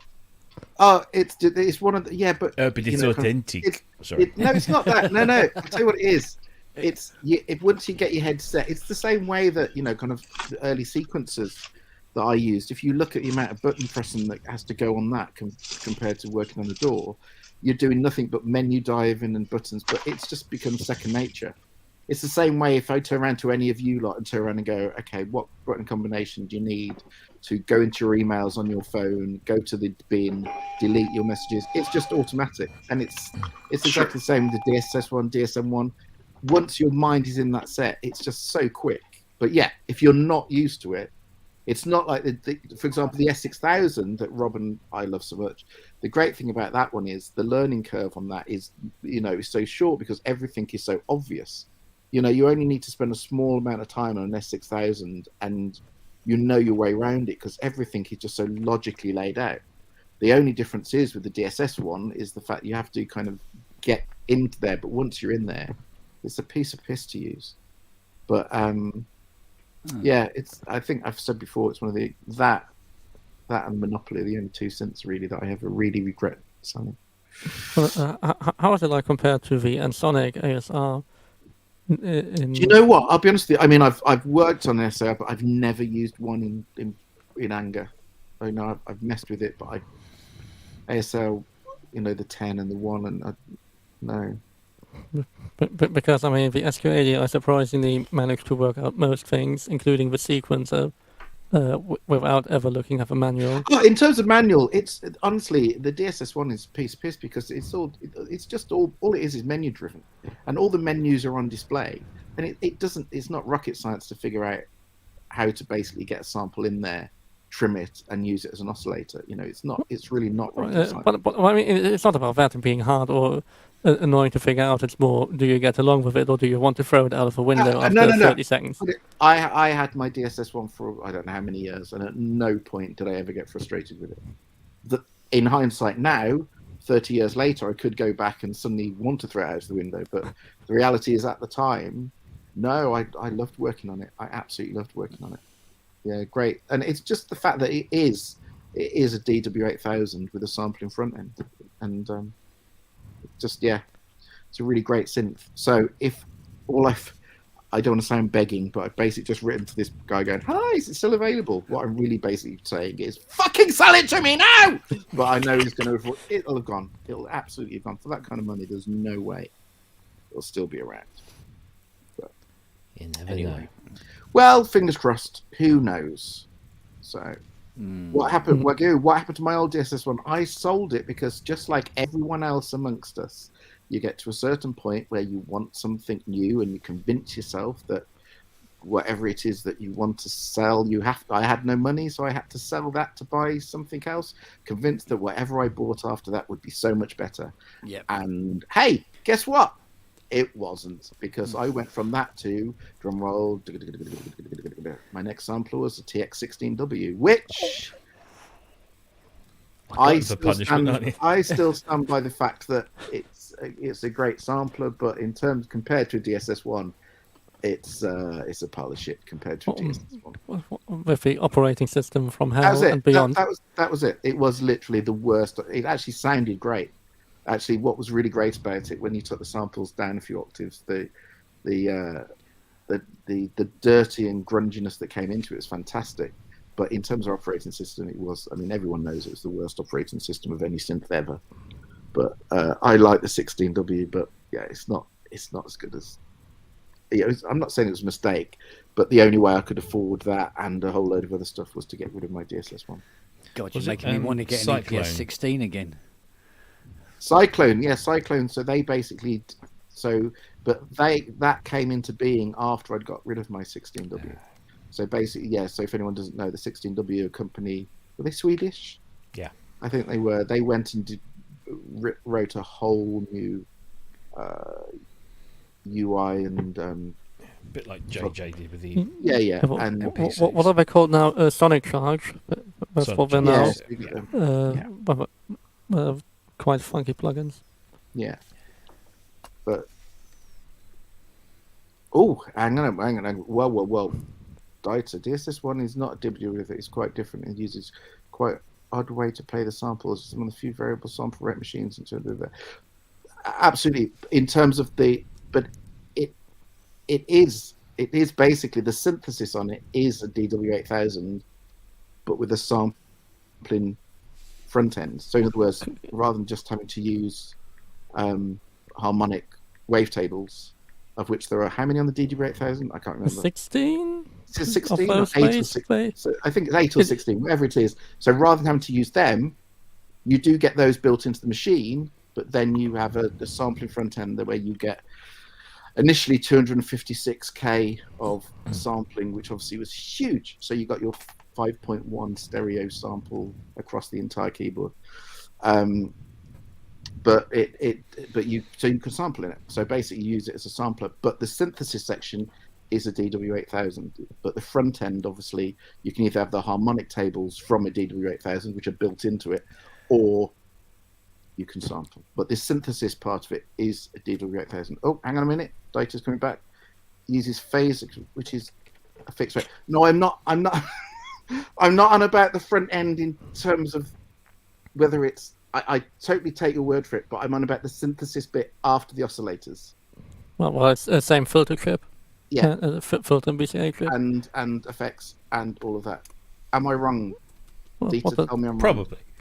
I could, if I'm wrong. Does it have the delay from the 8000? Because the 8000 also has quite a nice delay in it. It's got the same delay in it. Yeah. Oh. The only reason I'm saying this is not is the fact that I've got I had a DSS1 for ages and I have an 8000. So if I'm wrong, I'll happily admit I'm wrong. But having had both machines and had them both for years, I don't know about the whole phase accumulating blah blah blah. No, that is how it. That's just the front end of how the waves are. You know, I'm on about beyond that bit. Oh, you're right in the VCF, but not the way the waves are generated. Stand corrected on that front. I'm only halfway right. So, welcome to my world. So clearly, you need both machines. What we're saying here. Well, that's why I'm trying to fucking buy a DSS1. But no. But the DSM1 is sat here. But I'm a bit like Robbie in a way, because where my DSM1 sits in this room, I'm kind of feeling so much love from Robbie for the S6000 recently that I am very tempted to stick my S6000. Can I disappoint you? I've just bought it. Well, the DSS1. I'll be picking it up hopefully Monday, and I will be taking it down to Kent next week. I'm very happy for you. Why is it broken? And you can have it. You can buy it from me.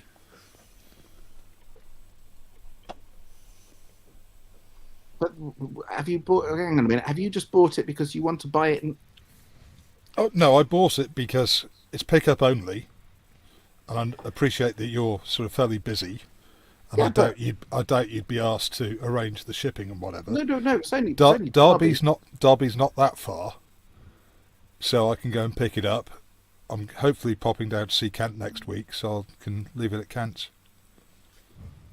Are you sure? Yeah. Yeah, but is that.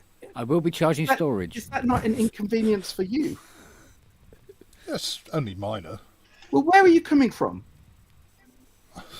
Where are you coming from? No, approximately. We're from Dartmoor from the northwest. Okay, northwest. Okay. Well, that's brilliant. I mean, I'm in fact, just on as the fun. on the way back from Kent, so I might even be driving, down the A41, driving up the A419, so I could even drop it off at yours. I'm more than happy to meet you anywhere, and more than happy. But have you literally just bought it? Yeah.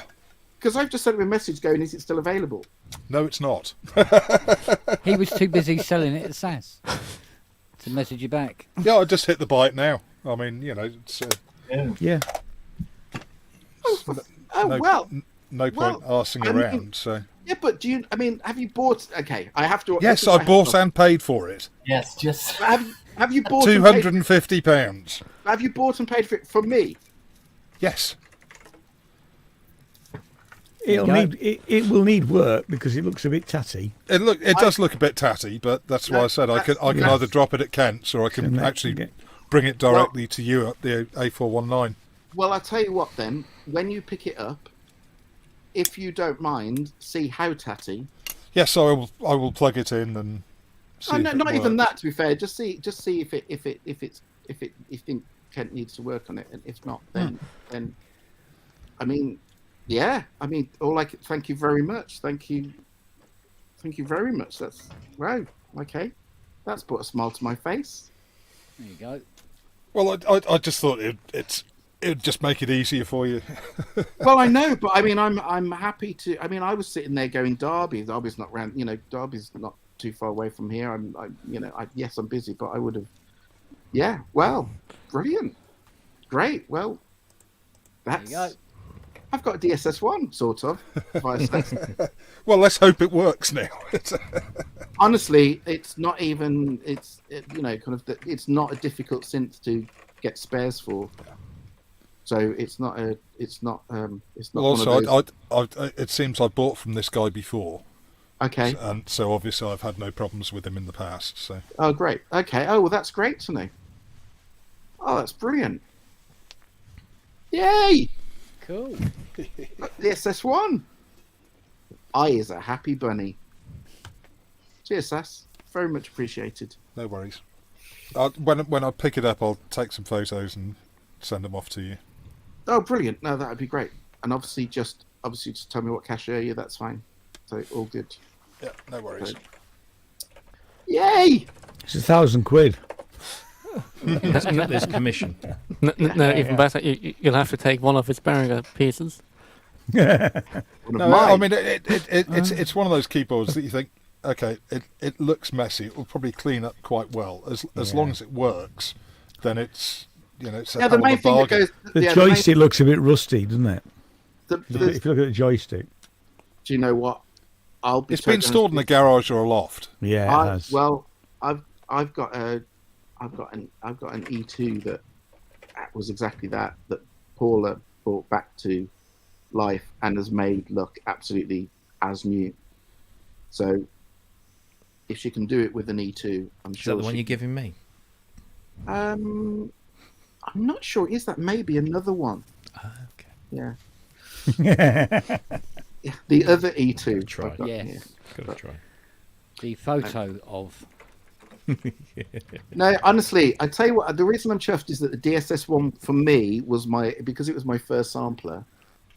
It genuinely holds it has a very dear place in my heart, and I just remember and I tell you what it is. You know, when you have one of those synths where you get sounds from it that you, no matter how much you convince yourself you can get them on other gear, you can't. Yeah.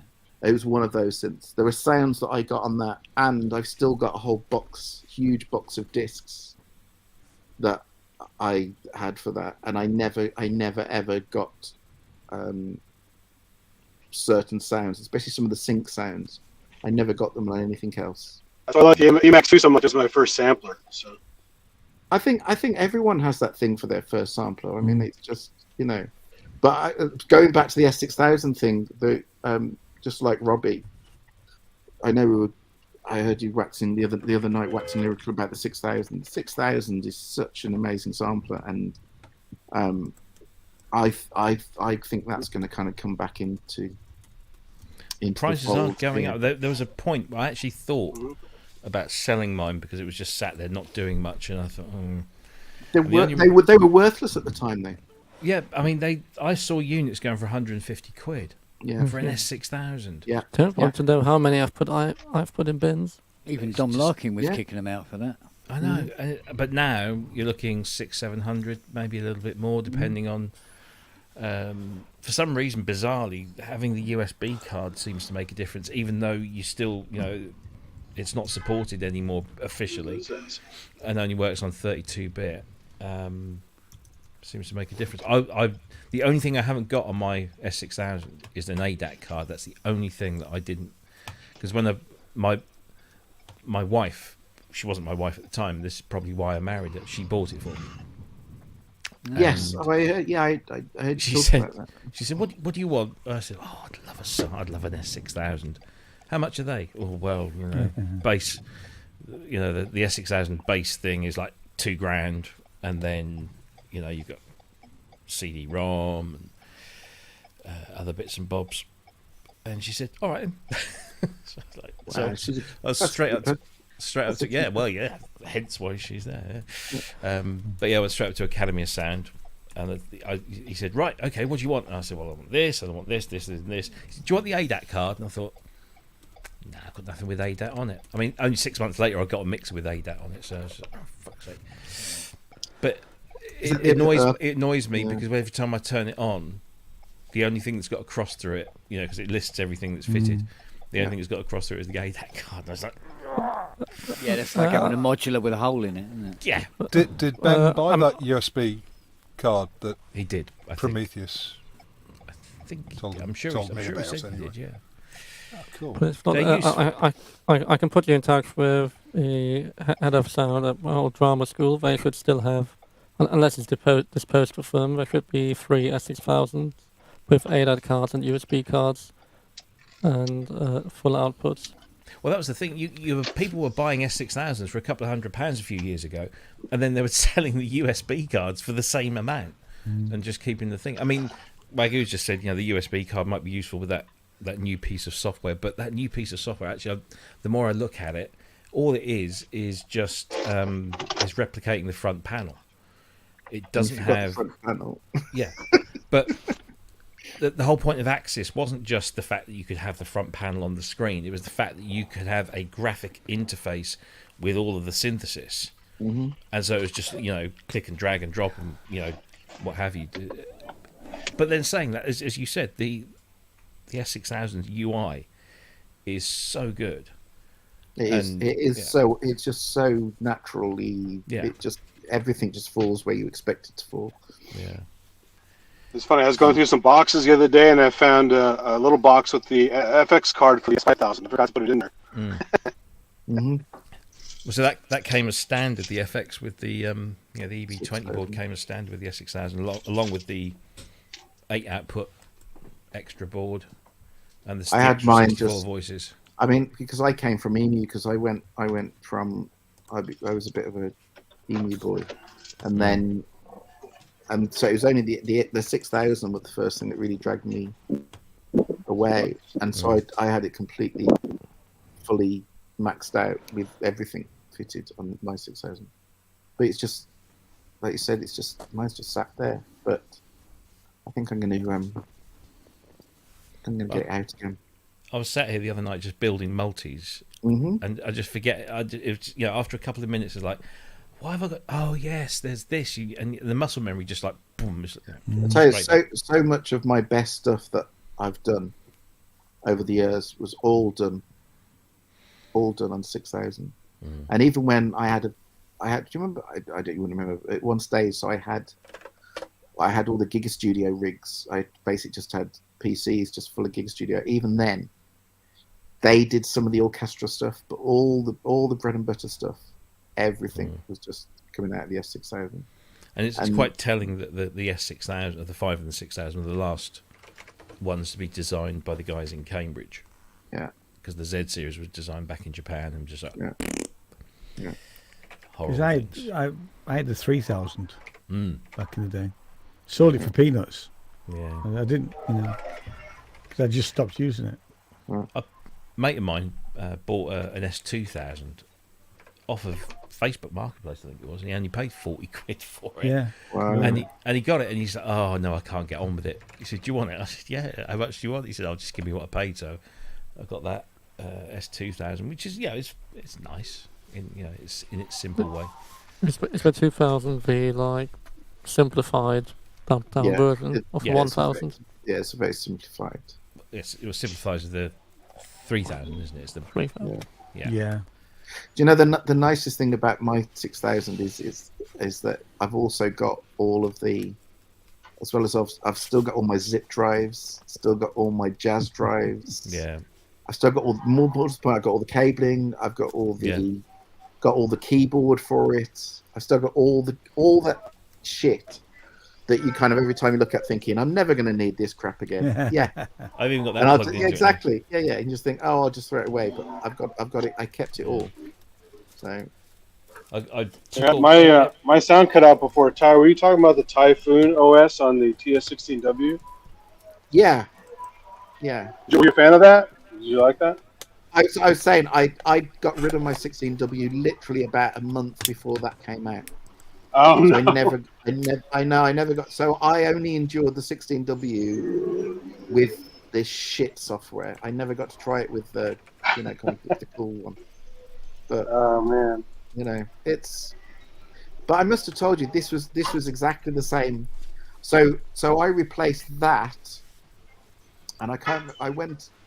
So so this was before I became an EMU boy. I went and I got a. Do you remember the 2800? Mm-hmm. Yes, 2800. Yeah. And I went to buy. This is my story. So I went to buy a 2800, and I bought the 2800. What was it, like 1900 quid or something like that? 2000 quid. And I was stood there, and the guy who I knew at the shop turned around to me and went, "Don't suppose you want to buy a CS80, do you?" And I went, "What?" And he said, "We've got two just sat there." And he pointed in the corner of the shop.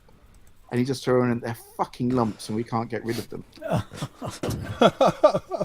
And I turned around to him and went, "How much?" And he said, 250 quid. And then I swear to God, he said 250 quid. And I just bought a fucking S2800, and I just went, oh. I mean, I was just looking at it going, it's just a lump. He went, "I'll do you both for 400. Oh, God. Whoa. And I just went, nah, it's fine, and walked off. And I honestly thought, fuck, dodged a bullet there, you know. Could have ended up with 200 kilos of shit. Look, yeah. And £200,000 now. Yeah. Yes. So I spent 1,900 quid on a fucking S2800 that's worth, you know, £2.50, and I turned down 2 CS80s for 400 quid for the pair. I mean, they weren't in great. I mean, I literally just looked over them. They weren't in great nick, but I mean, they were still. They weren't in shit condition. Yeah, 400 quid for 2 CS80s, and I said no. Hindsight is a wonderful thing. Yeah. How about just think of Jimmy? all the people who sold Gretsch guitars back in the day, you know, and sort of. Oh yeah. Oh yeah, it's a battered old Gretsch. Who cares, you know? It's the same. Did you ever use the A4000 sampler? No, I'd kind of, as I said, around when that was out, I kind of moved completely into EMU by that stage. Yeah. So I never used the 4000, although I've heard really great things about it. Yeah. I think I almost got one at the store, and then I waited too long and it disappeared. Oh fuck. Okay. Yeah, it's yeah, they kind of found their way again with samplers, but you know, by which time they just came onto the game just as nobody wanted samplers. Yeah. That was the problem. You know. Yeah. So the one to get is the A7000, which I either didn't make it to market, or it was a bit like the VP1. It was this big, like it was almost as big as the S6000.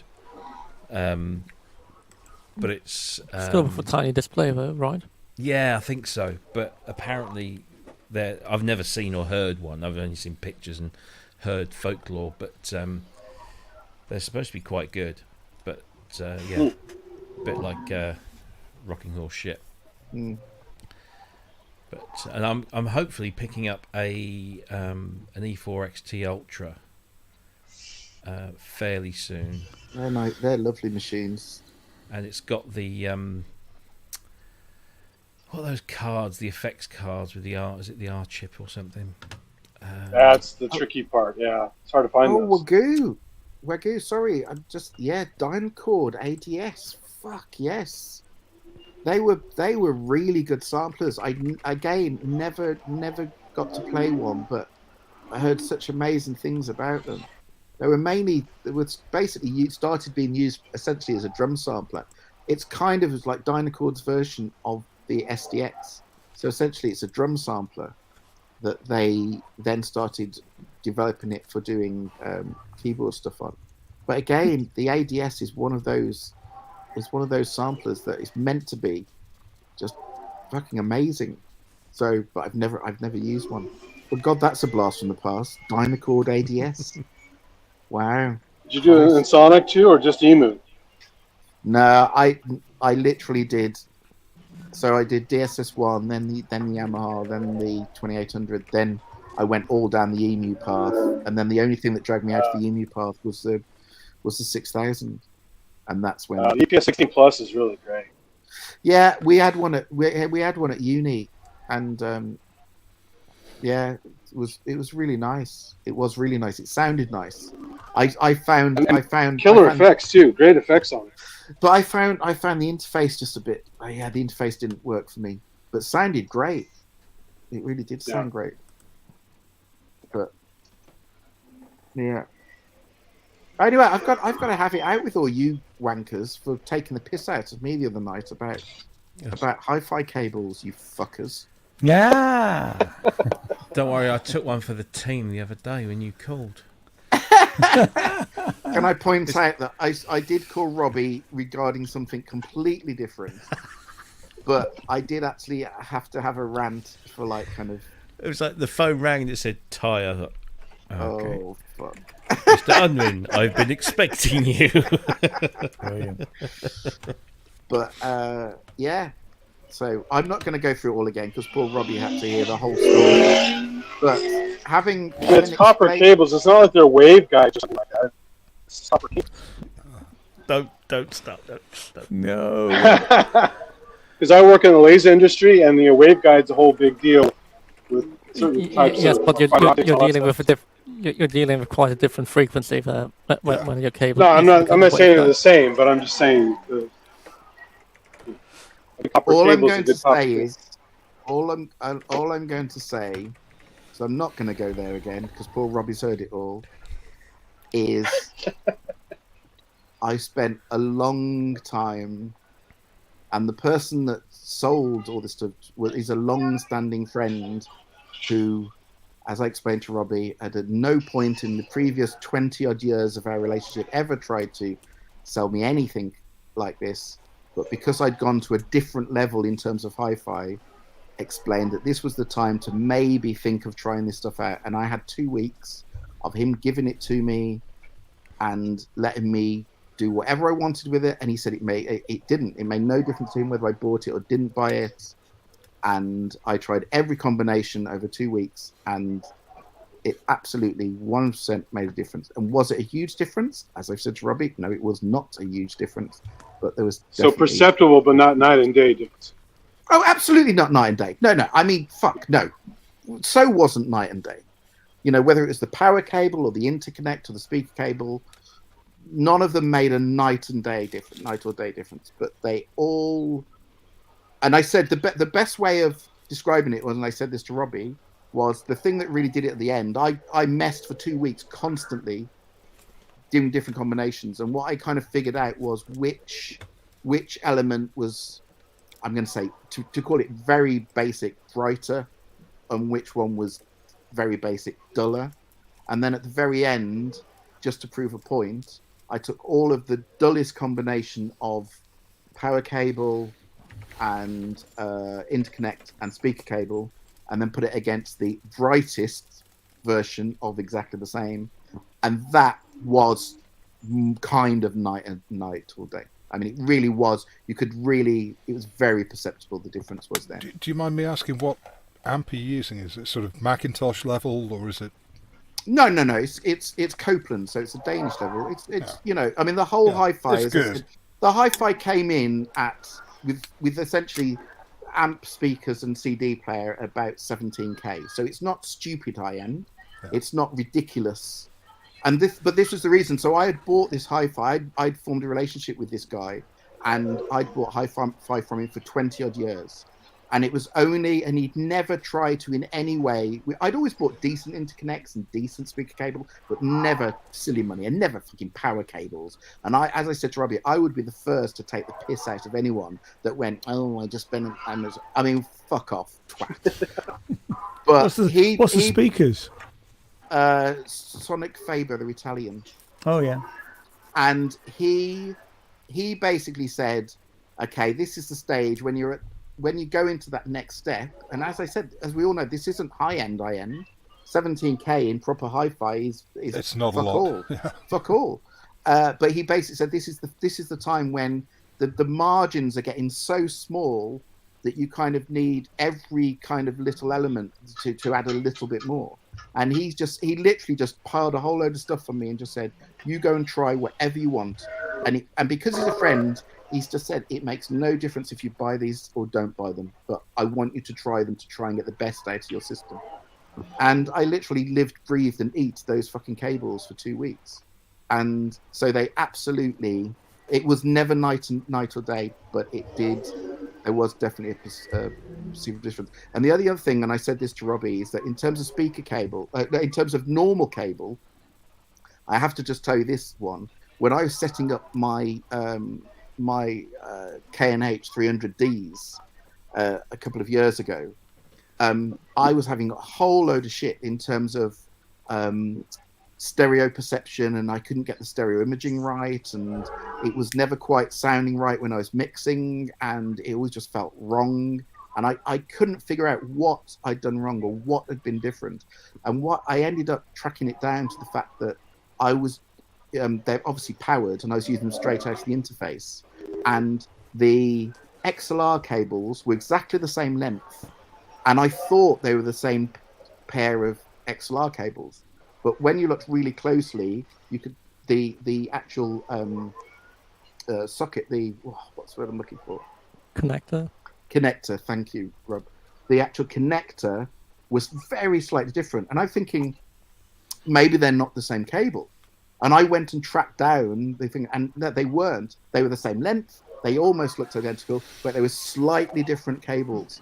And the moment I plugged in the matching pair of the same cable, same XLR cable, all of a sudden everything sounded right, or the imaging suddenly was right. You know, kind of. It was so. That whole thing of when you just, because I did it for years, and I said this to Robbie, you know, when you're plugging a stereo synth in, you just grab the nearest two cables that, you know, kind of, that, my God, don't do it. Because although we think cables are cables are cables are cables, fuck, they are so not. And they are so not. And it was only when and it didn't make any, this is the funny thing. So I had these two odd XLR cables. I found the matching pairs for both of them. And you could, as long as you matched them, the two up, the imaging was there, everything was fine. But the moment you got one and then one from the other, the imaging was all over the place. The bass was just fucking all over the place. Are these powered speakers then? Yeah, they're powered monitors with it straight out of an interface. But you expect, what I'm saying is, we kind of grow to, if it's the same XLR cable, you know. Well, you're right. You're right. Yeah. If you have to, if you're doing anything in stereo, you have to have exactly the same. You see, I don't use powered speakers, and I haven't. I mean, the only pair of powered speakers in here are a pair of Edirolls up there, which are just you know, everything here is passive to a hi-fi amp. Yeah. So I'm using a pair of Tannoy System 8s, and for me, I mean, this obviously goes back to when I worked in hi-fi, but to put the actual amplifier and everything else inside the speaker enclosure has, you know, I mean, I know that they work out the ratios of this stuff, but fundamentally a speaker cabinet shouldn't have an amplifier inside it. No, do you know what? I understand that and I get that, but having now had, I mean, you know, kind of the monitors I've got now in the studio, they're all powered. Yeah, right. And having heard what sound comes out of these now, you're in terms of physics and theory, you're totally right. It shouldn't. But having heard, and I have to say, the first few sets of powered monitors I have, I'd be with you all the way. Yeah. I think I would have to spend maybe 20 grand on a pair of powered monitors to get something that was. But is the amp inside the speaker or not? Because with many modern designs, no, but it isn't. The cabinet is one thing, and then the amp sits on the outside. So you do have a wall separating it, and the volume is done separately. I mean, it does mean you have an extra baffle at the back. But that in most cases is beneficial if you're not porting towards the back anyway. I mean, the problem. I mean, so the ones I've got, these MM25s, they're basically, I mean, they're quite big. I mean, they are okay. They're big, but they're 7-way speakers, and they've got, and then within that they've got 2 subwoofers, one on each side. Yeah. So if you actually look at the actual physics of what's going on in there, you kind of think, where the fuck does all the amplification and and they've got, you know, there's a whole digital section in there as well, and all the amplification. And although they're big, there's 7 speakers in there. You kind of think, how are they making it work? How are they fitting it all in? But I do have to say, bearing in mind, I mean, so these Sonus Faber, which are beautiful passive speakers, and they're about, I think they're about 8.5 grand. And they're beautiful and they're tall and there's loads of space in them and they've got radiator panels and it's beautiful. But they're a fraction. They're, you know, kind of in terms of you can see where the air's moving. You know, there's a lot of space for the air to move. These, there's no, you know, you kind of think, where the fucking hell is the air moving in these? And yet, in terms of sound, these are just mind blowing. I mean, literally mind blowing. Because they just sound incredible, and I don't know how they do it, but yeah. So based on the original Kill Point, you were talking about, if you did the test again years later when you got older and your ears lost frequencies, would you think you'd still tell the difference? Yeah, that's a good question. And without doing it, I can honestly say I don't know, because a lot of it was. I was saying to Robbie, a lot of it was. It was essentially it was the soundstage. The main areas were the real lows, just in terms of depth. There was the soundstage, and there was it was just a lot, the transients. It was a lot of the real detail that you got with some things. And one of the main things was as I said, the one that blew my mind was the power cable. Because interconnects, you kind of expect interconnects to make a difference, because you want them to be clean and blah, blah, blah, blah. Same with speaker cable. You kind of expect them to make a difference. The power cable was the one that that was the one where I'm screaming fucking, snake oil. That's just shit. and yet it was. And actually, to be honest, that's the one that makes more sense to me to some extent. Yeah, okay. The power cable. Yeah. But the power cable for me was just, it was just, and I know you all quite rightly took the piss out of me, turning around and going 500 quid for two. It was basically two power cables, one for the amp, one for the CD player. But as I explained to Robbie, what it actually is, you actually pay 300 quid for the four-way that basically does all the dirty work, or gets rid of all the dirty shit. Yeah. And then it's £100 for each actual cable that comes out of the four-way. So, but that it's a power cable. But that, for me, I'm sitting there going, it's a fucking power cable. How is that going to make a difference? But it absolutely makes a difference. And that's the one where it's to do with the soundstage. That really just makes the soundstage open out slightly. But as I said to Robbie, the biggest problem I had with my kind of OCD kind of wanting everything to sound as good as possible is the first thing that came to my mind was, fuck, I wonder how much better synths could sound if I put and then figured out the logistics of it and about how many power cables I need for here. Basically, I'd be bankrupt just buying fucking power cables if I bought it for the synth. So that one got thrown out the window. But it does. And so I do want to just turn around and go. So as I said to Robbie, when I was watching you lot the other night, fucking taking the piss, and I couldn't say any of this because I've got my daughter down the corridor, and you lot are basically turning around and going, "What a fucking wanker!" Blah, blah, blah. And I am just there going, "Shut up, fuck you!" And yeah, so I did have to just kind of say something about it. But Ty, have you ever tried running the amp and player on a really good UPS? Because that's a very interesting thing to do as well. That does make a big difference. That generates a really clean pure sine wave. That is definitely a night and day. But if you properly go through it. Okay, I haven't is the answer. But I've also got. So the system I had before this, I had a Cyrus system, and tell me if this makes any difference at all. When you buy the Cyrus system, you basically can buy it, but then you can buy separate power units for each. Is that Cyrus by Mission? Yeah. Yeah. Right. Okay. I know you. So basically my system that I've got, because I've got an absolute more or less what was brand new Mission Cyrus system, and I bought the CD and its own separate power, the amplifier, the preamp in its own separate and power amp, power amp with its own separate system, and I bought all the separate power things, but basically I bought all that, kept it for about 2 years ago, and this is great. And then this Copeland stuff came up with me going, I now must replace everything. Although, can I point out, as I said to Kent the other day, I'm now starting to kind of regret that, because my Copeland amp is a valve amp. And hey, guess what's happening? Valves. So basically, it's replacement valves. Yeah, and they've all, basically one of the channels come from Russia. Oh fuck! Maybe that's all I know. Is I looked at the thing on it, and I've been trying to. I said to Kent, I'm trying to find somewhere to mend it. But I just thought, just look how much the valves are. So I think it's got 16 valves in it. and each one that I looked at was about 100 quid per valve.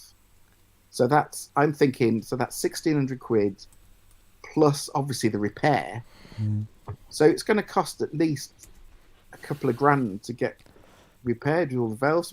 So I'm honestly just thinking, do you know what? All of a sudden, the solid state amp replacement. Yeah, I mean, I have to say, I used to sell the machine. This is the early, and we're talking about. I sold hi-fi in the late 80s to mid 90s, and I used to sell Mission Cyrus amps as they were in it, and I was never overly impressed by them. I mean, and you know, for your bang for your buck, there are much better British amps around. Yeah. You know. Yeah. I mean, I've been out of touch with it for quite a while, really. So, but so I you know, the fact that you got rid of your Cyrus, you know, I don't. No. Don't ever think I got rid of it. It's just. Oh, you've still got it. I've got all. I never sell anything. It's all in the spare room.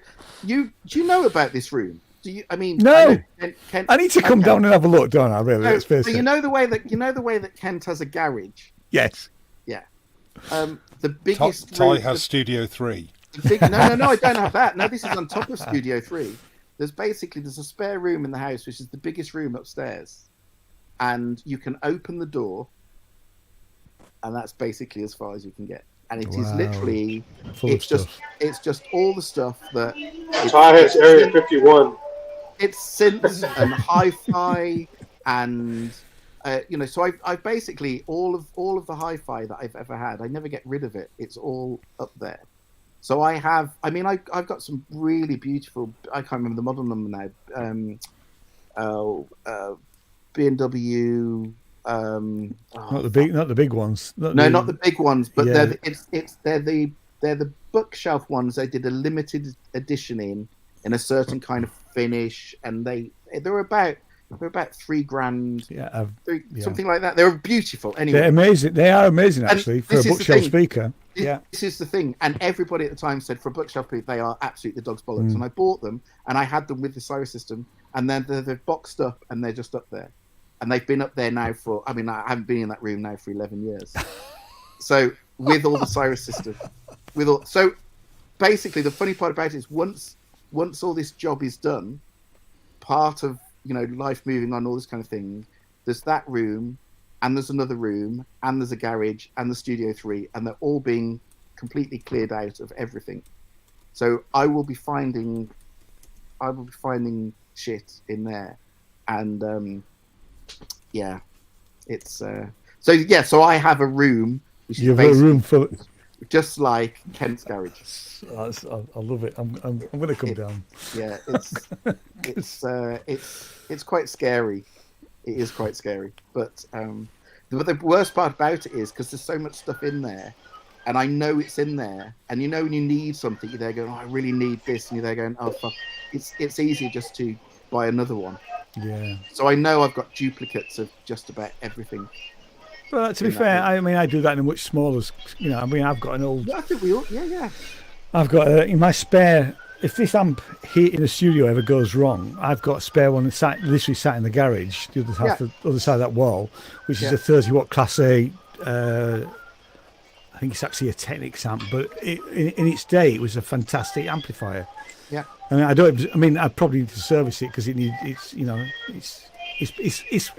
packed, it's away, it's in bubble wrap, but so I'm all for the fact that you need that stuff for the day that when something else goes wrong. I'll tell you what it is, and it's the same kind of for me with plugins and things. It's the fact that we've all been in that situation where it used to be with me with hardware where something went wrong, something fucked up.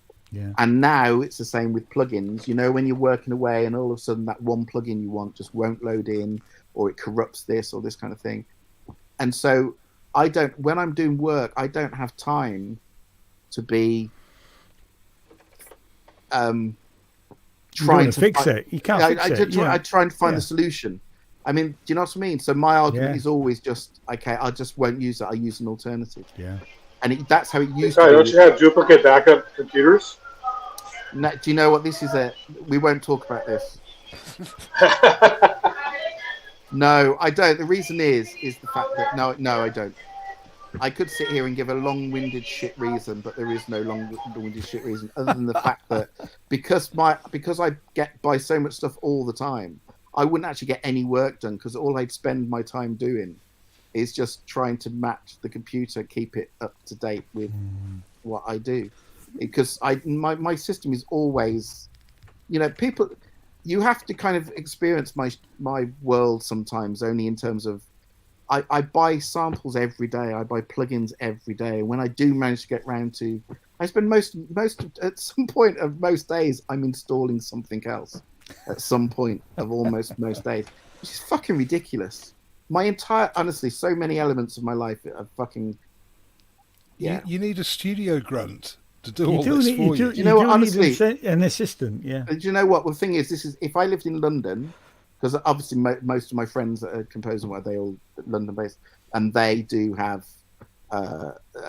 they have, minions that do it. But the problem I've got is where I live, no one's going to want to do that. And also the fact that would mean I'd have to actually be nice to somebody at certain points during the day.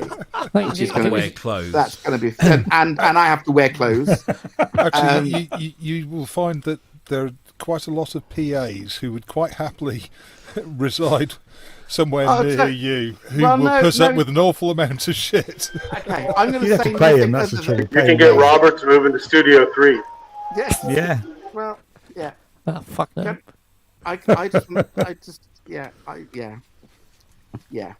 So, yeah, I do need someone. I don't need somebody. But the other thing is, you see, I'm not one of those people. A lot of these friends that I've got, like composers, that use yellow technology who do their stuff, and the problem is that's great, but when something fucks up at 4:00 in the morning, they have no knowledge of their system and how to correct it, and this is why. I've never had anyone do anything in my studio. It is literally just me. I do it all. I plug it in. I set it all up. It's all the system. This, when people turn around and go, do you ever rent it out? Do you ever? No. This entire everything that I do is just set up for me, and it's so bespoke to me. It would be useless to most people. Yeah. Most people would just come in here and go, "Why the fuck have you got that plugged into that and set up like this?" It's all set up how I wanted to do it, and when something goes wrong, you didn't rent it out. I was just going to ask. I mean, bearing in mind how crucial your computer and your setup is for your work, do you or have you ever run parallel systems? No. So if one goes down, you can immediately swap over. But I think regular backups and backups of backups and backups of backups of backups. Yeah. Do you have a NAS system to back up stuff? You see, honestly, at this moment in time, this feels like I'm in the school playground being bullied. Oh no! Because at this stage, I'm going to sit here. His backup is SneakerNet. You're all totally right, because all of these things I absolutely should have, and you can guess from my answers, including the word "should." I tell you. We're happy to provide free advice for you, Ty. We've all been there, because I had stuff stored on all sorts of bloody drives and all sorts of computers for years, and it's only about 3 years ago that I went to I've got a networked NAS system here. I've only got 2 drives, but so everything gets backed up to 2 drives. So those 2 drives are duplicator. So anything that's actually I'm working with, I'll leave it on the computer while I'm working with it, and then back it up every so often, and then I just take it off the computer. So that's sort of... It's that I've got to do something like that. I think the problem I've got is, it's the time and knowledge. Absolutely, this is an area where I'm not familiar with, and so time and knowledge. But it's also, this sounds so stupid. If my attitude is, and this is the way I kind of work, if something fails, the same way that I'm talking about these plugins, if I woke up tomorrow morning and turned on the computer and it just wouldn't work, I just turn and go, fuck, Okay, well, I have to go and do it on the laptop. Yeah. And if someone turned around to me and said, okay, you've lost all the music you've ever written for, forever, my automatic go-to is go, oh, well, I just have to write more music. It's just, it's kind of like and so you have a backup system of sorts, because as you just said there, that if the studio PC computer went down, you'd use your laptop. I mean, and I'm sort of with you on that. Although my laptop's quite old, but I can pretty much, if I was working on a project, I could pretty much get almost the whole thing moved over to the laptop. Look, all of that David Attenborough stuff, that was all done on a laptop. Yeah. So you could, you've got it. You've got a backup system. It's just, but you don't. I mean, you're fully Apple. Yeah. So you don't use Time Machine, or I tell you why it is that in the very early days I used Time Machine, and if ever there was a letdown, it was one of the few times that Apple actually let me down. The early uses of Time Machine was just shit. Has anybody actually used Time Machine? It actually works. I do back up occasionally to Time Machine, but I've never needed to restore it. I tried it once. It always feels a bit. I tried it once and it just failed me. But I do have to say, as I said, this is in the very early days of Time Machine, and it was just useless. But I've heard good things about it since. I've heard it's very reliable now. Robbie. And it work. Have you had to reinstall it from it? It works all right. Yeah, when I changed from my last iMac to this iMac, I just restored from that. Right. And when this one went off and had a new hard drive fitted, again, just reinstalled from the Time Machine. And it was just like it's very good. Yeah. But I do, my excuse always used to be that the size of the drives that I'm using are so huge in terms of backing up and things. It's just, it's just an undertaking. But I think that is a problem. I need to buy some new drives. I mean, mine are, lots of, very big. I think that's the official terminology. Yeah. So I've got a NAS drive that I use from all my music, because to me that's like my, FLACs and stuff, because that's really flipping important, and there's a lot of it. But then I use Time Machine as a backup for the system, but I also have two other drives. One is for sample libraries, and the other one is what I call my storage drive. And so if I download something and I need to keep it, I tend to leave it on my desktop for a little while so that it backs up to Time Machine. Yeah. And then I'll move it across to my storage drive, which is a 10 terabyte storage drive, and that just sits on there, and I just build up stuff, and it's messy, but I know that everything's on there. And then what generally happens, it's happened twice now, is that one of those drives, either the sample library drive or the storage drive, will start exhibiting some quirks and issues, and I think this is the time I'm going to change. So then I buy a new one, transfer everything over, and then I can retire that one and wipe it, see if it's still usable. A lot of the time they are, but I just don't want to take the risk of losing the data. But I mean, I've only ever had one, and it was back probably about 6 years ago. I only had one really backup drive, and of course it failed, and everything that was on it is gone. Luckily, there wasn't anything that was really needed on it. And it was at that point I thought I actually need to do something a bit more sensible than this, And actually, it was the local computer guy in the town who I went and talked to him about NAS drives. He went, "Oh, you want this?" Well, I mean, it's NAS storage now is considerably simpler than it ever has been, and you can. I mean, I've got a couple of 18 terabyte NAS drives or NAS storage devices, and mine are 10 each. Yeah, absolutely no brainers to configure. And very straightforward. Yeah, it's I all I would say, Ty, is I would recommend that when you have time, speak to someone about getting a decent storage. No. solution I think setup. that makes total sense. And to be honest, Wagyu can probably give you the best advice. Actually, you probably can, yeah. It depends whether Wagyu wants to talk to me. Well, after you've finished arguing about synths and cables, it's I have no expectations that anyone would ever want to talk to me with putting up with my shit. So Oh, come on, man. We love you. You know that. I think I'm joking.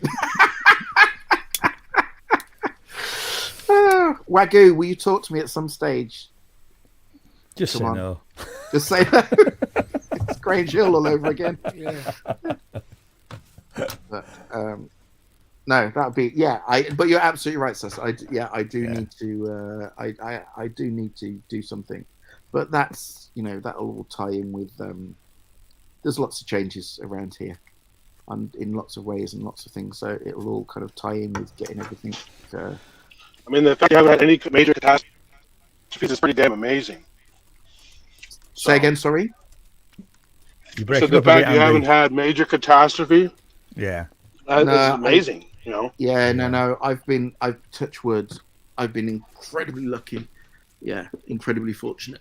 I mean, I've been in IT for over 30 years, and I've seen some terrible shit. Yeah, no, I can absolutely imagine. I worked for a company that when the chief exec's hard disk failed, and this is going back 20 years, we happily shelled out sort of 15 grand for someone to analyse the disks and try and recover the data. Yeah. Wow. And that was just one disk from a laptop. I know data recovery prices have dropped, but it's cheaper and easier just to back up. Simple as that. No, well, I've got to do. I will have to think seriously about that kind of stuff. Guys, I am going to love and leave because Me too. I wanted to finish one track before I hit the sack. Well, I'll let you know if I'm heading your way on Tuesday. No, look, absolutely. I mean, I can't thank you enough. You can for make me a doing that. coffee. I'll You- drool over your keyboards and I'll leave you. You just whatever works would be amazing. If you want to meet up somewhere, or if you're not, that's just let me know. Just let me know what you want to do, how you want to do it. But I appreciate you doing that. I'll have to make some more space. Well, good news, Ty. Go on. The Thunderbird's Fire Flash model is available now. Fire Flash? Yeah. That's right, Fire Flash. Yeah, I don't remember remember Fire Flash, don't you? I don't remember Fire Flash. Episode 1. Yeah. Yeah, the plane where they couldn't get Oh, the undercarriage. Yeah. Really? God, that Yeah. plane was gorgeous. It's that plane with the three God, yeah, Thunderbirds. Thunderbird 2 cars. One under Yeah. each wing Yeah, each and one on the wing. nose. Yeah, yeah. Oh, that the little one. cars. Yeah. Yeah. That's the Fire Wow. Flash. Yeah. From the episode Trapped in the Sky. That Yeah, was there you go. episode 1. Yeah, it's at the Jerry Anderson's shop. Wow. Yeah. Reaches for credit card.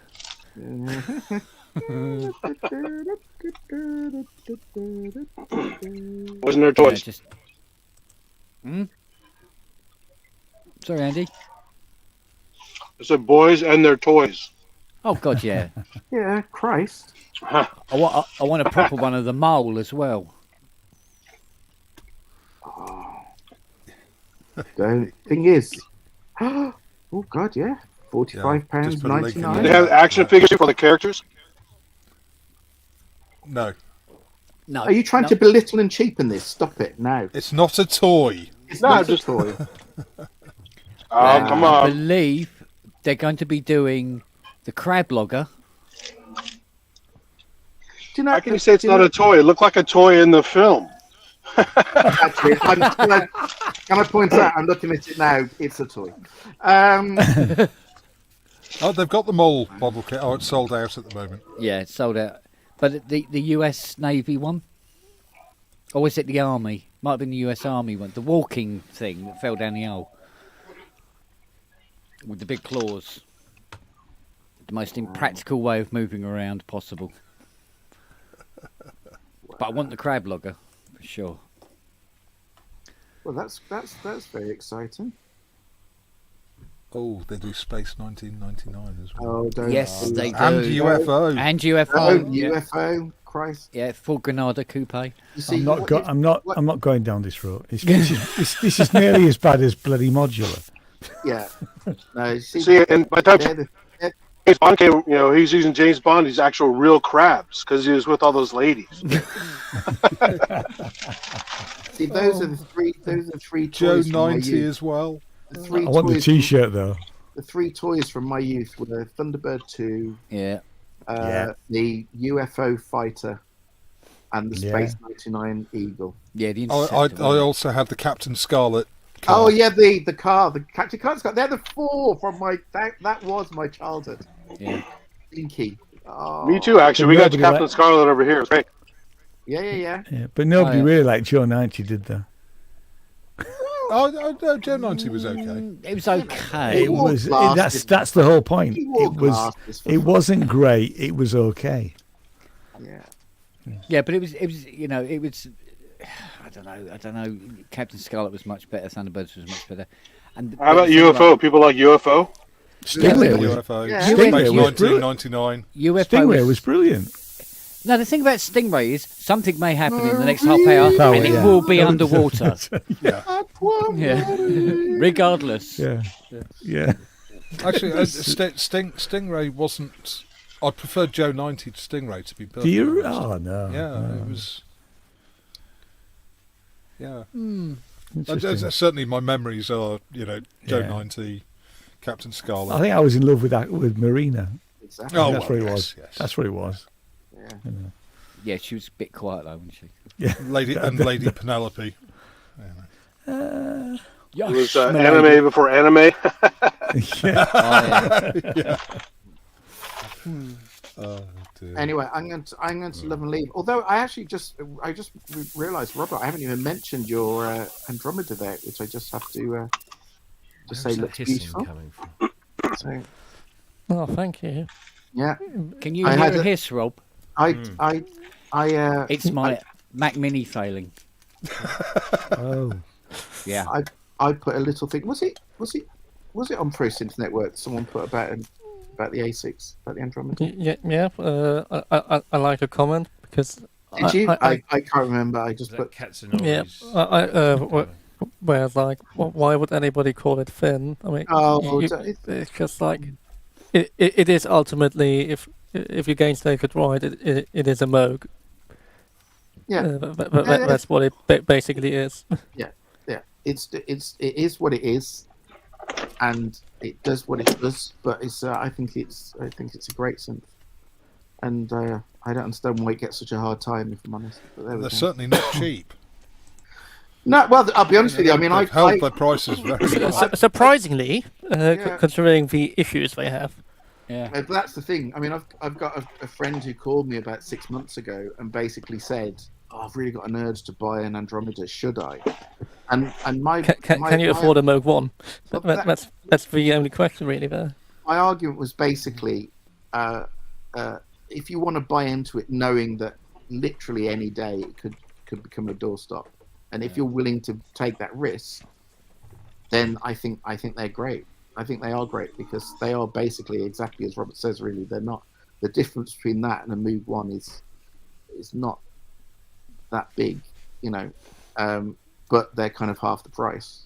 But you do have that risk that at any particular day you can switch it on and it's just going to go, Yeah, But Wagner yeah, said Oh, he'd buy an I- Andromeda way before a Moog. Yeah, no, the Android, I love it. I just think it's a real proper underrated system. And what I actually love about it more than anything else is that they were so ahead of the game, bringing out, think about that time. No one was bringing out analog polysynths. Everyone was bringing out virtual modeling. Yeah. And it was all VA. Nobody had the bollocks to bring out a proper analog synth. And of all the companies to do it, Alesis were not the company you expected to do it. And the fact that they had the balls to do it and bring out something that was, It's honestly hats off to them. Although obviously now, when it goes, we're a bit fucked in terms of parts. But yeah, great synth. So well done, Robert. Keep it up. Yeah. Well, it wasn't a way of other stuff, so I had to put it out here. It's terrible. Oh fuck! Okay. Yeah, so the only reason it's up there is the fact that it was in the way. Okay, fine. Okay. No. I have a standout, so it was like, it's sad seeing it standing vertically all the time, so I might as well have some fun with it whilst I'm still here for a week. Still better than the one in the garage that I had to move out of the way to get the syntax out, actually. It's the one in the garage that's for spares. Yeah, it fires up and it says, Alesis. Yeah, that's it. There you go. And that's the end of that. Yeah. It doesn't mean you have a lot of spare ASICs, but when you need to repair other ones, if voice cards break, or voice cards break. Yeah, if the voice... Unfortunately, every single pot in it has a centre detent. Oh, yeah, you told me about that. Yeah, somebody fitted all the wrong pots into it. I mean, don't get me wrong, the ones below the display, actually those having a center detent would be educationally quite nice when you want to zero values. Yeah, I agree with you on that one. Or them just being encoders rather than pods, but let's not go into that discussion. Every single one had a center detent. It was kind of annoying. Not that it ever played to the point where it would be annoying, but... So it's like a 0 to 10k to 0. Robert, did the listing say it was service? What did the Dalek just say? What? You're breaking up, Andy. Something about fuck the Queen. Sorry, was the listing? Was it serviced in the listing, or is it just as is? No, it was just as is, looking relatively nice and first owner. So I took the gamble and threw my money out of a window and hoped it would land someplace nice. When did you do that? It was last Vimeo. Okay. How much did you get it for? About 3.3, I think it was. So about the going rate. Yeah, I think that's about it. Yeah. So that one on It's RL about is the going a bit of a rate at the bargain moment, then. I think.